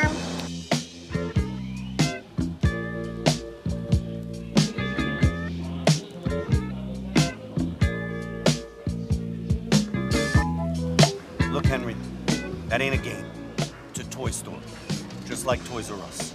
Except, that ain't the $40 Elmo you want. It's his Korean cousin made for 30 cents. What does the sign say, $2 to play? More like $2 to win a 30-cent toy that you're gonna throw out later, all right? No way. You see that water gun game down there? $2 to play, 12 guns, that's $24. $24 for a $1 toy? Flea-ridden stuffed animal that your mother's gonna throw out tonight when you pass out from eating too much cotton candy? No way. Not us. We're from here. We ain't marks. We ain't falling for any of that, okay? No games for us. Can we just go to the boardwalk? What did I do? You wanted to come here. I'm having fun.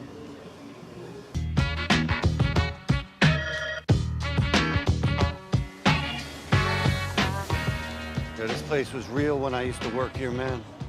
We had Shoot the Freak, midgets eating fire. There were tattooed girls with blue hair selling ice cream on the boardwalk. Shit was raw. Now it's like Disneyland for the projects. You're just being nostalgic. When you worked here, all you did was complain. I always complain. That's how I show appreciation. Yeah, but you can stop ruining things for my son. You're the one who wanted to come here. Look, I just wanted him to appreciate it for everything it was.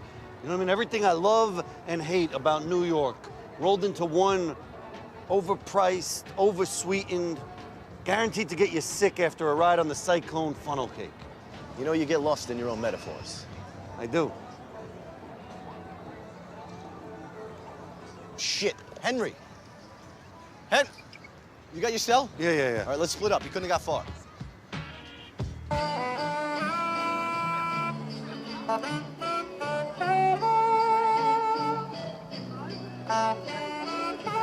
Henry! As soon as you get to Earth, deliver any information found in the spacecraft to the commander's office. Henry!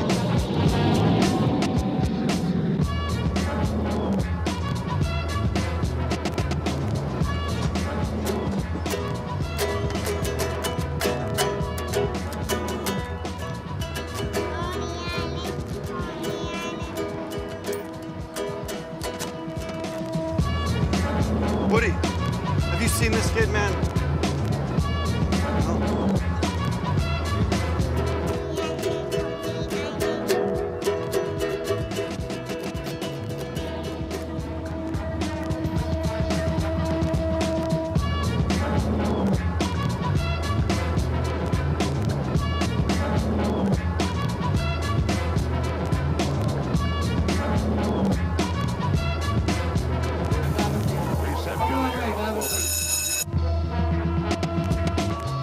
One that's gonna make it pop. He gets the prize today. Who's gonna take it away? I'm looking for another winner, guys.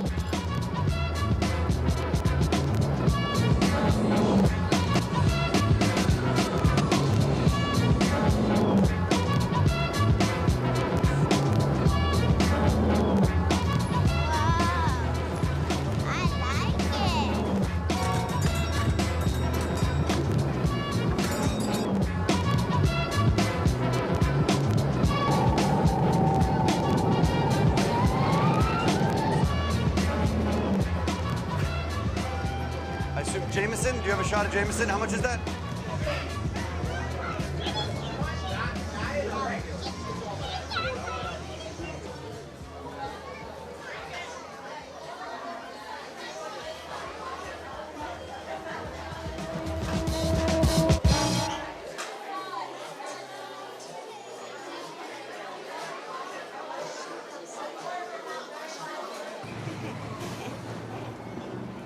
Dance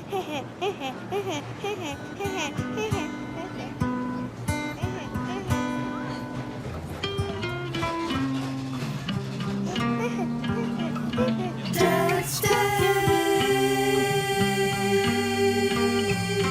Dance Day.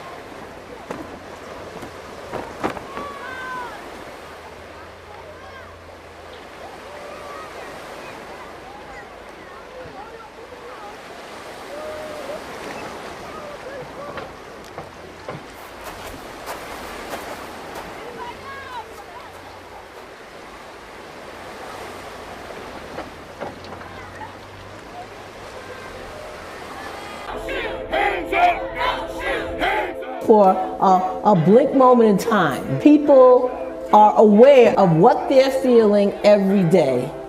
If you're going to restore and sustain a democracy, there must be an informed and engaged citizenry. I spent 2 years in immigration detention. You know how much they spent to feed me for one whole day? How much? 75 cents. Immigrants as a whole, migration as a whole, is associated with lower rates of crime. Immigrants make our communities safer. What causes climate change, the selling and burning of fossil fuels, benefits most the power elite. And so they have a disincentive to address it, and they have an incentive to deny it. They're not gonna funnel more money into our schools. They're not gonna do it unless they have to, right? And the way they have to is by our participation, our organization, us taking accountability for our actions. Welcome to East New York. I'm gonna show you the amazing businesses. Let's go say hi to Miguel, the best hot chocolate in East New York. Vito! It's not like a customer, it's like a family to me now. Data Travel came to the community with only one little desk, and now he owns the whole building. This is a community of opportunities. Hello! The health of the neighborhood is also places like the Cypress Hill Senior Center. We have a little bit of everything here, and everyone feels like family here. East New York is family to me now.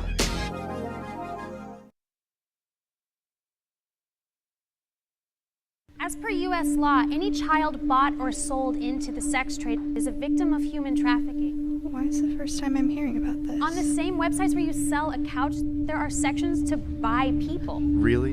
And up to half of these victims are boys. There is no such thing as a child prostitute, only a victim of exploitation. And it could be anyone. She's talking about me.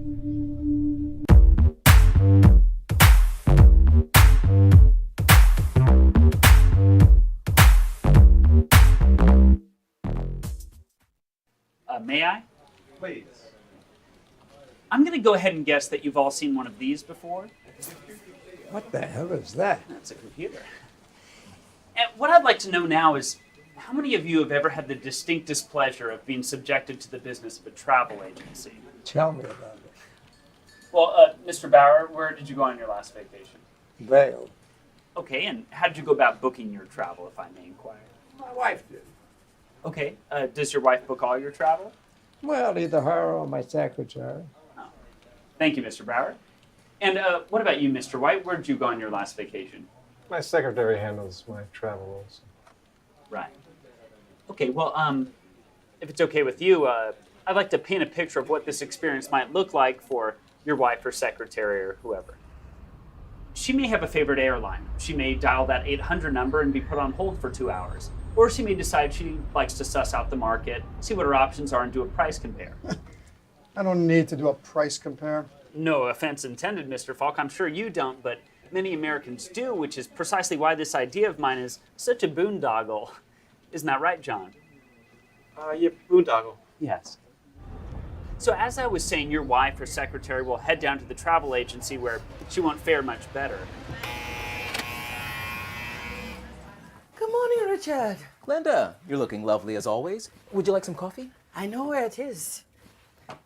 You see, travel agencies tend to carry the smell of rotting wallpaper, and your wife or secretary will get to know this stench well while she waits in the reception area for an hour or two. Mrs. Brooks. Glenda. Whenever one of these agents gets off the phone to attend to her, as they have no concept of customer service or punctuality whatsoever. Maybe with a few days stopover in Miami on the way back. Then that's what we shall do. So once she's finally brought back to have a consultation with one of these lackadaisical agents, she'll be desperate to get out of there, and more often than not, we'll just end up telling the agent to book travel on the airline of his choosing, foregoing the price compare, which is the entire reason she sought out the travel agency in the first place. By the time she gets home, she will have wasted 5 hours that could have been better served handling your expenses. Say, Glenda, how you doing? Just fine. How you doing? Would you like to come to dinner tonight? Oh, no, I can't. I got to go along to church after work. You sure? Nothing personal. Never is. So, Mr. Falk, I'd like you to say goodbye to inconvenience and say hello to John. Say hello to www travel. What is it? It's a website. It's a website available to anyone, anywhere with internet access. How does it work? Well, we created a script that is able to pull up ticket prices for all the major airlines. A script? TWA? Yes, sir. Yes, sir. Fuck TWA. What about American? I'll tell you what, you can actually take it a step further and select which airlines you'd like to compare. But what about American? Especially American. I love it. It's genius. You boys sure are geniuses. You know, your father always said there was something special about you. Shelley, bring in the tray, please. Oh, looky, looky, looky. Okay, John, we're getting the tray. Your hair looks nice today, Shelley.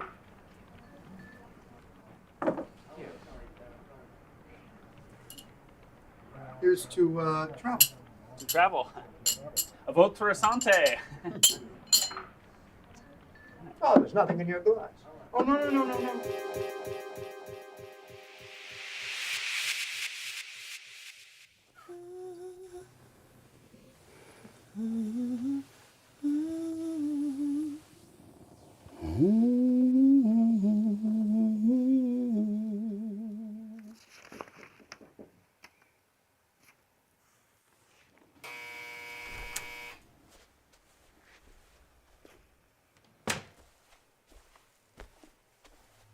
Wanda, is it a good time? Mr. Lewis. I can come back later. No.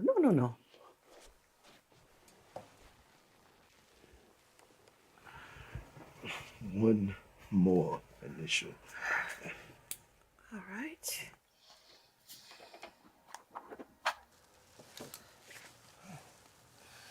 It was a lovely service, don't you think? You did a great job, Mr. Lewis. And perhaps I'd even say it was lovely if it was somebody else's funeral. But you did a great job. Of course. Thank you so much for saying so. I keep thinking about you. Oh. Don't get excited. Whenever I see a traffic cone, they used to vex me. So I said, damn it, I thought I had a parking spot. Then I have to go all the way around the block, and I seem to see them everywhere now. They still piss me off. But I think about you. And I think about Hilton. And I think about not parking for a split second. Glenda, he loved you so much. He did, didn't he?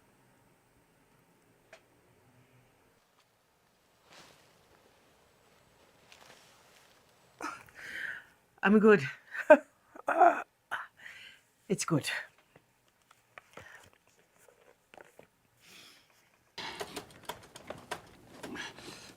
How'd it go? Not good. Not good.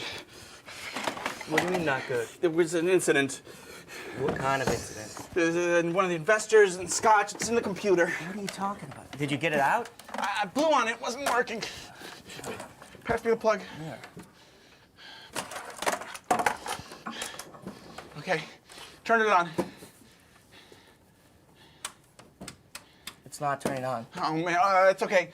Get the backup. We'll recover what we have. There is no backup. That was our only floppy. What? But I couldn't...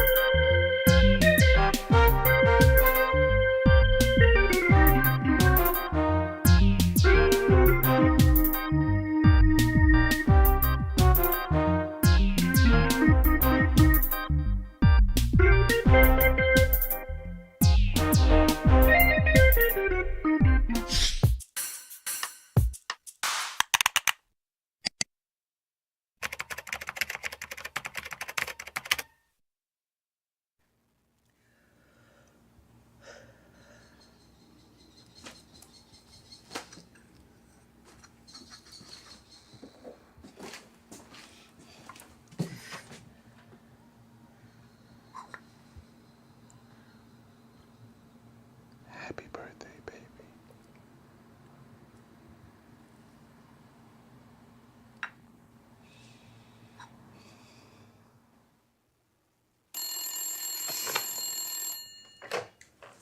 Hello? Oh, hi. Hi, honey. Thank you. Thank you very much. That's very sweet. No, I don't have many plans for today. Maybe go for a walk, read, go to lunch with the girls from church, maybe. What are you up to? Good luck with that. No, I'm not going in today.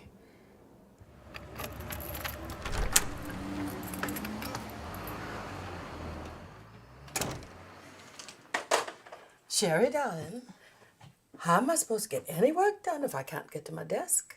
Maybe you're not supposed to get any work done today. Maybe you're supposed to take the day off. Happy birthday to you. Happy birthday to you. Happy birthday, dear Glenda. Happy birthday to you. All right. I mean, nice to all of you. Since you went to all this trouble, even though you know I hate birthdays. That's very kind of you, Glenda.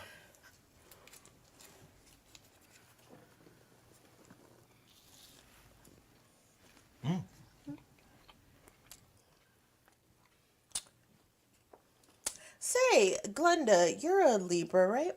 Right. I always forget what I am. Pisces, Richard. You're classic Pisces. What are you, Sherry? I don't believe in astrology.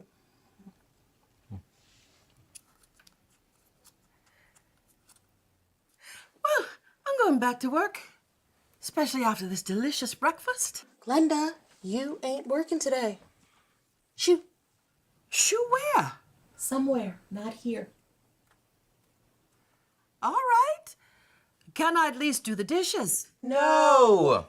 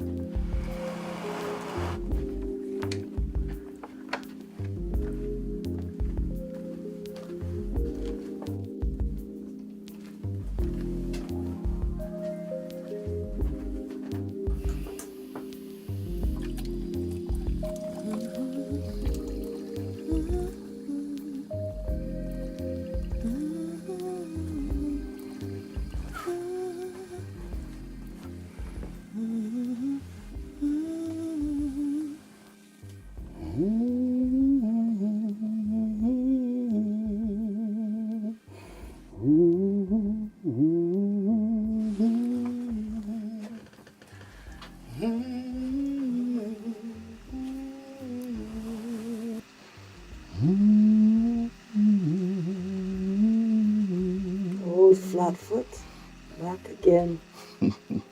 Or rather, they be flat than too lefty. I'd laugh if you weren't so predictable. And a bad liar. You can see right through me, can't you? It's that right there on your lip. It always dances right before you lie to me. And then you smile to cover it up. I don't know, Richard. My heart breaks for her. It really does. She seems to think the only solution is to work, but she needs time. What? So you're like the expert on the healing process over here? What do you mean? It's not like Frederick was that long ago, and you were working something like, what, 16 hours a day after the fact, and we didn't say nothing. We even took time out of our schedule to do those team building exercises or whatever the hell they're called. Well, it would be nice to offer her an option. Option? For time off. I suppose it's the kind thing to do. You think we can afford it? She would know better than us. Well, then perhaps maybe we just suggest it? We could talk to Malik about it.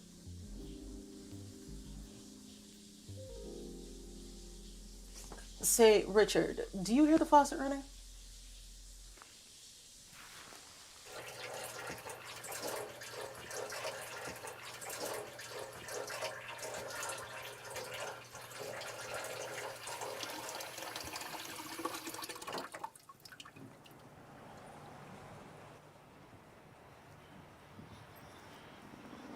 Sorry. Sorry, love. Ma'am?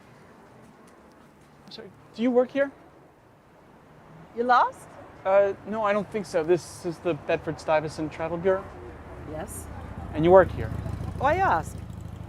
Well, I'd like to meet with you sometime about it. Maybe you could come by my office. I don't think so, love. Oh, ma'am, I'm starting a new kind of travel agency, and we'd like it if you would consider becoming a consult. We? Who is we? My business partners and I. It would be a great opportunity for you. Don't excite me, love. Well, here's my card. There's my old white pages trick rearing its head. AAA Bed-Stuy Travel Bureau. They always go to the top of the list. You're so strange. I'm kind of curious. Okay, well, call anytime you want.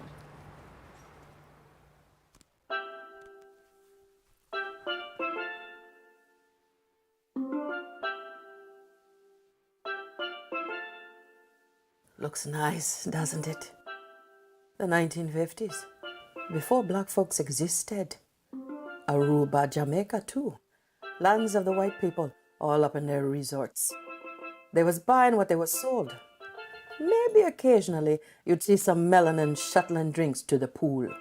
And by occasionally, I mean a sighting as rare as a white guy on Nostrand Avenue. Richard, Sherry, and I used to stay late at the bureau and try to tape over all the parts with people in them. That way we wouldn't have to tell our clients to cover their eyes for an authentic experience, for a glimpse of reality.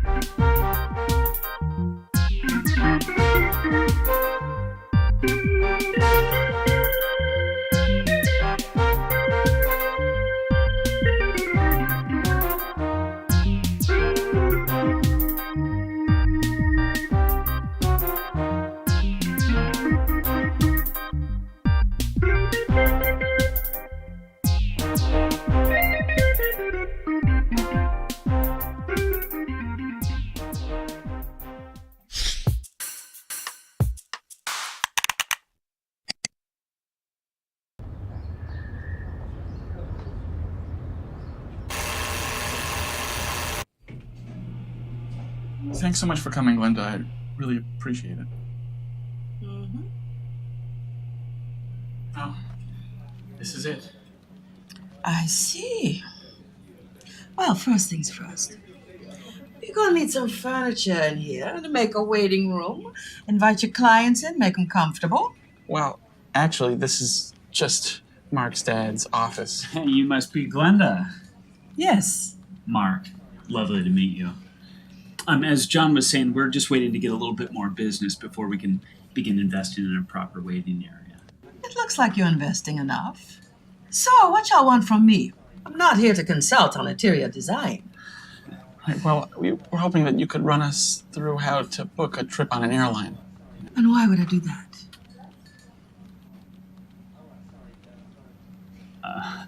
$100 cash in hand? I don't care about cash in hand. Right, of course. When I first saw this young man stalking outside my travel agency, Was I stalking? I thought that's peculiar. What's he after? Well, we just And now I'm learning that he wants to know how to do what I do. Yeah, right. That's right. That's Interesting. So you'll help us. This time? Sure.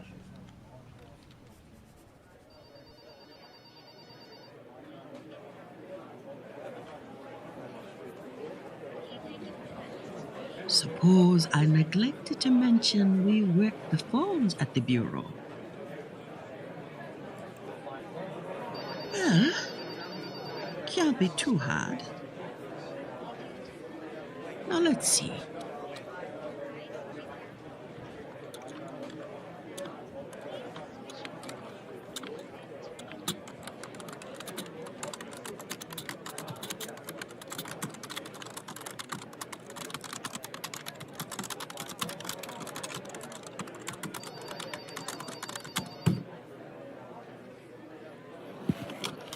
Hello?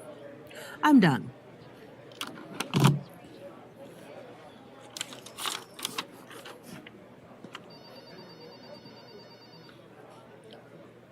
This is great, Glenda. But if you can, we'd like you to do this with all the major airlines. What for? TWA be giving you the best bang for your buck. Well, we're prototyping this new kind of customer service. It's all about options and choices for the customer. Y'all really want me to earn my money. Oh, but you said... I'll be taking that money, honey. What's that saying? Nothing in life is for free. Well, where you running after? I thought you was gonna watch and learn.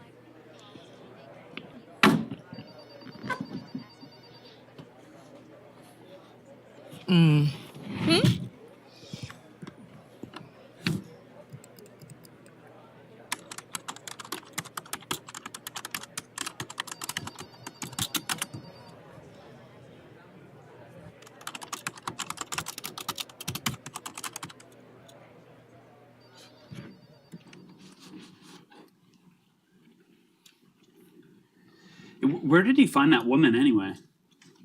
311, I think. No, I mean, where does she live? I think her shop's in Crown Heights. Oh, is that in New Jersey? No, it's... You live in New Jersey, right? No, I live in Brooklyn. Look, none of us know how to process an order manually. So she's just here. John's idea is that... Okay, so wait, she's going to field all the incoming travel requests? I think that's John's idea, while the site's in beta, at least. I'd prefer if they focused on rebuilding the code.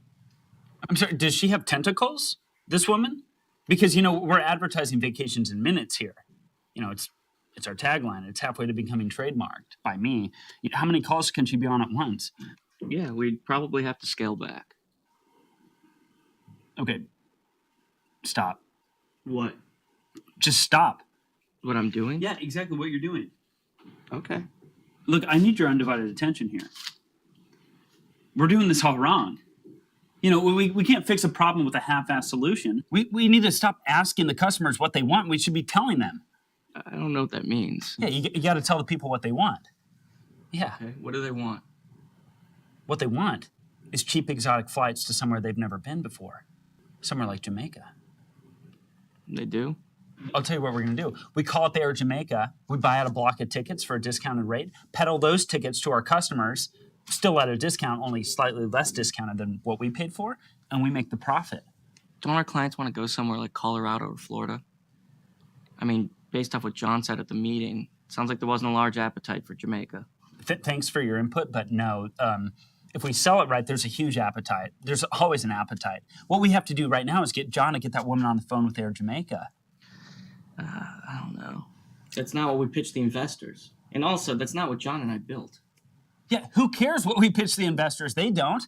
As long as they're making money, they could care less. And you sitting here fiddling around with that, that's not bringing any ROI. I'll tell you that much. Right. Well, It's just making me sad. I mean, honestly. You make me sad, just your presence. This is my dad's office. Okay, look, Mark, with all due respect, I think John and I were initially interested in this project because it presented an exciting computational-based challenge, not because it was a call center. Oh, so that's what excited you? You were excited by that. Calculator boys. You just want to mess around on your calculators all day. You all asked for it. What's this? That is a full 10 airline price compare. Where did that woman go? Right? She went home. I gave her $100. So it went well?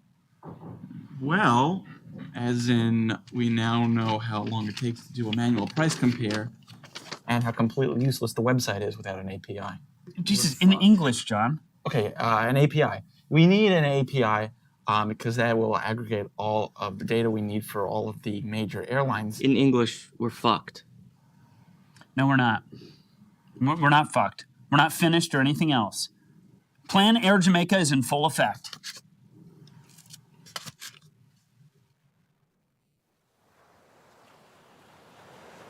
Turns out that hack job we did to America's whitest home videos wasn't so great.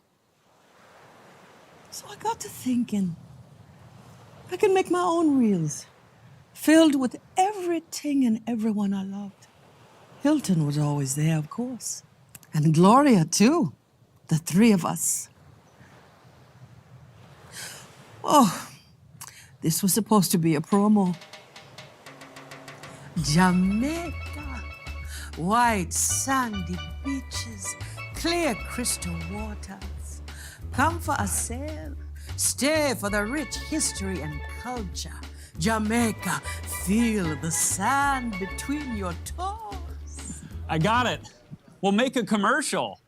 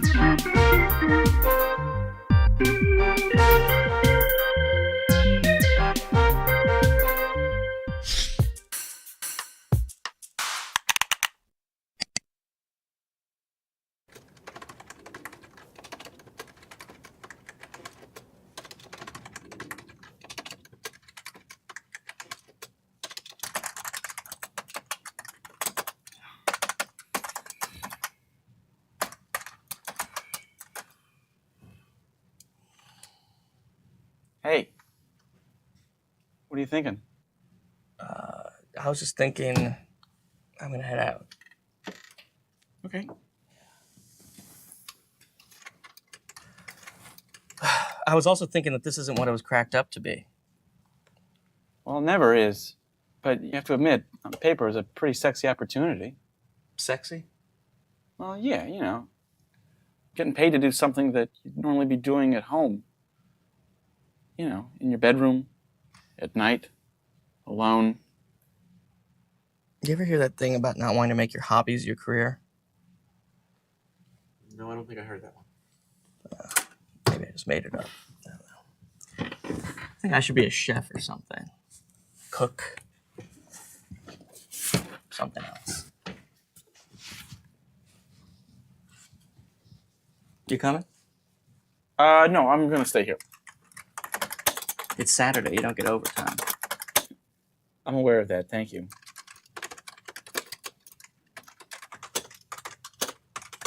I'm quitting.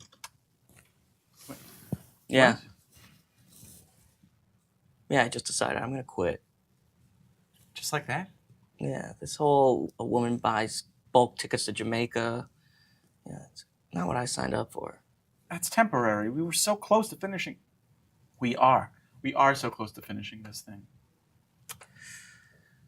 I'll see you around.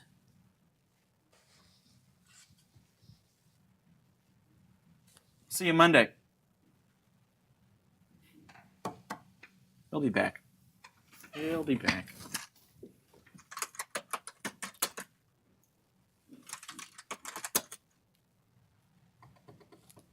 No, don't do it, don't do it, don't do it.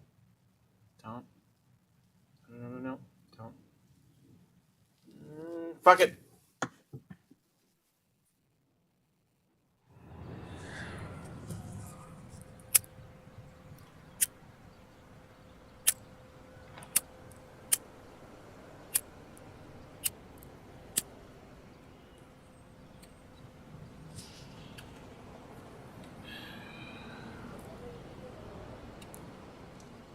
Picked a heck of a day to start smoking again.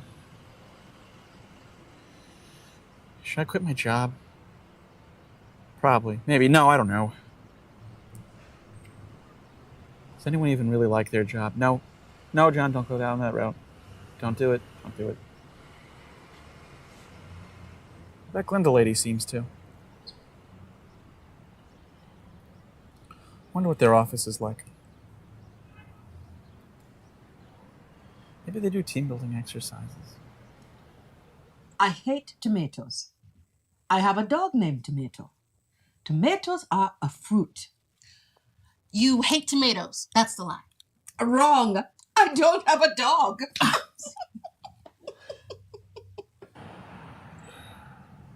We should probably do more team building exercises. No, Mark wouldn't want that. Mark would want that at all. What else do people do?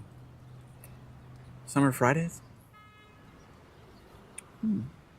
Summer Fridays. Have a good weekend, all.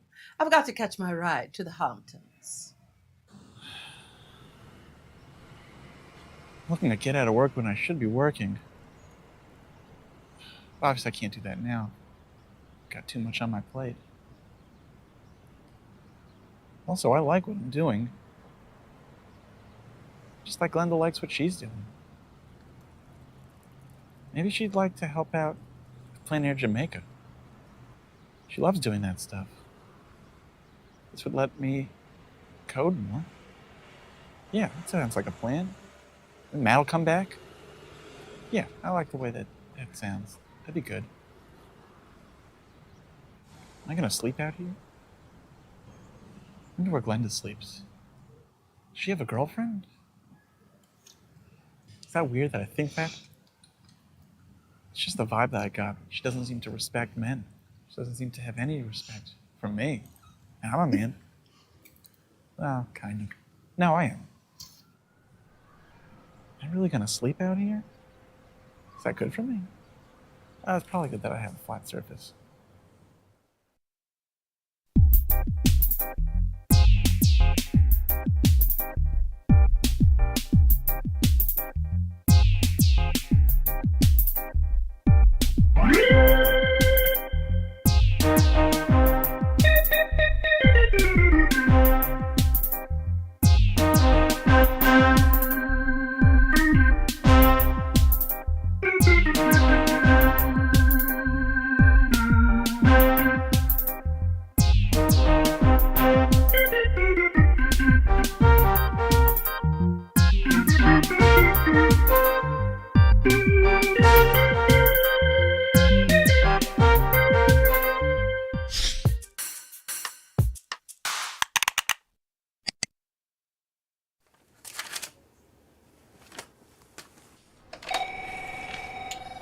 Bedside Travel Bureau, who's calling? Hi, John. No, I told all of y'all I was staying in today. No, I'm staying put. A block of how many? Oh, you have that many friends? What are y'all gonna do? You know what? Why don't you come in and talk to us about it? No, come in and talk to us about it. All right? Okay. Bye-bye. Who was that? A new friend. Look, Glenda, Sherry and I want to talk to you about something.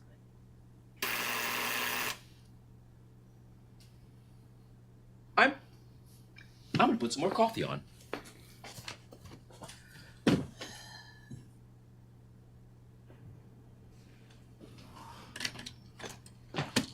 Hello, Mr. Frederick. What can I do you for? Glenda, I was hoping you could get me a couple of tickets to Bridgetown. A couple? Yeah, it'll be 2.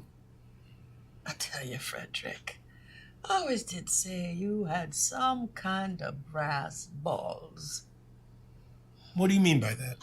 We're not the only travel agency on this block, you know? Do you not want my business? Not particularly, no. Well then, I thought we could be adult here, but clearly not. 2 tickets, Frederick? 2 tickets? You're real slick there.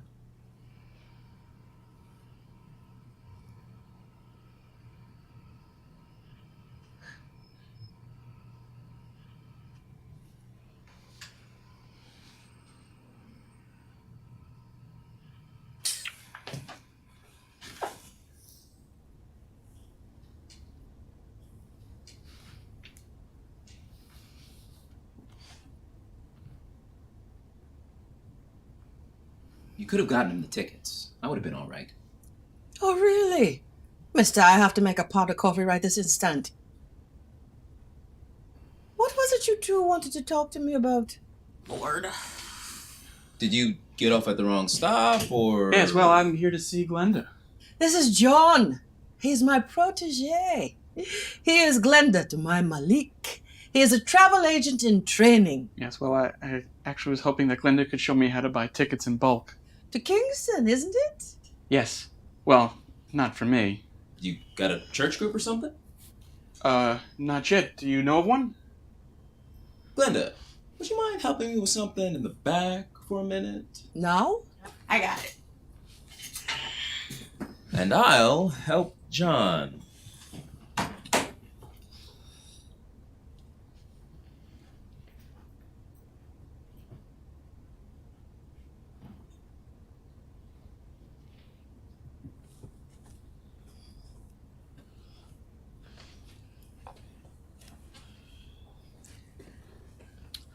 Look, Glenn, I know you don't much like talking about this, and we felt terrible ever since Hilton's passing, and also a little worried.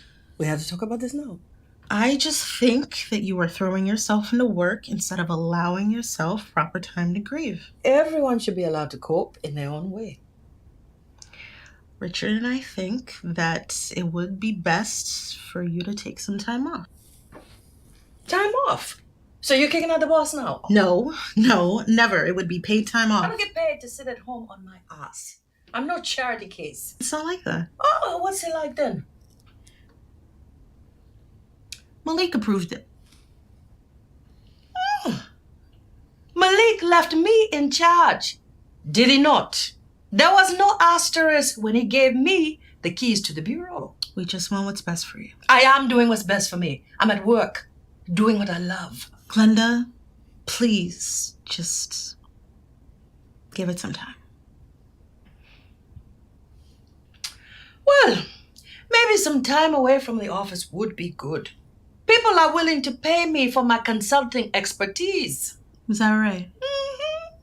That man John out there and his partner, they want to pay me to show them the ropes. I don't think it's a good idea for you to be taking time off just to work more, especially not for some numbnuts who are trying to poach our clients. What do you mean poach our clients? What a white boy like that doing buying bulk to Kingston?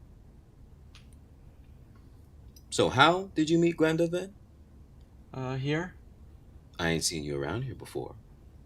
Well, outside. My friends and I are building a search engine for airlines. So it's kind of like what you do, but with the computer. Is that right? Yeah. Sherry, relax. You think a boy like that mean any harm? 1 week. Just think about it. I ain't telling you what to do. Just think about it.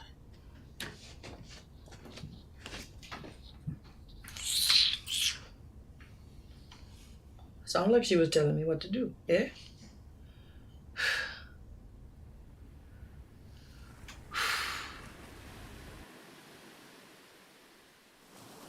No commercial today.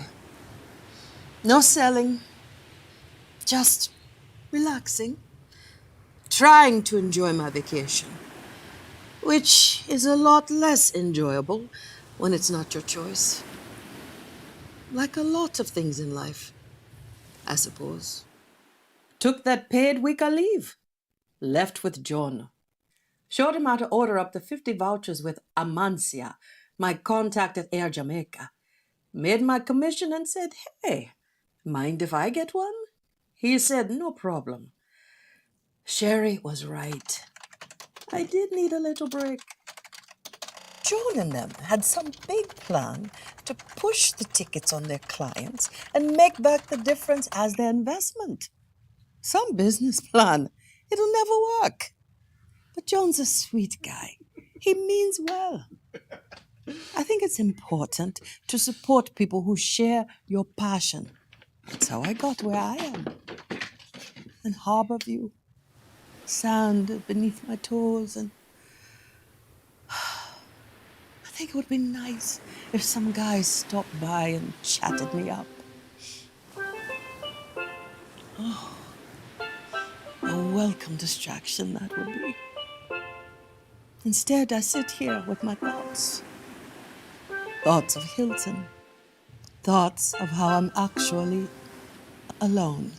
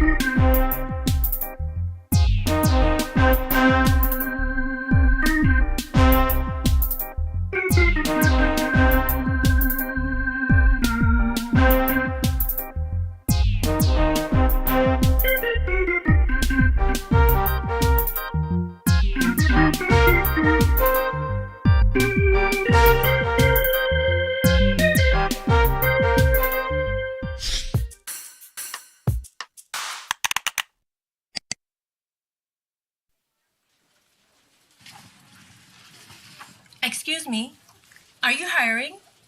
What makes you think I'm in charge here? Thanks, Malik. All right, see you in 9 months. A hunch. Well, you got a good hunch. But we ain't hiring at the moment. We might have a spot opening up in the secretarial pool when Lita has a baby in a couple of months. I'm looking to be an agent. Oh, yeah? Why is that? Booking travel's a valuable trait to have. Is it now? I'd like to be able to visit my family, help others do the same. Where are you from? Glenda. Where you from, Glenda? Honolulu. It's a small town near Port of Spain. I know where it is. I'm Trini myself. So you want to work here so you can go on vacation back home, huh? You got me there. We'll give you a call, Glenda. Our line's down now, but I can call you.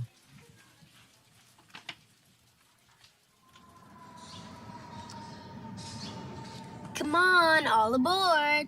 Where are we going? We're going to visit Grandpa's house. All aboard. All aboard is for boats, I think. This is a plane, right? We're flying. We're flying. Okay, come on. Ready for takeoff? Okay. Get in. Wait. We need to wait for my mom. Before we go? Where's my mom? She better hurry because I'm going to take off. Where's my mom? Baby, don't worry. It's not real. It's okay. Look, take this.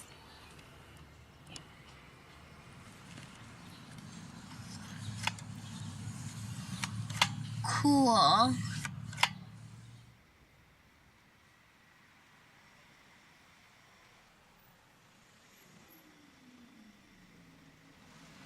If you like him that much, why don't you just tell him? Excuse me? I always see you stalking around here, scoping someone out. I'm scoping out a job. What are you doing? All right. No need to get testy. I'll get however I feel.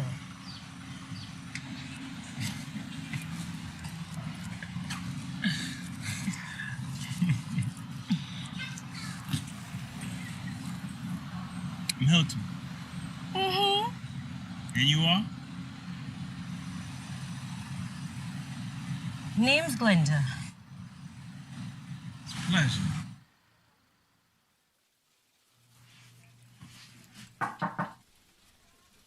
Glenda, how is it going? It's all right. I know it's not ideal, but it's a start. And I was serious about what I said before. I work late on Monday nights, and you can shadow me. See how it's done. What happens after I learn the ropes? Will you be offloading some clients to me? We can talk about it. And I'd make a little commission too? We'll discuss that when the time comes. For now, it's time to crunch those numbers.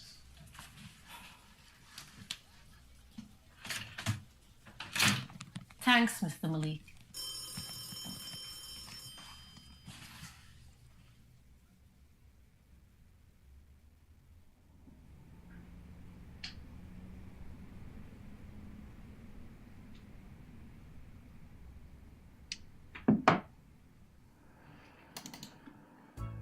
Pass me a red stripe, Mon. Jamaica. It's more than a beach. It's a country. Am I in love? Or is this my one love? The capital of Jamaica is Kingston. Jamaica. Once you go, you know. All right, I think something's off. Can I see the frame? Sure. Cool. Can you actually turn around for me? You want to see the frame while you're doing it? Yeah. Okay. Maybe some kind of more earnest approach would work. What? Like you're still selling something, but on the surface it's less out. Okay, I got it. Thank you. Good note. Good note. All right, we good? Hi there. My name's Mark Johnson, and I created www Travel so you can get where you need to go in as little amount of time as possible, for as cheap as possible, without sacrificing any comforts along the way. That's www.travel.com. Try it today. Okay, cut. Nice. That was supernatural.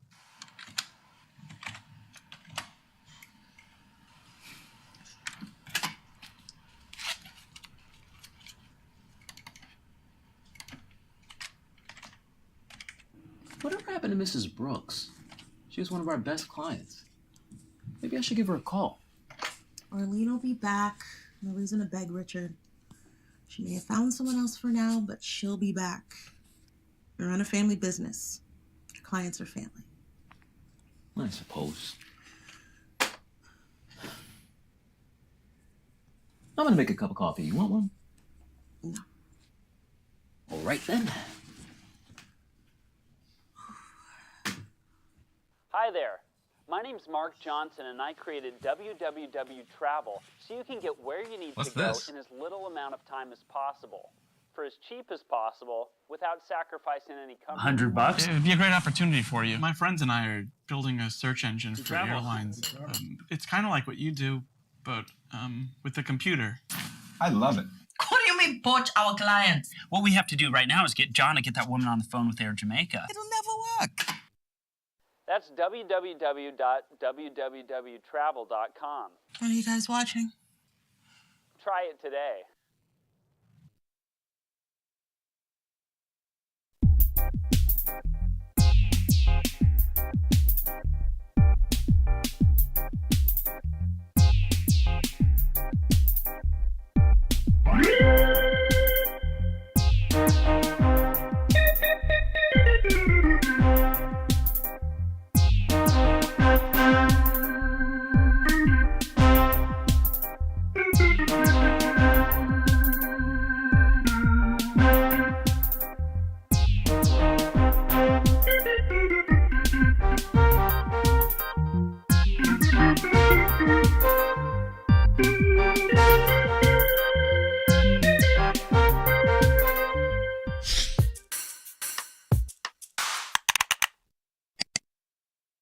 Watch BronxNet on BRIC TV. Tune into the second and fourth Sunday of each month at 8 p.m. Catch the latest in news, arts, entertainment, culture, health education, and more. Straight from the Boogie Down Bronx.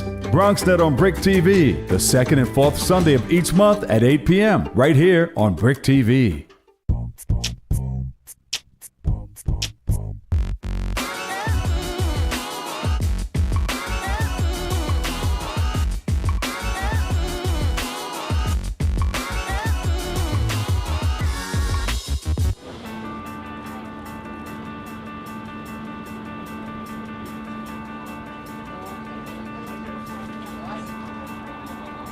Hi, I'm Chef John Keller, AKA Chef John Cooks, and I'm here at the Union Square Market. And what we're gonna do is I'm gonna pick 5 random ingredients out of this bag, and we're gonna go back to Cherry Izakaya in Brooklyn, Williamsburg, and I'm gonna cook a meal. So let's see what is in my fate. Okra, nice. Squash blossoms. Candy cane beets, watercress, and survey says duck.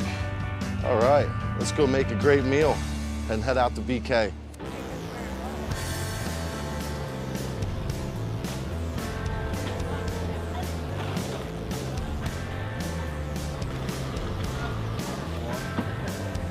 I love it.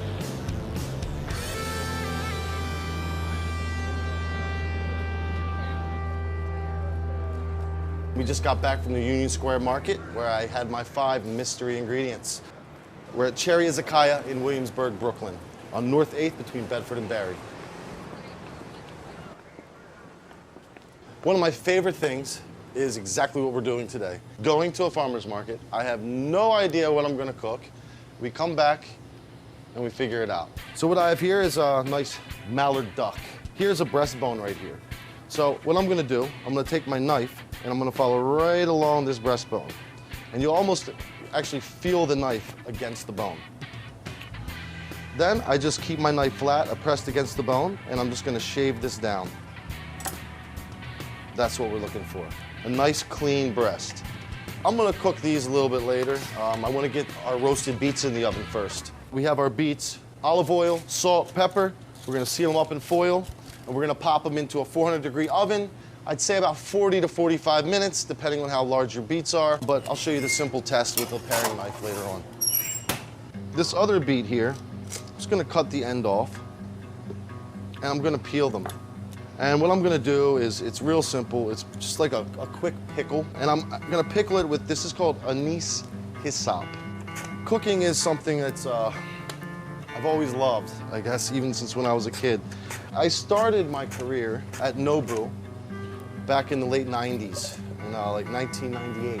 I had known it from Iron Chef back in the day, you know, the original Iron Chef. There was just something that spoke to me with the food that they were doing. Here we have our candy cane beets, and it's real simple. All I'm gonna do is I'm gonna take a little bit of sherry vinegar, a little salt and pepper, a touch of extra virgin olive oil. Now with duck, I kind of like the whole sweet and sour play. So I'm gonna add some organic honey to this. Mix that real good. I'm gonna let this just sit and let the vinegar and everything do its thing.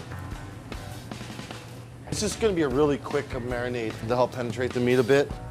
So it's like we're making a pesto as a marinade.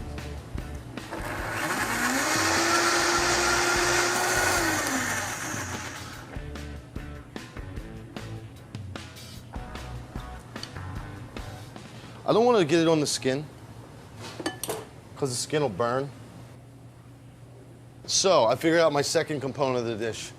We're gonna do duck fat and okra. Doesn't that just sound wonderful? I'm gonna throw these into that pan and we're gonna start rendering the fat. The duck fat is gonna add flavor and the fat's gonna get nice and crispy. So it's also gonna add texture. And actually, we should check on our beets right now. We should be close. So all I'm gonna do for these beets, look at that, went right in. They're good. We can set these aside and we'll peel those in a moment. Warm beets. You can almost see it, it's starting to get crispy. It's like duck bacon. So this is like, as opposed to oil, it's kind of like water almost. You see how like the texture of the oil has changed? So that's where I'm gonna go in with my duck breast. Because for me, what I'm looking for is basically two textures. I'm looking for the crispy skin, and then I want the meat. I'm just gonna barely flip it over and kiss the other side of the meat. We are just about there on our duck. In fact, we are there. And what I'm gonna do, I'm gonna drain off that fat. I'm gonna put in our okra here. Salt and pepper. Some of our beet greens. This is gonna be a side for our duck. I guess you could say it's like a fricassee of sorts. Yeah, baby. Look at that. This oil's smoking right now. All right, all I'm gonna do, one, I'm gonna tilt it. Done. So all I'm doing is just kissing this side of the breast. That's it. So we got our duck breast. We're about to pull this all together. I love these. They're squash blossoms, they're zucchini flowers. I do not do much to these. So you know zucchini and squash? This is what grows on top. These are the flowers. Take these right into the middle. Oh yeah. And now we'll complete our dish. So I have these duck breasts that I've been sitting there resting. It's gonna be nice and moist. We got that marinade that's penetrated the meat side. I'm just gonna drizzle these beets with a little olive oil. Just a touch. We put the duck right on top of our beets. Double action, double breasted. And then here comes our watercress. So we have this beautiful watercress. We're gonna take our pickled beets, and this is basically acting as our vinaigrette for our watercress. And here we go. Voila. We have our Maigret duck breast. We have our roasted candy cane beets. We have a salad made of watercress and pickled candy cane beets. And we have our squash blossoms. And of course, we have our coveted duck fat, okra, and beet green fricassee. Summertime from Union Square Market.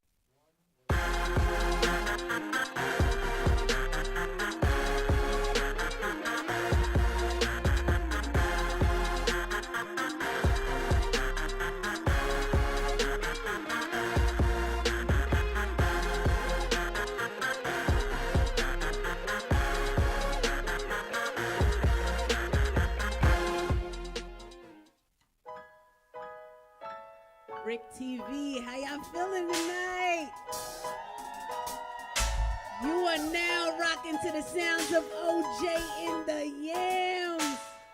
And we came to show y'all a good time. Is that all right?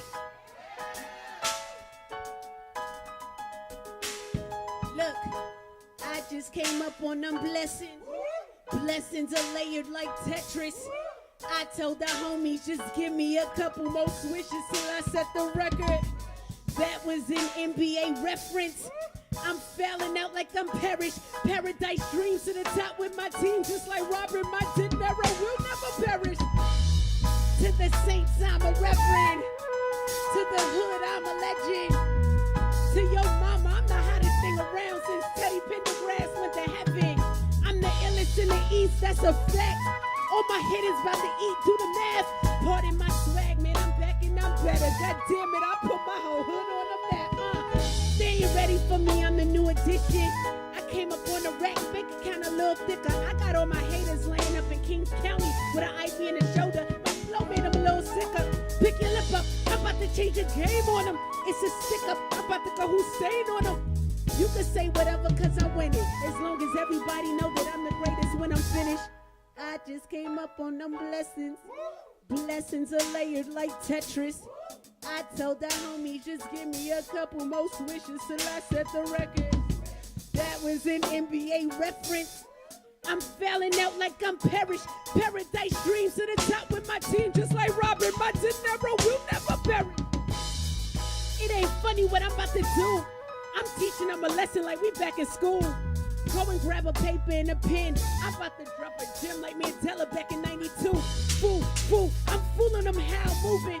Ooh, ooh, you can call me Patrick Ewing. See, I just took it back to the court for quarter four. Homie, check the stats, we killing scores. This that different type of trapping. This that feature soul trapping. See, I'ma take it to your hood. I'ma take it to your block. Clean the streets with this trapping. You ain't never seen this before, homie. I make you see sharp mine and all, homie. You can say whatever cause I'm winning, as long as everybody know that I'm the greatest when I'm finished. I just came up on them blessings. Blessings are layered like Tetris. I told the homies, just give me a couple more swishes till I set the record. That was an NBA reference. I'm failing out like I'm Parrish. Paradise dreams to the top with my team, just like Robert. My De Niro will never perish. De Niro will never perish. De Niro will never perish.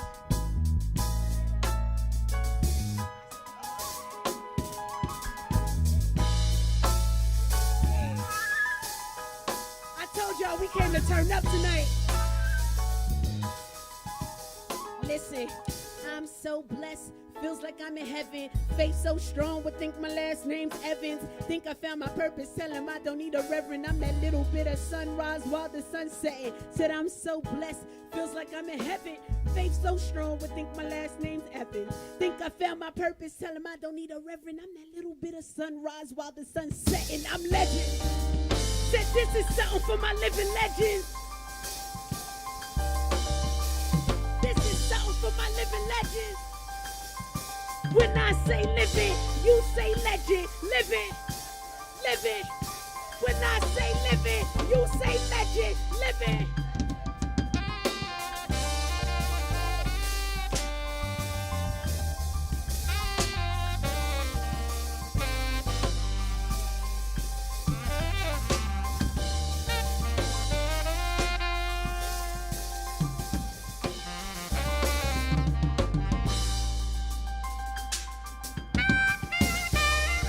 Rock with it one time. So rock with it one time, rock with it one time. I see you.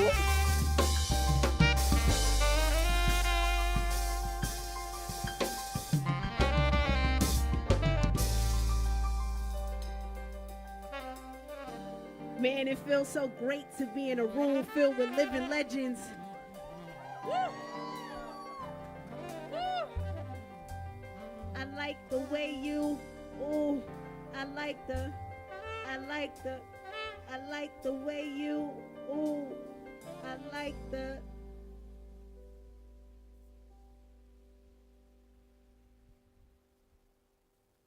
You've been listening to the multi-dimensional sounds of OJ and the Yams on B-Side. And me, I'm your multi-dimensional host, Mike Flo.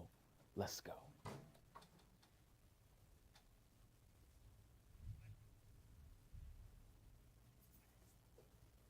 So,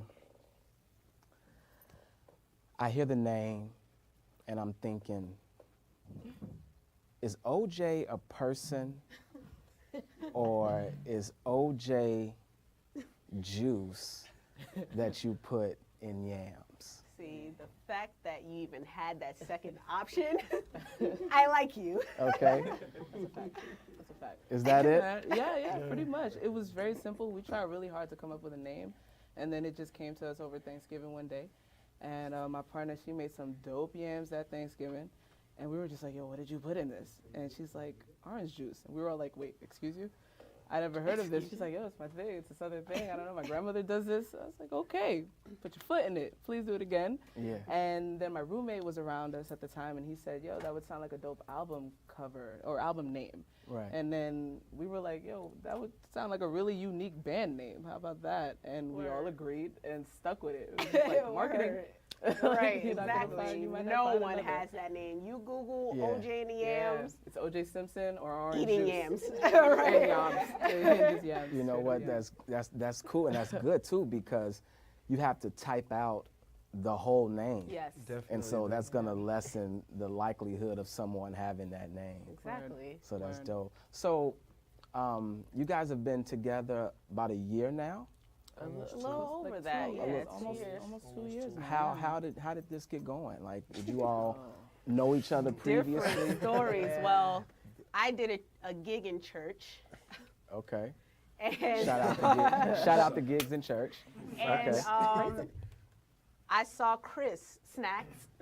He was playing for another dope artist, and we kind of connected after the service.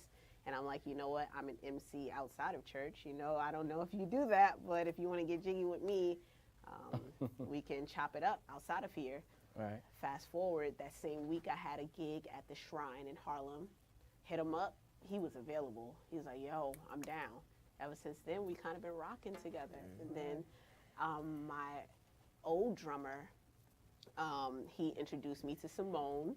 You know, we ran into each other at a few gigs, and then we kind of teamed up from there, Word. you know. Word. Oh, yeah. And then you came along, good sir. And I don't remember exactly where, but I remember how we jammed at my crib a few times, and we were doing a So Far Sounds, and we wanted him to join us because he was just so, like, groovy. And it was the same thing with Will. I met him at a jam session called The Gumbo, and he was crushing it on sax. And we were like, yo, Per I don't even usual. want to ask. But then he jammed with us, and when we asked him to hop on board, he was with it. So we were That's just like awesome. super honored, and yeah. So it's been a wrap since then. Yeah. right? Word. Yeah, Good. man. Make sure you give me a size large when you make the hoodies. Super facts. You know what I mean? So I can flex Got that. you. Got you. Tell me about the So Far Sound show. That was a great look for you guys. How did that come about? Word. We opened for, so I went to high school with this guy who now plays with Busty and the Bass. Amazing band. They asked us to open for them, and they asked you. And we just so happened to have done this gig with her, so she wanted Did us to they? come along. Yeah, man. Ah. And then that's when we got everything together. Word, it was just us yes, two. you're And then right. We had our homeboy Tariq Yeah. Tucker. Shout out to Tariq Tucker. I didn't even He remember came that. through. Yep. And Someone yeah, man. was from So Far. Yeah, was someone was in the crowd there. and they filmed us. They sent in that video, and So Yep. Far hit us up like 2 months later out of nowhere. And since That's then, pretty much home base for yeah, us. now we've just been doing So Far after So Far. We love that's the relationship awesome. we built with them now. I was looking at the shows on YouTube, and Word. you know what I mean. I'm a fan, so yeah. Dope. And that's a great platform. The intimacy in shows like this, Yeah. where you can, when you study the music and you're into the intricacies of the art, and when you can really get up close and personal with your crowd, you can really see who's sure. feeling you, and Yeah. So I For think sure. so. Y'all keep going. Simone, Yes, how sir. long you been playing keys? Ooh, quite some time. I started off when I was a kid. My mother put me in classical lessons when I was a child.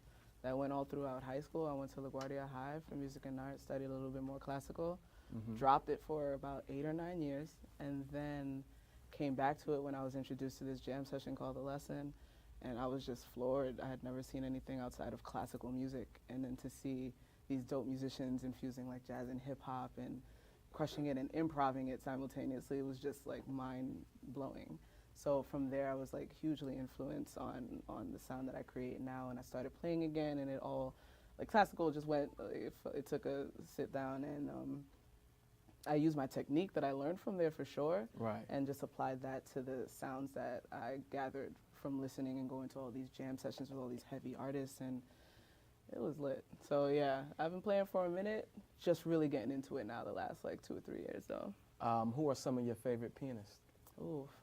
Dead or alive? Herbie, for sure. Nicholas Semrad, Christian Almiron, Julian Pollock. These are all homies, and I'm like super glad to call them homies. Big Yuki, gross, just gross. They're all gross. those immediate guys are people that I've met through like The Lesson and seen them up front, just crushing and killing, and I've seen their career flourish on top of that, so huge influences for sure. Right, okay. Well, like I said, you guys sound marvelous. I want to hear the next tune. Word. Let's go. Let's go. That's it.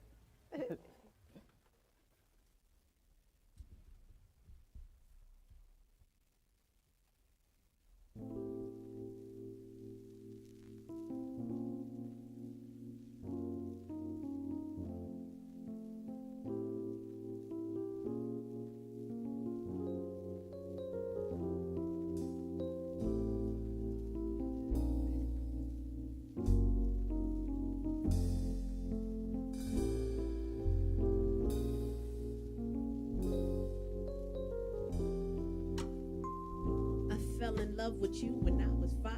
I closed my eyes and you were there to brighten up my sky. The darkness went away, faded from black to purple silhouettes. You took my innocence, and ever since you never left. My heart is so full, or so it was. You were my destiny, my remedy, my OMG, baby. I need your loving, please give it to me raw. You bust a rhyme like yeah, yeah, yeah. Common sense was in my ear like go, go, go, and so I went and rocked with it for a minute. I was 10 and you were different. You were talking, I would listen to you. Ooh, you sound so sweet. My candy crush, do you wanna be down with me? We could meet up in the garden, baby. I'll be Eve. Tell me, won't you come pick from my apple tree? So we can meet up in the garden, baby. I won't leave as long as you come pick from my apple tree.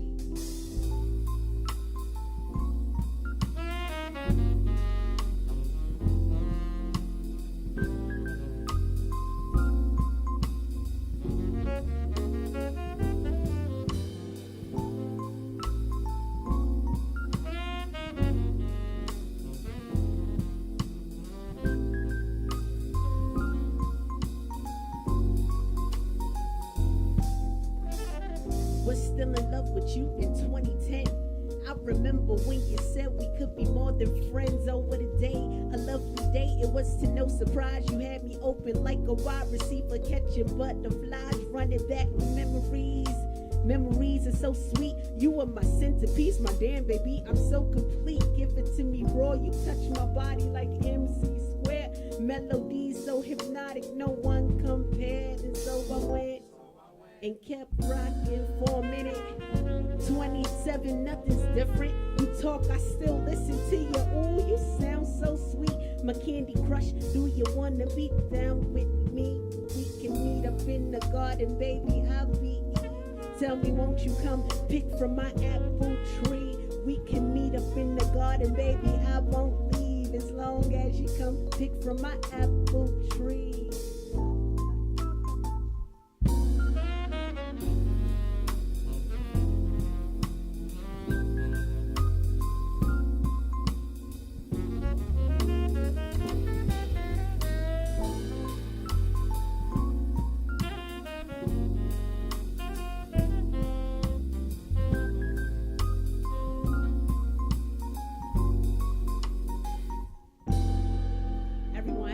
favorite part in the song.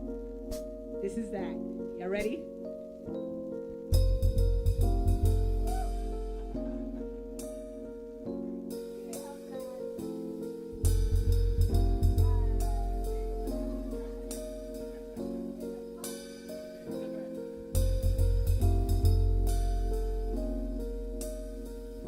And then it switches.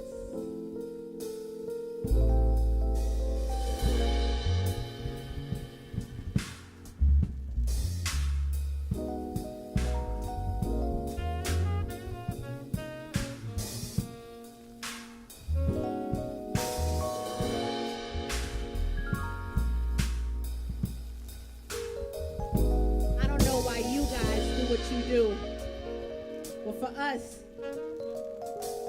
we do it for the love of hip hop.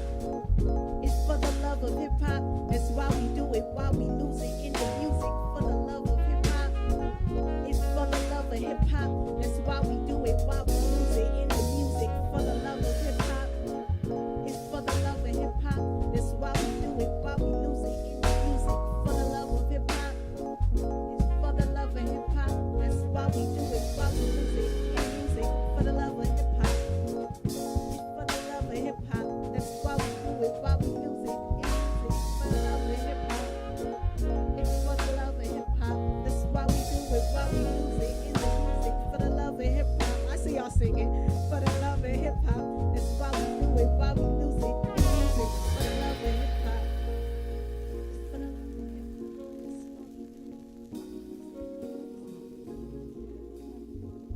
It's for the love of hip hop. That's why we do it. Why we lose it in the music for the love of hip hop.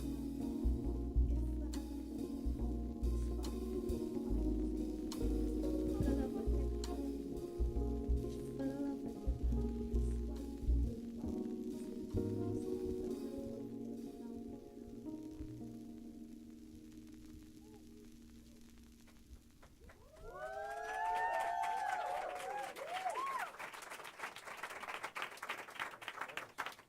I feel like if Tariq Trotter was in this room right now, he would highly approve. Are the Roots an influence of you guys?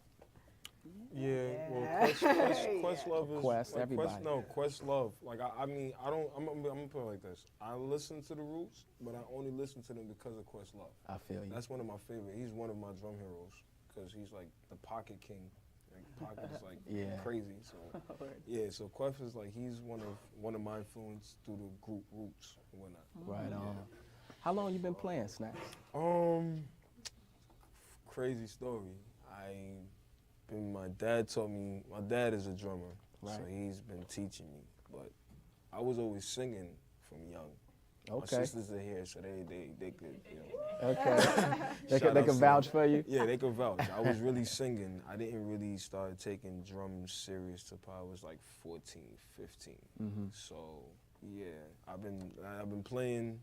Then I think at one point in my life I was just like I really don't care for drums. And then I met Lee, and then I met Sims. Right. And then they changed my whole output.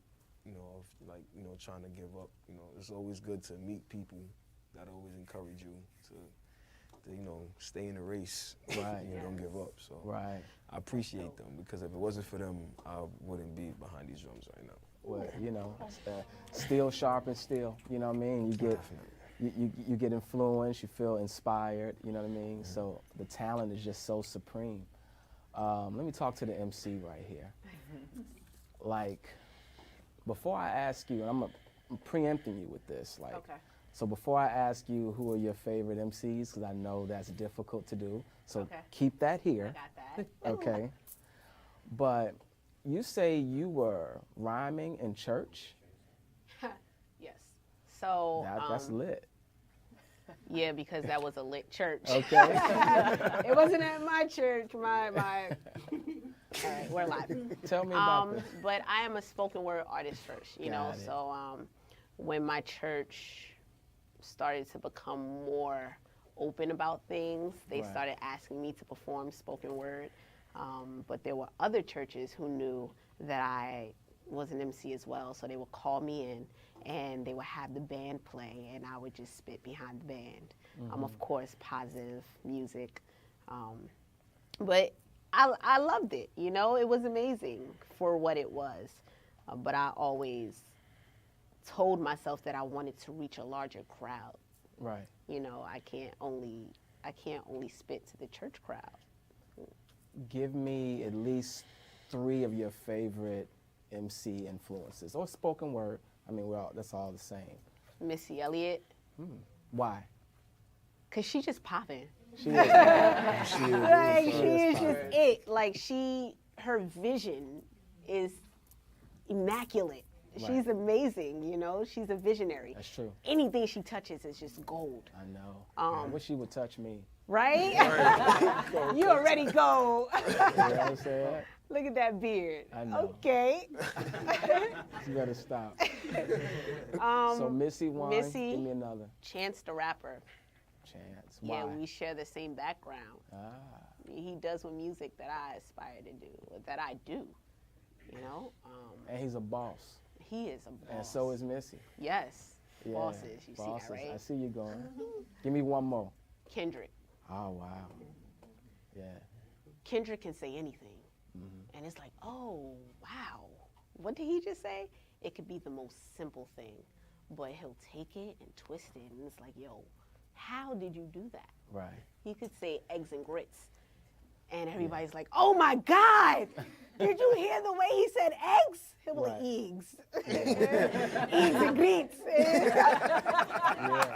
it's all popping. He's just dope. He's just dope. But those 3 MCs have one thread throughout all of them. They have a unique and strong presence. Yes. And that their presence alone allows them to do whatever they want to do. And I see a strong presence in you. Thank you. So I'm always, when I see that in different MCs, I'm always interested in what are their influences and, you know, are they listening to who I'm listening to? Yeah. So I definitely hear the classic training, okay? The chord progressions, the transitions into those, like, really, I see it. Appreciate that. But I feel like you are a child of hip hop. How do you feel about the confluence of jazz and hip hop and how those two marry each other? It's definitely still something that I'm learning. I will say that with a Caribbean mom growing up, I did not have opportunities to listen to hip hop at all. It was classical, it was old school music, 70s, like funk stuff, the Shakas and the, you know, Earth, Wind and Fires. And then growing up, it was smooth jazz, CD 101.9. No, you gotta say that in your smooth jazz voice.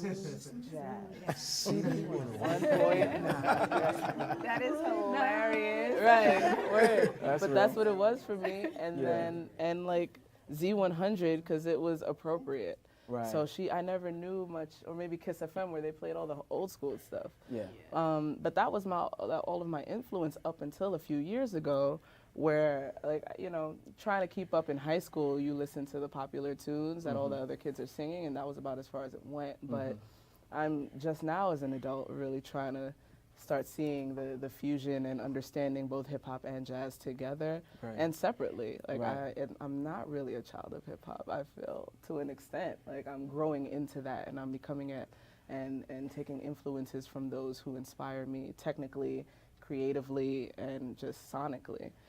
Well, when I say a child of hip hop, I mean because hip hop is a culture. You're right. Right? So you're right. Rap music is just You're one right. branch on that tree. This is true. But when I'm talking to you and I look at your swag, your vibe, this is hip hop. Hey, that's the Bronx, though. You You know what I'm saying? Like, and the Bronx that's the birth is you're hip hop. right. It has an inadvertently influenced the mess out of me. The weather out here is changing. I got a hoodie on. I would love to feel a little summertime right now. Word. Let's heat it up. All right. Well, we got a friend that could possibly help out with that. Okay. Be Merritt, where you at? Yeah. I'll give it up for Be Merritt. That's it. With that summertime beard. fresh. Yeah. Yeah.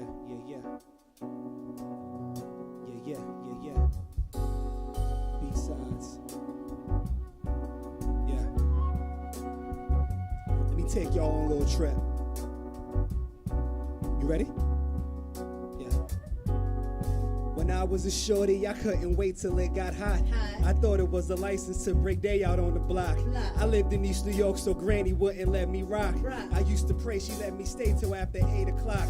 Because once the sun went down, so did the fun. She said, sit your behind down, not having none. Dudes were reckless, nothing to back out them guns, but we were just in our youth, simply blind to the truth, sipping little hug juice. Excuse me, the quarter waters, eating on them ices, crushing hard on somebody's daughter, playing suicide. One slip was manslaughter, yet it was all peace and love, get it in order. No social media to record us, we were just carefree, back when it was a principle, not a button to share things. My eyes open up real wide when somebody says, remember when the kids used to play outside? Cause now they're online in this era, I guess that is fine, but I miss the spirit of summertime. Aaliyah helped me say, on my mind is the spirit of the summertime. On my mind is the spirit of the summertime. On my mind is the spirit of the summertime. On my mind is the spirit. This that throwback 97-ish, chilling on the Ave, got the throwback with the Timbs, listening to Fab. I remember Hot 97 blazing through the speaker. We would speak of Empire on the weekends. I was a youngin', already moving like a boss. Pops rode the double so his baby girl could floss in the Coogee velour. I was stuntin', haters on the block really couldn't tell me nothing. Every Friday, mama had me on the front pew. Praise and worship, I was doing what a saint do. On the altar, I was moving how a saint moved. Monday morning, I was grooving to the homie Snoop, throwing up the 6 in the yard, representing. I got home and praising my God for cleansing. Wow. Heard some loud pops sounding like firecrackers on the 4th. Big bro on the stoop, he was holding down the fort. Sirens in the distance, I made it out alive. On my mind is the spirit of the summertime. On my mind is the spirit of the summertime. Back when I first was on that Illmatic vibe. Back when I first lit on that free lunch line. On my mind is the spirit. I said on my mind is the spirit of the summertime. Back when I first was on that Illmatic vibe. Back when I first lit on that free lunch line. On my mind is the remember going to Queens, I used to fiend for this girl named Cece. She flirted knowing that her man would never be me. I thought from that pain I would never be free until I went back home that next week. Monday nights were a delicacy, cause I can smell what The Rock was cooking 9 o'clock on my TV. Feeling free, no pressure from the powers that be. Not fearing that if I'm black I'll die by police. But on the real, that's been going on forever, my man. I guess ignorance is bliss, living in God's hands. Living through his grace, not through our circumstance. Unknowing it's all a part of the plan. We're all a part of it, fam. Even the fathers who orin around to reprimand. It's a cycle, that's why love and peace is a distant land. I'm here to tell you all that the future is in your hand. My homie Lee be telling me the presence where we stand. On my mind is the spirit of the summertime. On my mind is the spirit of the summertime. On my mind is the spirit of the summertime. On my mind is the spirit. Simma. Who got that keys to my bimmer? Hey. Damn, I got so much that I remember from back in the day when I was young. I'm not a kid anymore, but some days I sit and wish I was a kid again. I sit and think about my friends and them. I sit and think about my nana's empty fridge. I sit and think about how I would eat the gospel up for breakfast and for dinner I ate lyrics from Jigga. Now that I'm older, all I do is hold those memories close to my heart and mental. Listen to instrumentals and think about what I've been through. Listen to instrumentals cause spitting's what I'm into. Spitting the instrumentals just to be influential. Spitting the instrumentals just to be influential so that I could get about the hood and live too. I just wanna spread those positive vibes like the spirit of the summertime. On my mind is the spirit of the summertime. Back when I first was on that Illmatic vibe. Back when I first lit on that free lunch line. On my mind is the spirit. I said on my mind is the spirit of the summertime. Back when I first was on that Illmatic vibe. Back when I first lit on that free lunch line. On my mind is the spirit. Yeah. The spirit, the spirit. Yeah, the spirit, the spirit. Yeah. The spirit, spirit. Yo, I said, on my mind is the spirit of the summertime. Back when I first was on that Illmatic vibe. Back when I first stood on that free lunch line. On my mind is the spirit. Yeah.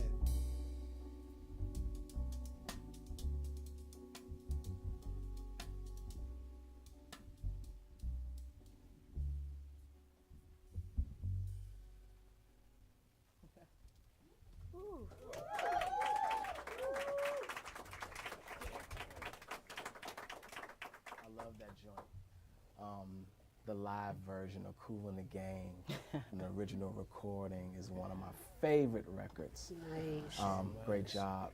Let me ask you, do you feel as an MC a responsibility to communicate the glows and the grows and the perils of what we live in today, whether that be from a political stance, an internal emotional stance? Do you feel as your job or responsibility as an MC to convey those messages?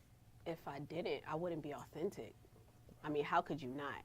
You know, as an MC, you naturally write about what is causing your blood to boil, what is making you happy, what makes you upset, what makes you angry, what makes you sad, you know? So I feel like I'm obligated to write about what I feel and be genuine about that. Right. I definitely hear that. I hear the passion. I hear the references. Let me ask Snacks. Give me your first or one of your first memories of soul music. Well, I grew up in church.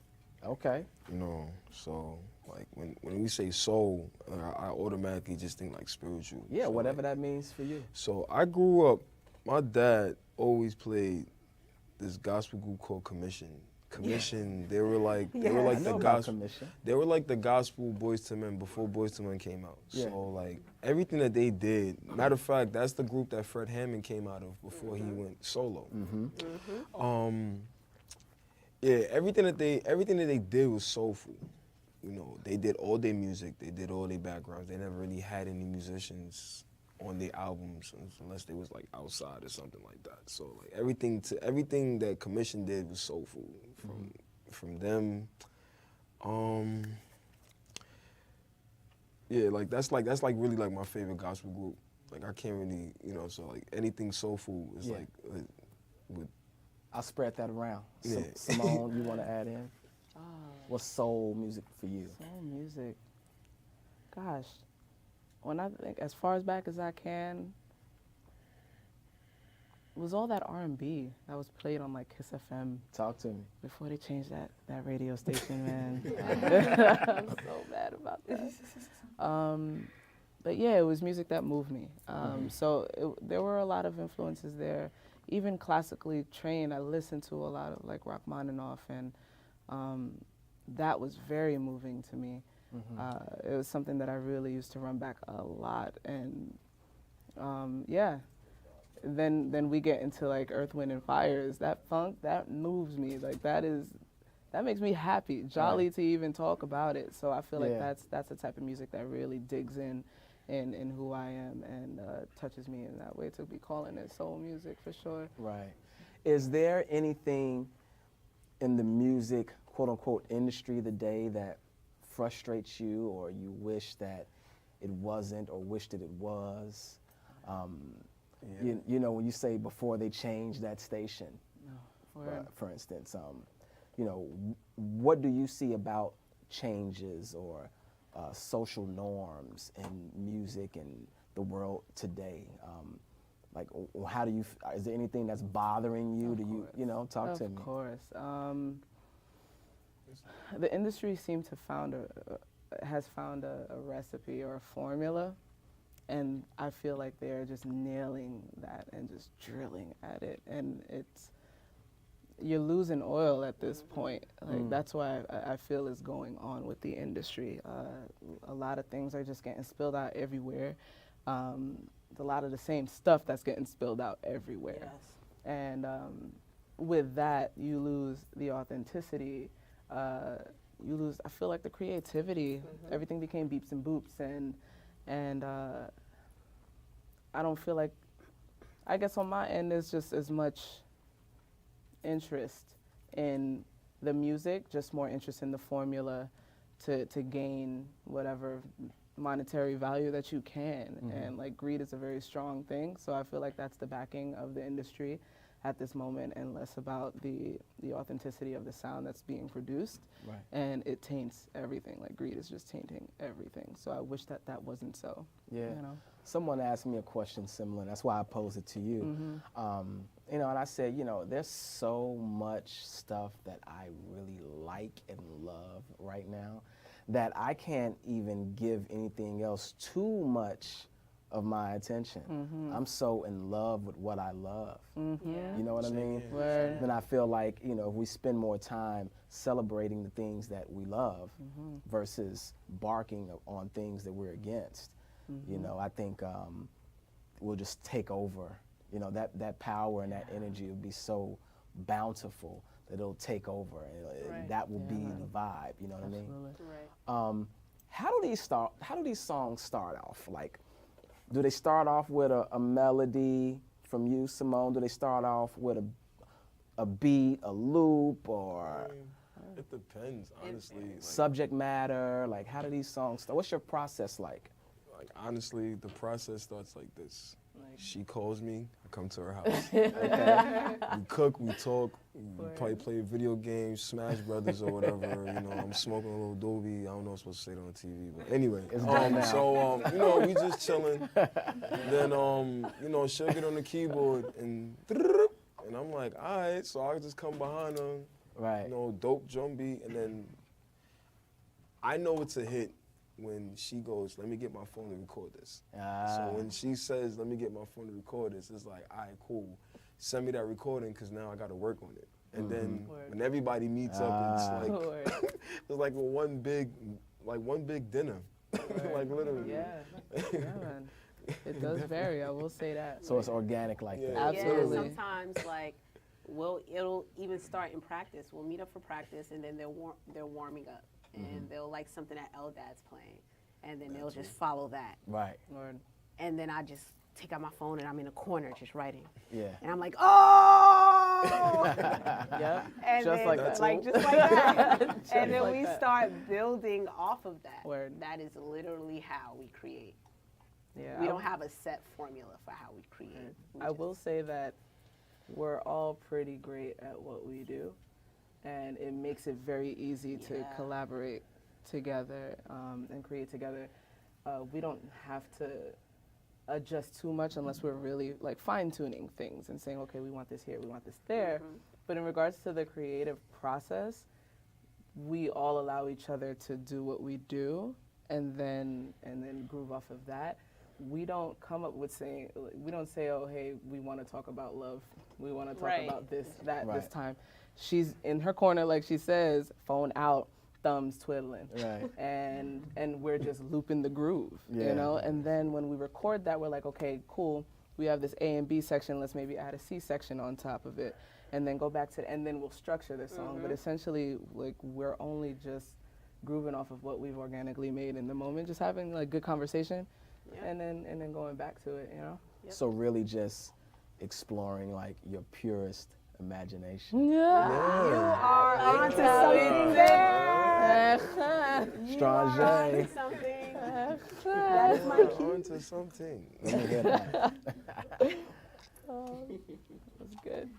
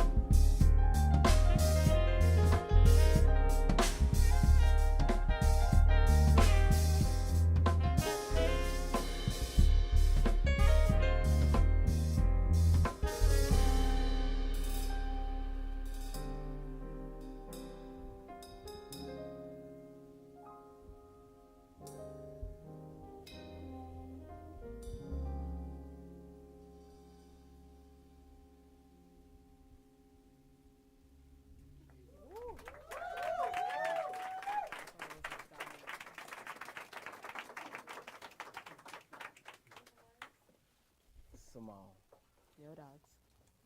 Willy Wonka? Yes. One of my favorite movies. Talk to me about that. Childhood fave is so simple for me. I love the scoring on that entire movie. Yeah. It's super unique for me, and it just feels good. So that's like that opening scene. I know when they're walking into the chocolate factory for the first time and seeing the waterfall and stuff is a genuine reaction from them. That was the first time they had ever seen it since it had been built. So that face right there with the music and the orchestra, like everything just moves me. I love it. Now, when you were thinking about that, and then you picked the phone up? Yeah. It's like, humor me, please. Yeah, that's exactly pretty much what happened. Yeah. And then like when we arranged it, I just thought of, well, I listened to this jazz pianist named Robert Glasper. And Awesome. He's like, Shout out. that's another one of my musical heroes, you know, and it's crazy, like when she told me she wanted to do the song, like I just thought of him and how he would approach the song, but I knew we couldn't use his regiments, we had to use Jitty's. So it was just like, I thought of the two and it was like, all right, cool. She called, I said, well then let's just do what we gotta do, and then everybody came together and then that was it. That was just it. It was like, yo. I definitely, you said Glasper, I definitely feel those vibes. I hear OJ and the Yams, but I feel that. That's cool, because he's another guy that I recently, discovered. Yeah. He wasn't somebody, like in the smooth jazz world. At least I didn't think he was in it. I don't know, because I know he has like old jazz records and stuff, but another guy that I was like introduced to only a few years ago, and I don't listen to a lot of common music. When people throw out common names, I can't hear it. I don't know, I'm not inclined to listen to it heavily. So I still haven't heard a lot of his stuff, but I am influenced by what, I do hear from him. And like, it's smooth, he is smooth. And so I guess that's where I can definitely say I incorporate, I guess, that vibe.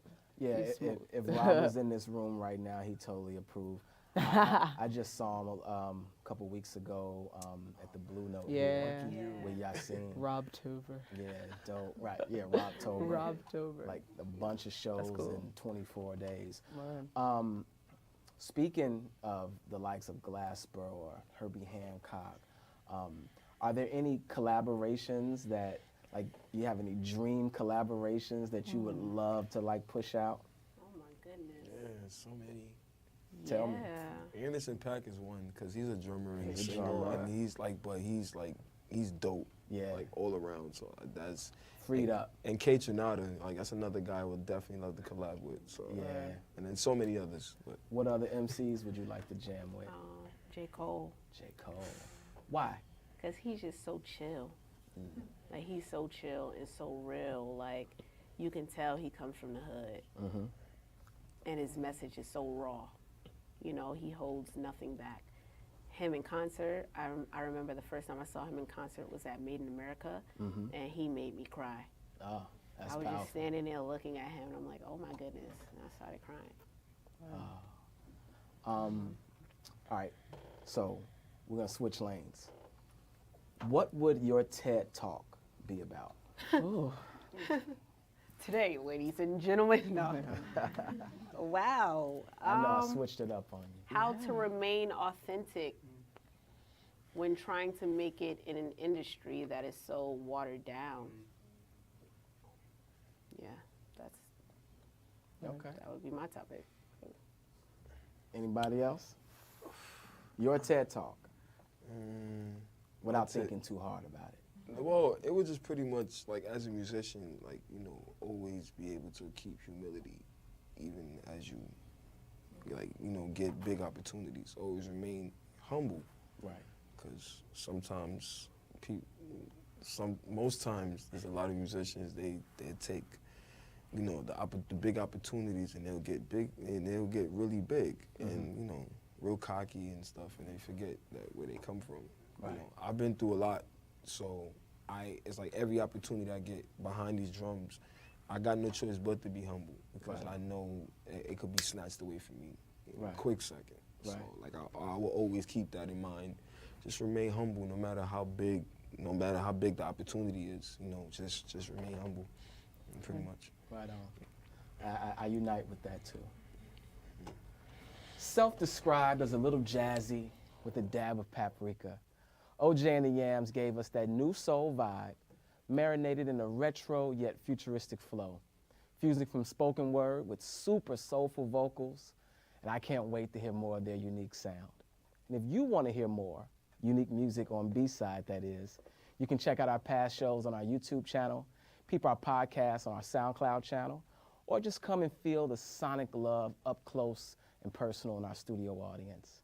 I'm Mike Flo, digging and finding nothing but gems on B-Side. Peace.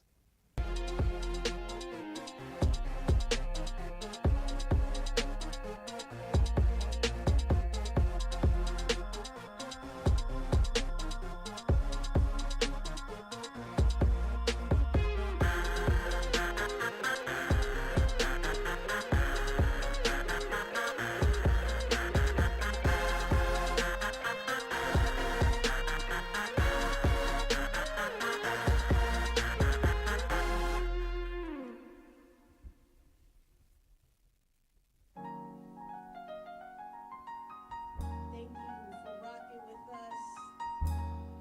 Again, we are OJ in the air. And y'all are so amazing. Shout out to you. You are just golden. Literally. I see so many ribbons in the sky. It reminds me why we do this so naturally. We were born to fly. Many wonder how we soar high. We pour them a little juice, and when they sip it, they'll see OJ got to quench your thirst. We be the ones that change the game on some other ish, on some Martin Gina lovey-dovey ish, on some we can never quit. Sims on keys make chords climb past clouds, shine a light you can never miss. El Dad with the notes that tango. Pretty Will got melodies sweeter than mango. Snacks always snacking, smacking louder than cymbals crashing. True. Lee bring the action, adding facts to this rap ish. The MC with the 90s drip. We be the ones your mama can't get enough of. She listen to us for some good grub. Shout it to your hood, OJ shutting down the club. They asked us how we did it, how we did it. How we pushed it past the limit. Past the limits. Man, we tell them we ain't finished. We ain't even hit the peak. This is only the beginning. Yeah. They asked us how we did it, how we did it. How we pushed it past the limit, past the limit. We just tell them we ain't finished. We ain't even hit the peak. This is only the beginning. B, this is only the beginning. OJ and the Yams about to put a foot up in it. Said this is only the beginning. OJ and the Yams about to put a foot up in it. Said this is only the beginning. OJ and the Yams about to put a foot up in it. Said this is only the beginning. OJ and the Yams about to put a foot up in it. So we call this the grocery list. We about to give you some ingredients that'll leave you full.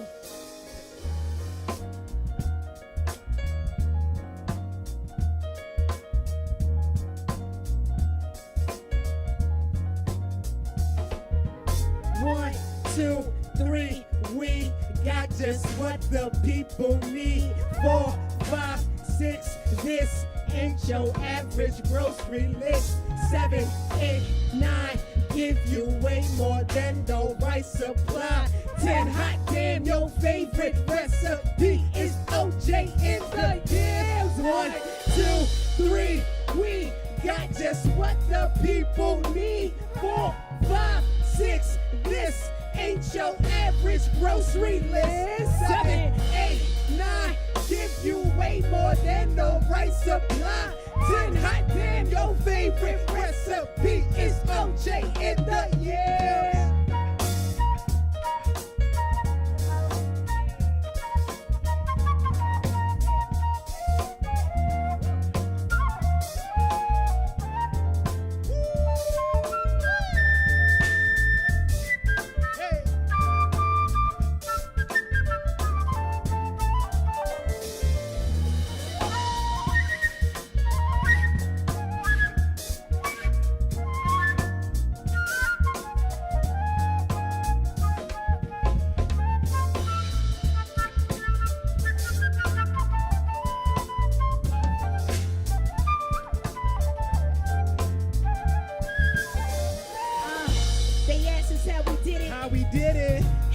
pushing past the limit. Past the limits. We tell them we ain't finished, we ain't even hit the peak. This is only the beginning.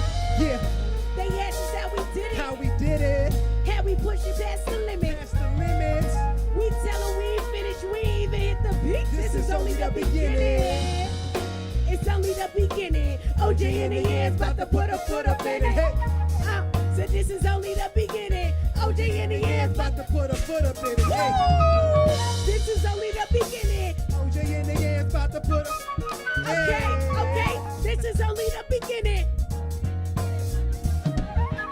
Dream of the things you'll never know. Oh, dream of the beauty within your soul. George Floyd! When you dream, dream slow.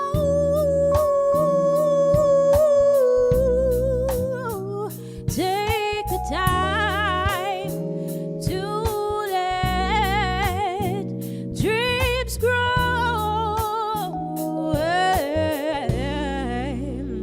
Just dream, just dream, just dream.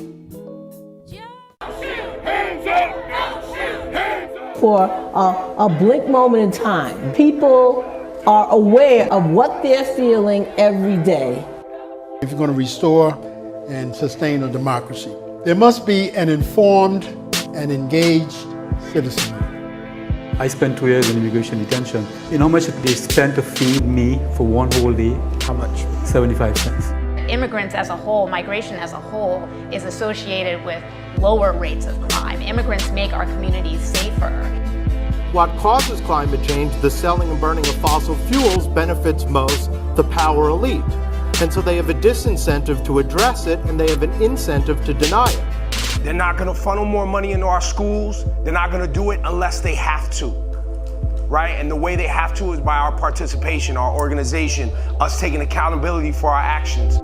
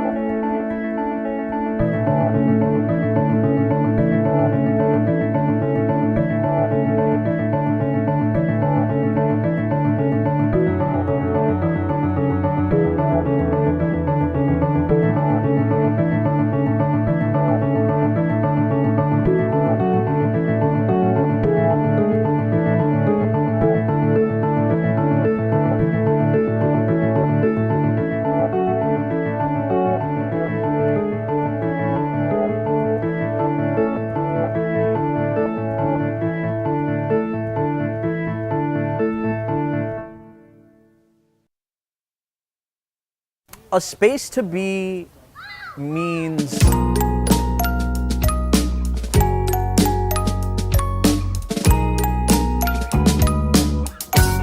now let's hear you talk like pirates. Let's hear you say yar. Yar, that's extra credit. All right, not bad. Let's hear you say ay.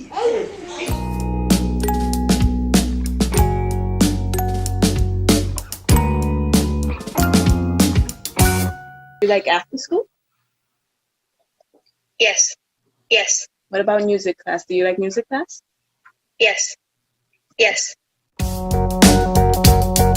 What I think is so wonderful about Extreme Kids is every family gets something different out of our programs. When I started speaking with parents, I just felt like, it's okay to cry. It's okay to be excited about things that people take for granted. And I was able to speak about some of those things. So, I'm feeling great about Extreme Kids because they teach me a lot of things, and I play Roblox and I learn something new.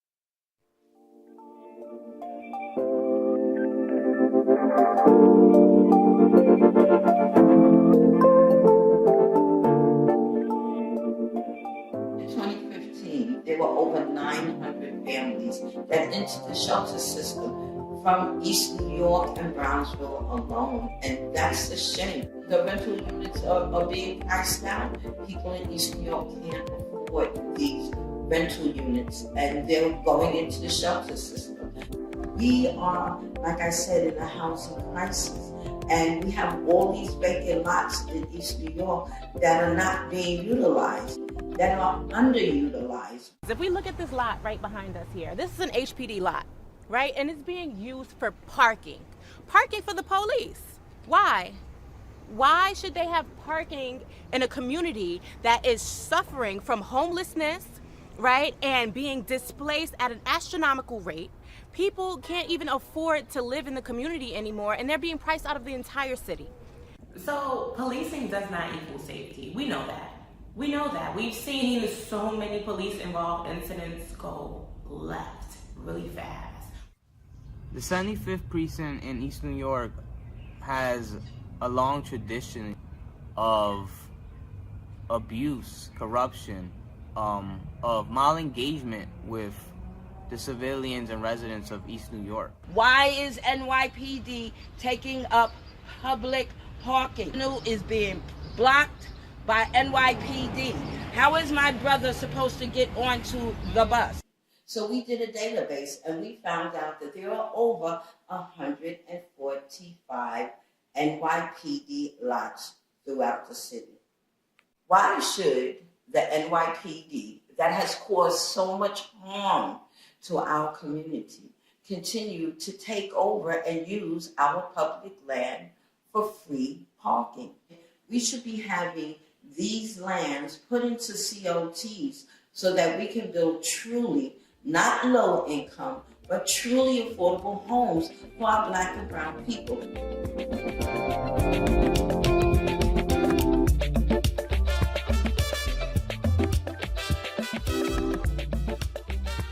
This different sort of organization can really be beneficial because we are boots on the ground in the community. We have surveyed over 250 lots right here in East New York that are city-owned, which are vacant. Vacant. We surveyed the lots. We set out to talk to the community to find out what it is that they wanted on these vacant lots. Yes, some of them wanted housing. Yes, some of them wanted commercial spacing. Yes, some of them wanted entrepreneurship, commercial space. Community self-determination. It's different when you're being dictated to, being told. But it's something different when you sit with a body of people and decide what do you want to see. How we, the East New York CLT, that's how we operate in Brooklyn and Brownsville. We go out and we speak to the community. Join our movement, the land justice movement. We need our land back, our community, our land, our decision. Public land, public hands.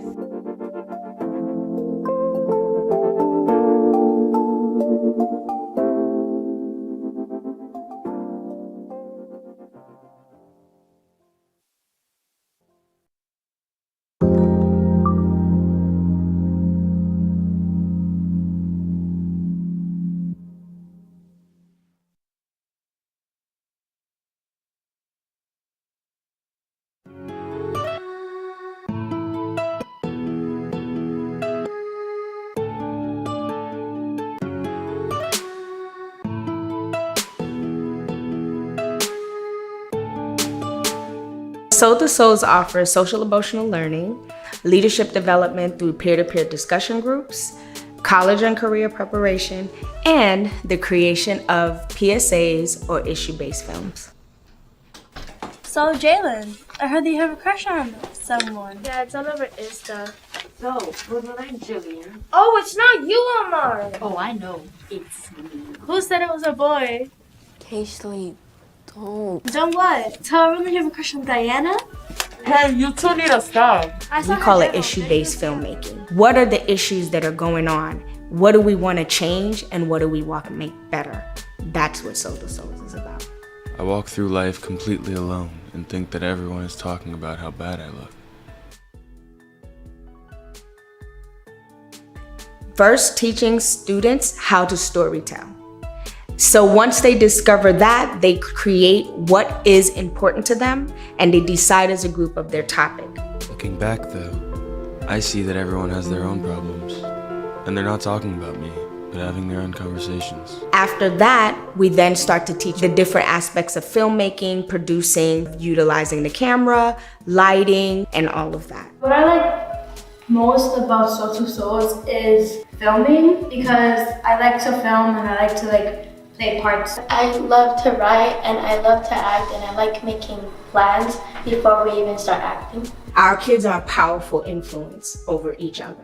A part of Soul to Souls programming is teaching young people to do peer-to-peer discussion groups, which allow them to do what we're doing. We're utilizing movies, videos, things that are talking points of realistic situations that happen in the world and in their lives, and asking questions around what decisions you would make and why. We make young people and every participant that works with us know that they matter. I believe that for most of the students in the New York City, there is a vast need for social and emotional support.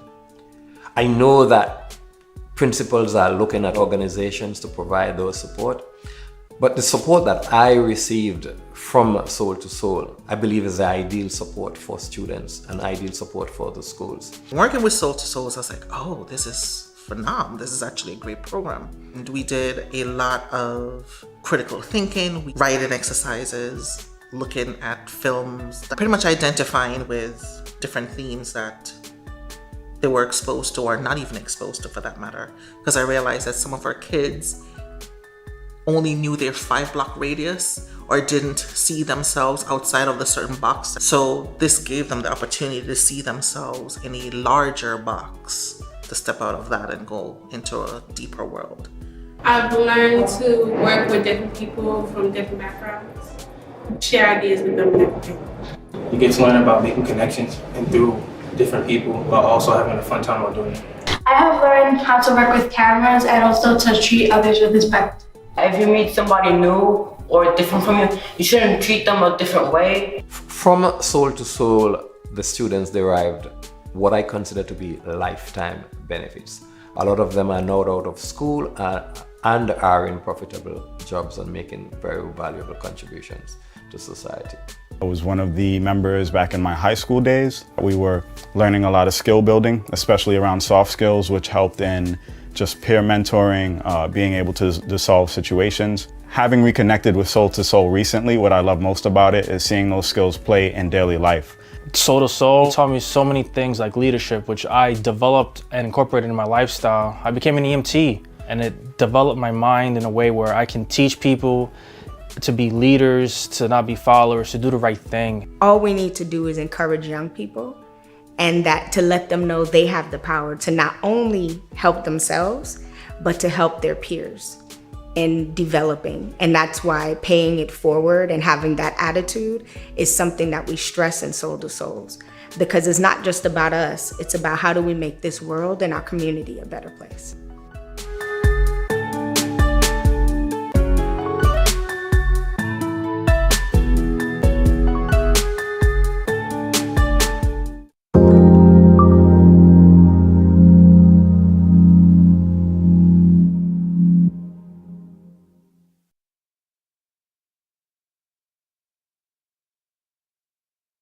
Hello and welcome to Real Brooklyn, powered by BKReader.com. Real Brooklyn is a show that takes a closer look at the people who make up our ever-changing neighborhoods. In this episode, we go to Crown Heights to meet Malika Oyo. Malika is a top real estate broker and the founder of the House of Oyo, a unique brownstone mansion that is both a private residence and, as she describes it, a quiet event space. What's up, everybody? It's Takala here from Real Brooklyn, here with Malika Oyo, here in the House of Oyo on the second floor deck. It's so beautiful out here. When you describe the House of Oyo to people, how do you describe it? I describe it as a unique brownstone mansion that is meant as a home sharing space, and we do quiet events. People always say, "What's a quiet event?" One where people aren't jumping up and down, playing a bunch of music. It's bridal showers, it's board meetings, it's readings. First of all, that lamp is a superstar. What's going on? Oh yes, the giraffe lamp. So the giraffe lamp. So apparently, this lamp was in this club called Treehouse in the city, and when they went out of business, they auctioned off all of the lamps. I think there were 12 of them. Mm-hmm. Rumor has it Brad Pitt has one. Really? House of Oyo got 2. Awesome. Hey! Awesome. In this room, this was an interesting piece. When we came through, this was a solid wall, right? Really? It was a wall, and it was awesome. It was a dope room, and we're standing outside, just in the house, in front of the house, just talking. I'm looking up, and I'm just like, "Did y'all see another window in that room?" And we come back in, it was like, "Yo, there was a window behind the sheetrock." Man, we pulled that out, and it was like bling bling, so much sun. Wow, awesome. Yeah. We call this the landing, right? Mm-hmm. What else? Come up the steps, get to the landing, you go to the next one, it's the landing.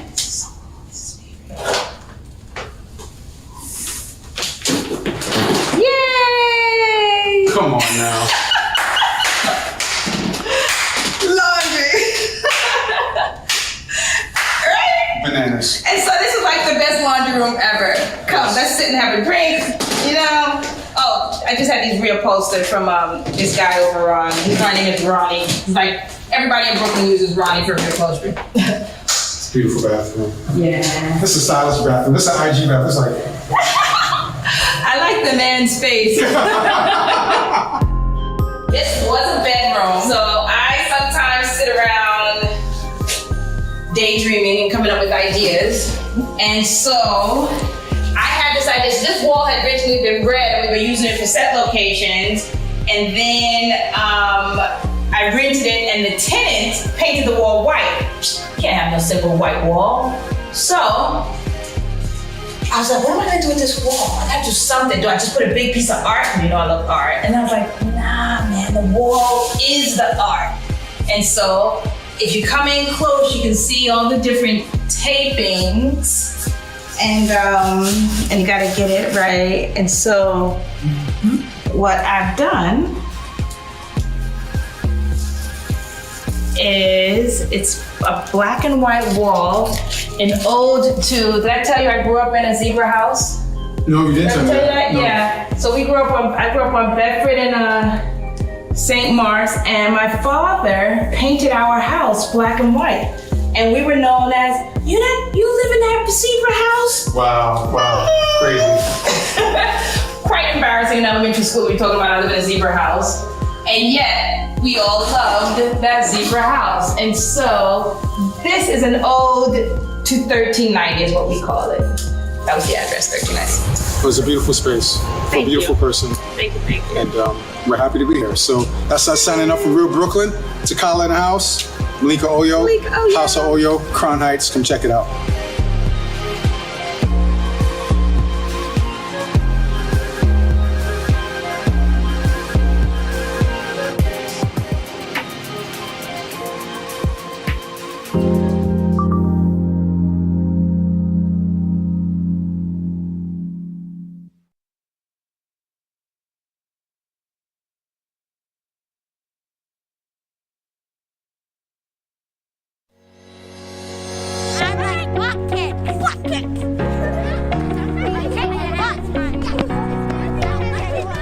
At Girls on the Run, we inspire girls to be joyful, healthy, and confident using a fun, experience-based curriculum that incorporates running.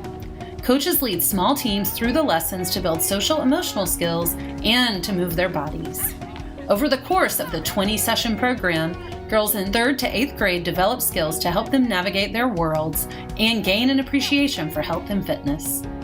All right, so we can be a part of smaller communities like this team, not a huge group, or bigger communities like Violet was talking about, the whole city. During our workout today, we're going to do some brainstorming about communities that we are a part of. So, here's our poster.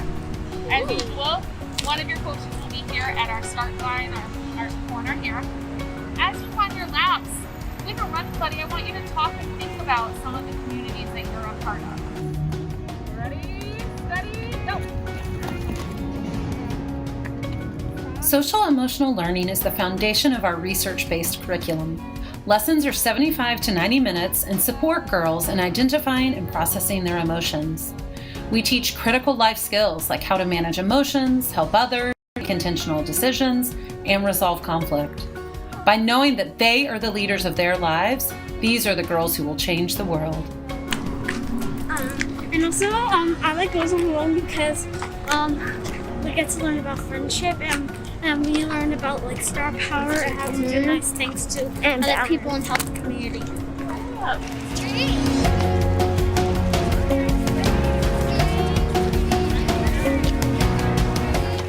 I learned a lot about star power. It's the energy inside you that ignites when you're happy or excited. A lesson, I think every season I'm reminded about how special, Girls on the Run is, and it's always nice to see the relationships that they build with each other. And so somebody that comes into the season that maybe feels a little quiet in the larger group can really shine at Girls on the Run because it's a safe space for them to feel like a place that they can be themselves and be accepted for that. So I think that's just an overall lesson of acceptance, and every year I'm reminded of that. So it's really lovely. Girls on the Run is so much fun. Girls on the Run is number one. My favorite lesson is that you can do and be anything at Girls on the Run. You make new friends, you learn how to work your body, and you get to be you. And Girls on the Run is like so accepting and like so cool, and like I'm glad that I'm actually joined it. So that's what I learned. I'm so proud of you, and I know that this is your first walk and you're gonna have many, many more to come. Okay, keep it up.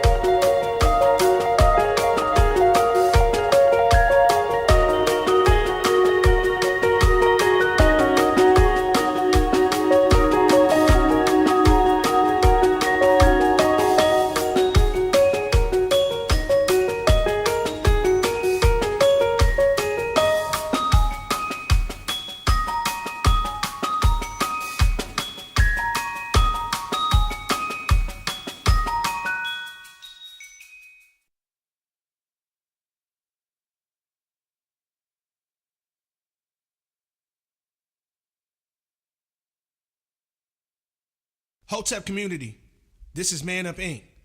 We are a Brooklyn-based organization here to service the community. Due to COVID-19, we need you to help us help you. So wash your hands, wear your mask, and maintain your social distance. Practice these safety tips and remember, stay safe, stay home, and don't pass it on.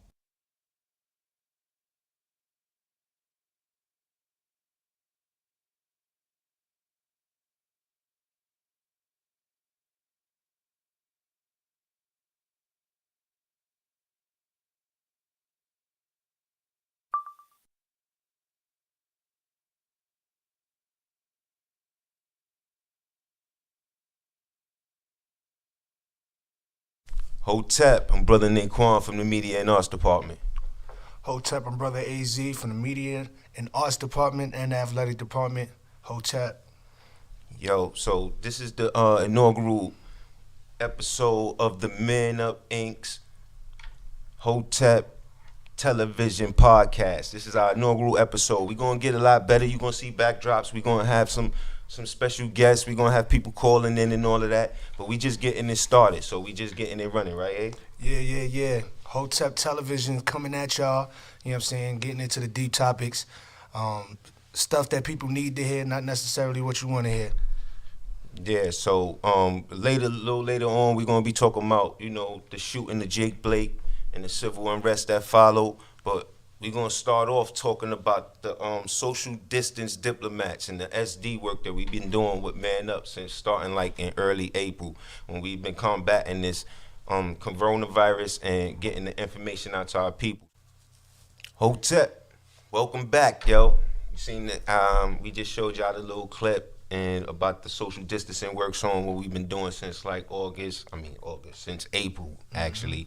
When people were still scared to come out in the street and all of that, and everybody was scared of their own family members coming over, we was already out here doing the work. What you think about the clip? Yeah, we were definitely, piggybacking on what you just said, we were definitely out there really, really early. Definitely definition of front line, first line. About the social distance work for me, I appreciate being a part of it. It's fulfilling. It's a fulfilling feeling, helping the community and helping give information about this virus that's really penetrated our community. Yeah. And you, as you heard or saw in the video, like we trying to start this hashtag ICSD. You know what I mean? Because we need the people to acknowledge that we in the neighborhoods. They need to acknowledge that. Like if we giving out thousands and tens of thousands of pieces of equipment, then that means that we are directly having an effect on the spread.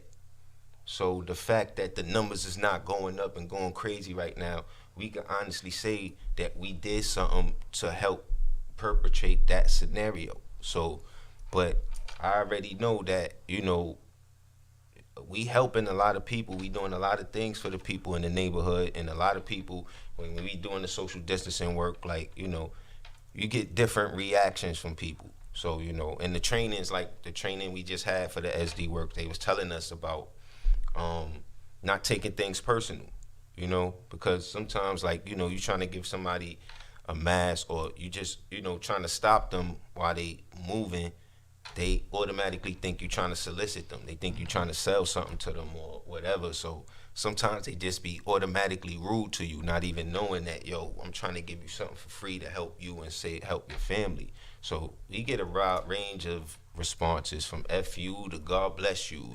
You know what I mean? So and that's also a New York City thing. Yeah, like, everybody ain't gonna feel the same way. And then sometimes, we actually get into conversations with people that want to say, like, the COVID thing is not real. Like, they want to say it's not real. They want to say it's a hoax. They want to, but that's because it ain't affect them personally. But see, working in this organization, we know people who have caught it personally. We know people who have died personally. So we know that it's actually real. But just like with anything else, the fact that we don't have that abundance of resources, we don't control a lot of our hospitals and all of that stuff, we can't control how it affects our community once they get in there, right? Like, so once they in the hospital and then something happens, like, you know, we don't really know about that process, but we know that we are dying faster than everybody else. And we could directly correlate that to, you know, our people not having resources, which we're trying to help with, but it's also got to do with, you know, how they being treated in these medical facilities. And that's going to be something that, you know, has to be handled like on a level that's higher than us. Like, you know, Brother AT and them, you know what I'm saying? Brother Charles and them, they like to rush the Capitol and you know, yell at the lawmakers. That's what they on. So we going to play the ground, they going to play that part, right? And also, the important part of this work is the communication. You can't learn and succeed at anything without communication. And we're on the front line communicating with these people, spreading the information, giving them the information, which is literally more important probably than giving them a mask, because if they don't know, you know what I mean, for example, what you just said, some people would be like, yo, it's not real. But at the same time, my response would be, still take the precaution, because you're being selfish. You know what I mean? You still may spread it. Even though your belief, your individual belief, you still share the earth with 8 billion people. So, you know what I mean? Just be a little mindful and don't let your conspiracy theories really get out of whack. You know what I'm saying? It's understandable because there's a lot of information coming our way, but we can't be selfish. We got to look out for our fellow man. For more info or to support Man Up Inc., please go to manupinc.org. This project is supported in part by an award from the National Endowment for the Arts. To find out more about how National Endowment for the Arts grants impacts individuals and communities, visit www.arts.gov.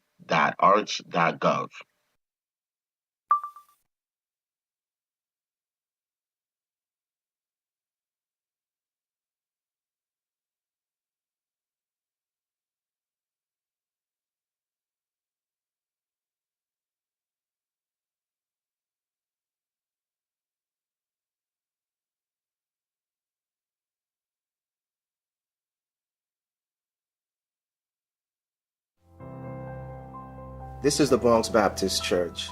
I'm Reverend Frank Williams, and I serve as the lead pastor here. The church was founded in 1964 as a chapel or a mission of Evergreen Baptist Church. They commissioned and sent Reverend Dr. Samuel G. Simpson and his wife Lola Simpson to the Bronx to start this work. The ministry has seen the Bronx through some of the most challenging times, including the burning of the Bronx in the 1970s, where so many of these buildings in the neighborhoods were burnt out and abandoned. Dr. Simpson, along with several other pastors, founded organizations that would revitalize communities.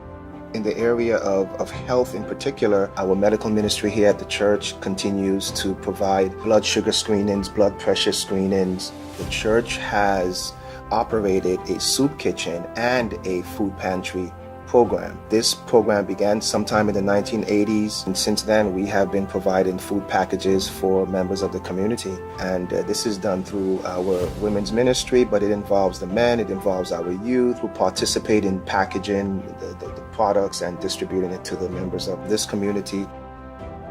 The church has been involved in the area of community education for many years. We've also had our mental health training that we've done more recently. We've also had sessions in the area of parenting. It involved parents within the church community, parents who are residents of this community, and also parents whose children attend the daycare. We've had seminars, we've talked about immigration, we've talked about financial wellness. So from our food distribution that's been going on for many years, to the housing that we've been involved with, to more recently some of our education programs, I've seen ongoing impact of this ministry and its work in the community.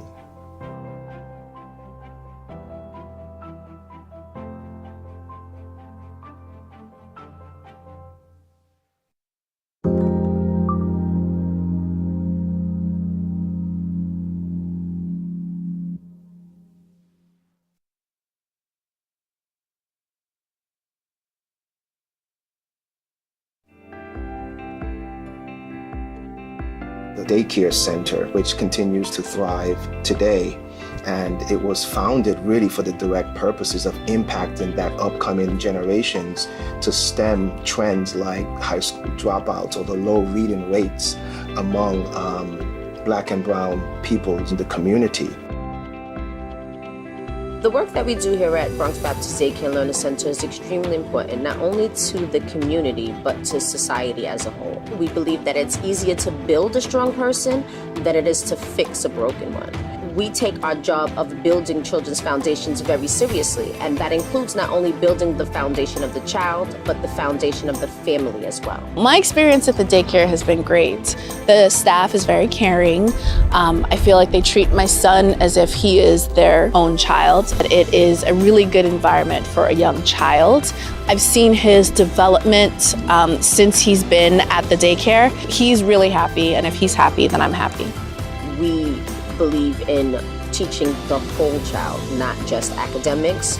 We focus on social emotional health, physical health, mental health. In the area of health in particular, I've seen initiatives like our Eat Well, Play Hard initiative really help families to better manage the overall health choices that they make for their children and for themselves. Through that initiative, had cooking classes for the parents, teaching them how to cook healthy foods on a budget. The number one way that we support health equity at Bronx Baptist Daycare and Learning Center is through the provision of information to the parents. We provide them with information about immunizations, developmental milestones. Another way we promote health equity is through teaching diversity and inclusivity. It's very important that the children learn that there are people that are different from themselves, and that doesn't mean that it's a negative thing. And so that's something that we really stress here at Bronx Baptist, is not only pride for our own culture, but respect for the cultures and ethnicities of other people. There are a lot of resources in this community that are not being utilized due to lack of knowledge. So by providing the parents with those resources is one way that we help to support the foundation of family, which in turn supports the foundation of the child.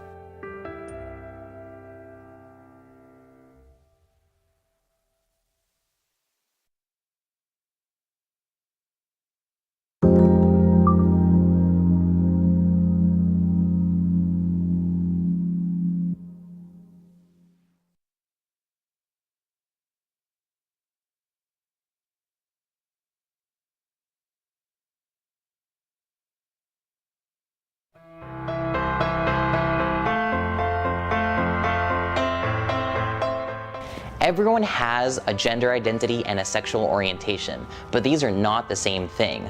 When we're born, parents, the doctor, society at large will categorize you as either male or female based on the parts that you have. But that's not the same thing as your gender identity. Your gender identity is what lives in your mind and in your heart. It's how you see yourself. And all of those things are also different than your sexuality. You might think of your gender as who you go to bed as, and your sexuality as who you go to bed with. You can never tell who is transgender, gender nonconforming, or non-binary in the room that you're in. Gender expansiveness and fluidity helps everyone, including cisgender people, because the gender binary and the rigid gender roles it produces is the primary reason for gender-based discrimination and violence. Often when trans and non-binary individuals come out, they may change their name or their pronouns. And the best way to show support is to simply ask them what terms feel most affirming for them.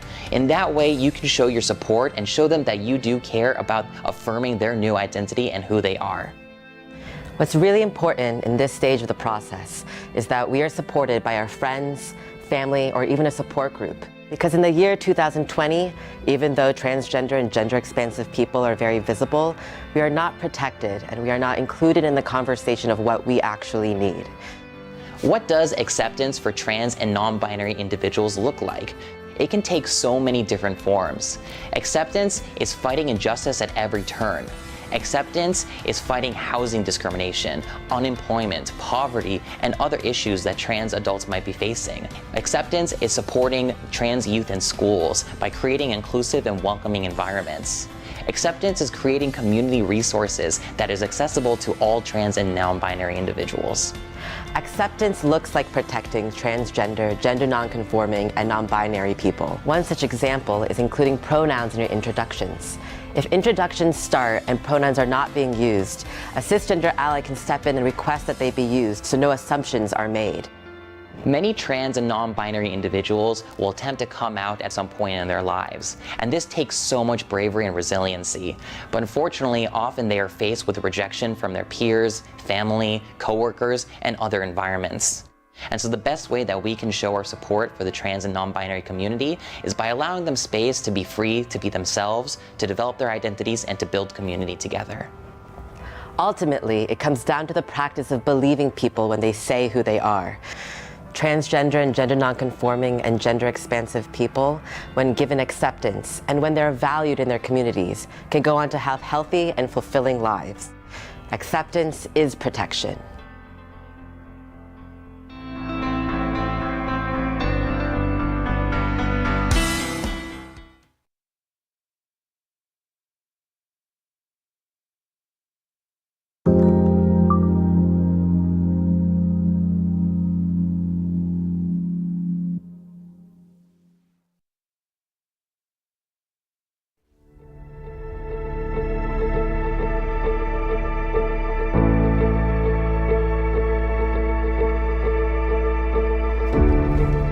Welcome to the Family Acceptance Podcast, where we will hear the voices of caregivers who accept and celebrate their transgender and non-binary children, as well as the professionals who help them to get there.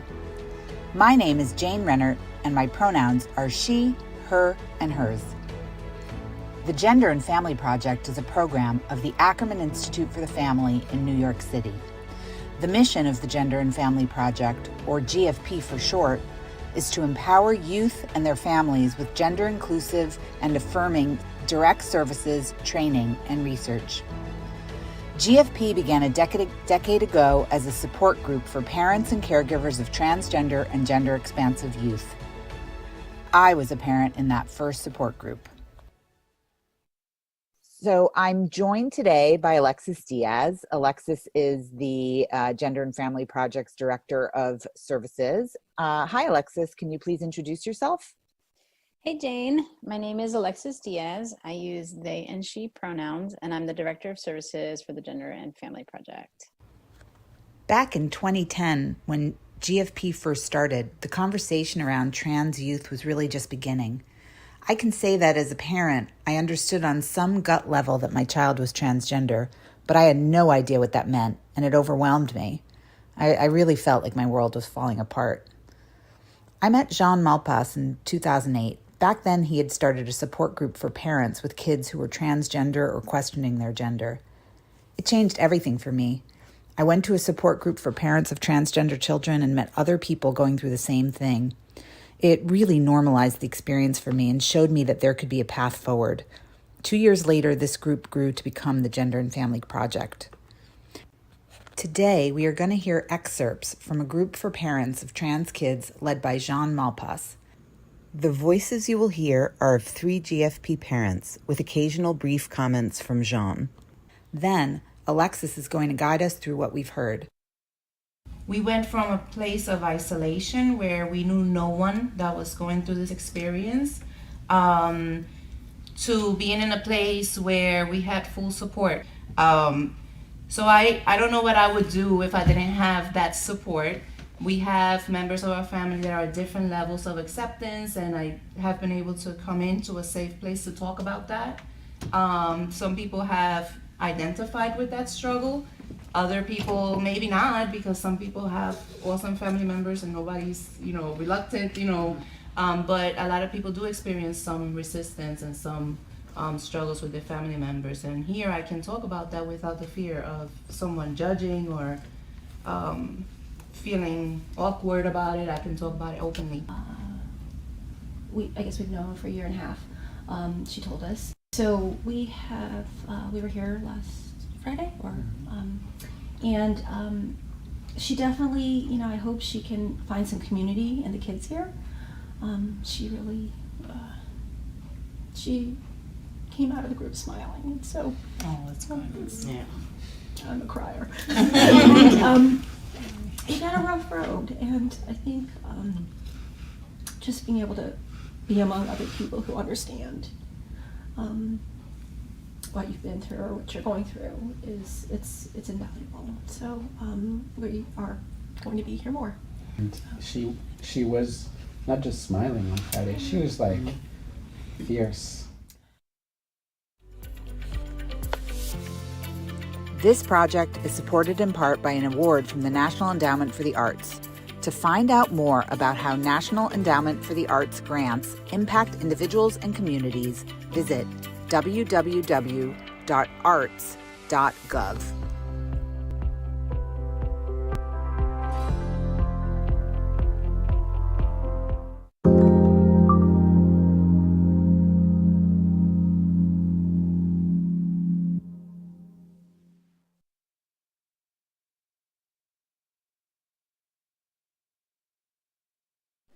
I think the thing that Venture House does for me the most is it's enabled me to explore myself, explore what I can do, and have a community to share my work with. Oh yeah, definitely. And yeah, I guess that would probably go into how Venture House kind of helps you with your personal and professional goals. You know? Yeah, I mean, I'll be happy to repeat it if you want me to. No, that's okay, unless you want to. But is there any other way that Venture House helps you with your personal goals, or the community is definitely a huge thing. Right. Yeah. Well, with my goals, yes, of course, it's done a lot from me to, first of all, like for instance, before I became a member at Venture House, I did not say to myself, okay, I should strive to become a filmmaker. It's becoming a member of Venture House sort of encouraged me to explore what I'm capable of, what my strengths are, and how I should strive to improve on my strengths. Because when I first became a member of Venture House, one of the first things that I noticed is there's a lot of people at Venture House getting into creative endeavors, or they might do something creative as a hobby. And one thing that really impressed me was the paintings around the building, the artwork, also some of the videos that were put out by BRIC TV. So it really encouraged me to explore who I am, as what my goals are, and I quickly established that my goal was to tell stories visually. Awesome. Definitely. From what I've seen of some of your work, you've become very, very good at that too. What am I doing? What am I coming here for? I don't want to just sit around no more. You know what I'm saying? Like, I want to be productive and I want to help out. Yeah, and I think you definitely emphasized. Also, thank you for the pitch to the E&E unit. Come join the E&E unit, everyone. Oh yeah, well, I asked you too, but I mean, I'm just saying that's what it is. Like, that's why I say, all right, man, I can't wait till it opens again. But even without, like, the ideas to come up with all this stuff is good, man. It's motivational, to be honest. It's good that somebody somewhere is listening, trying to, to maybe even get motivated that they want to do one. But, it's fun. It's fun. It really is. The Clubhouse is fun. I'm not the longest attending member, but I'll tell you this much. There's not nobody that come to Venture House more than me since I've been there. I come 6 days a week, just about. Yep, he does. I know I come in every day and I'm like, oh, hey, Wade, good morning.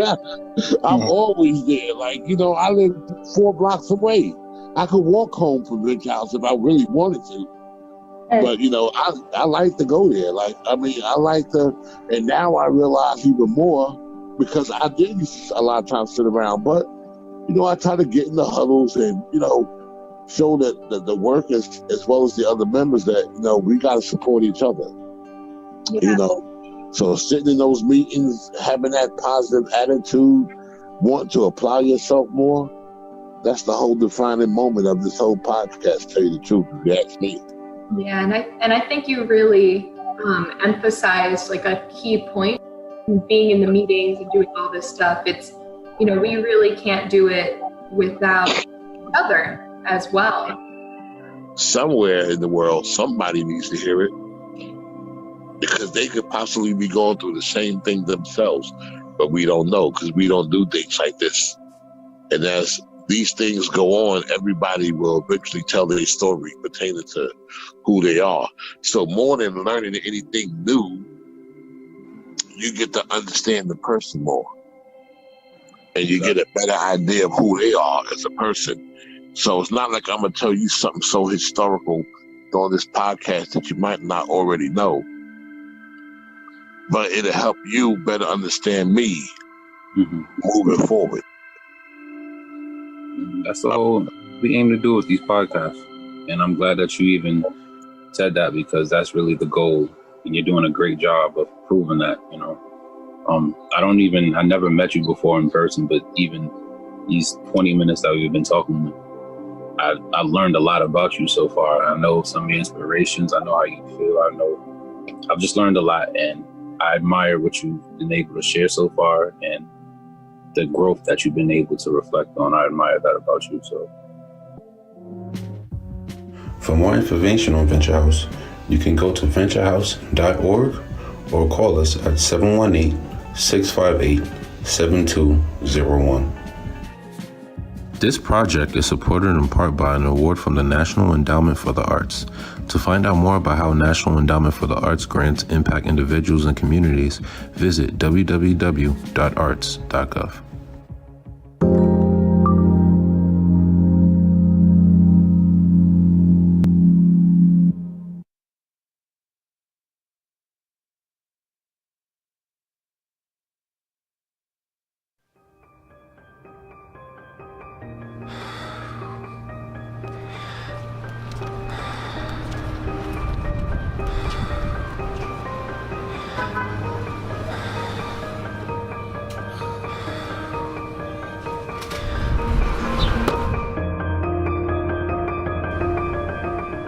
Close your eyes.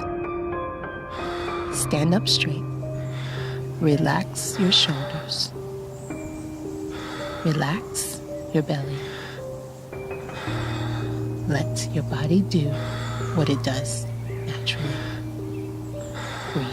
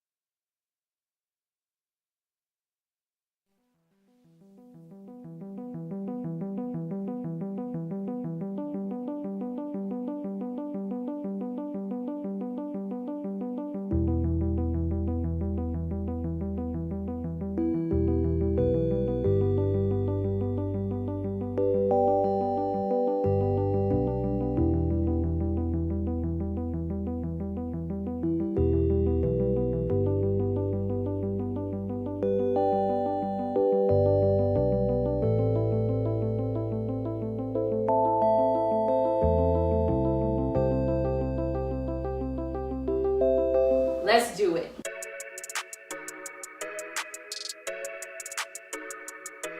And we're gonna just drop, bam. We're going to start with a point and a flex and a point and a flex.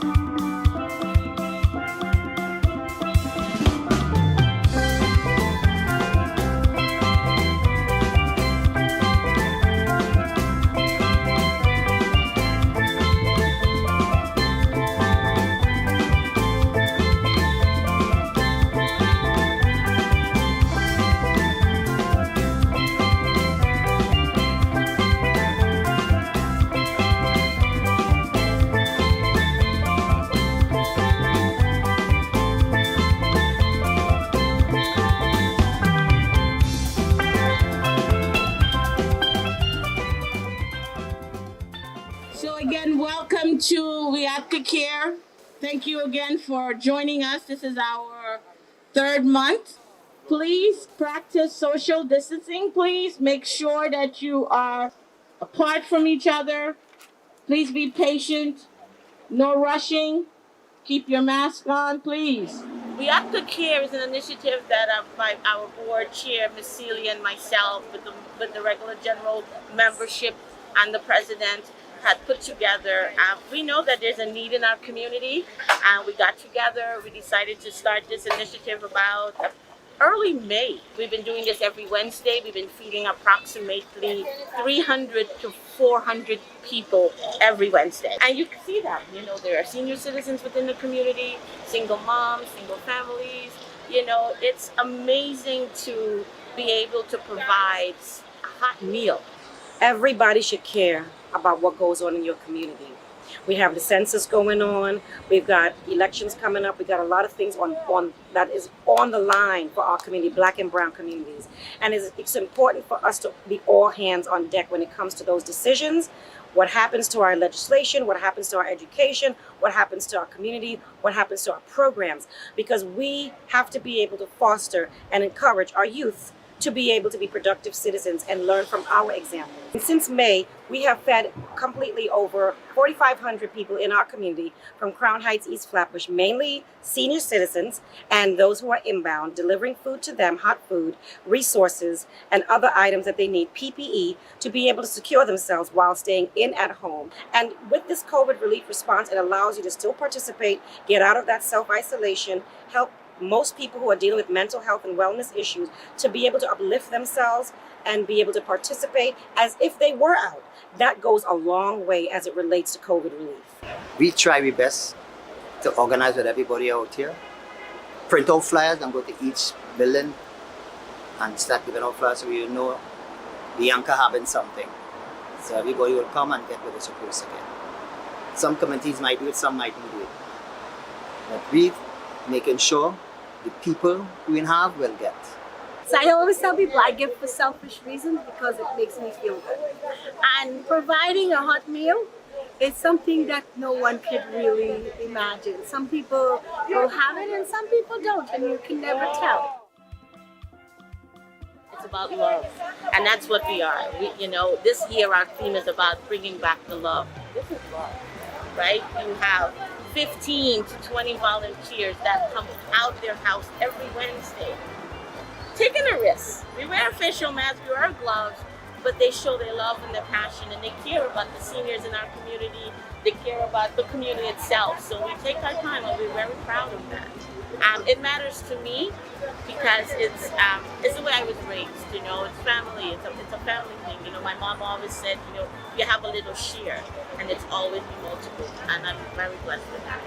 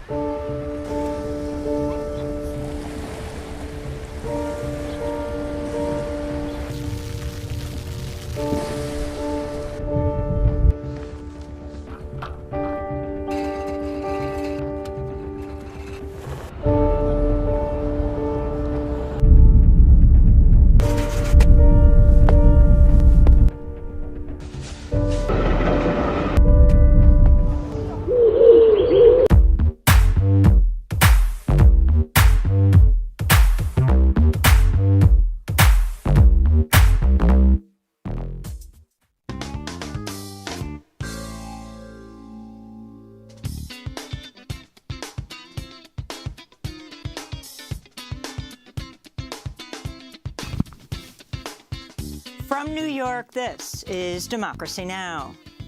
And together, our allies, we're going to make sure that NATO is ready to meet threats from all directions across every domain, land, air, and the sea.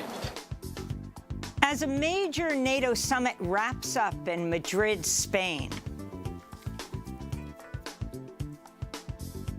the United States announces plans to build a permanent military base in Poland, while NATO formally invites Sweden and Finland to join the military alliance. This comes 4 months after Russia invaded Ukraine. We'll get the latest and look at how the right-wing Supreme Court is radically reshaping the United States. On Friday, June 24th, 5 Americans decided to use the vast power bestowed upon them by our democracy and our Constitution to unconscionably put at risk the life and health of millions of our fellow Americans. As the U.S. Secretary of Health and Human Services decries the Supreme Court's ruling overturning Roe, we speak to David Cole of the American Civil Liberties Union. Then Michigan's Supreme Court throws out charges against former Michigan Governor Rick Snyder and 8 other former officials for their role in Flint's deadly water crisis, the poisoning of an American city. We get response from Flint Rising activists Nayira Sharif and Melissa Mays. How have you been affected by the poisoned water? Well, all 3 of my sons are anemic now. They have bone pain every single day.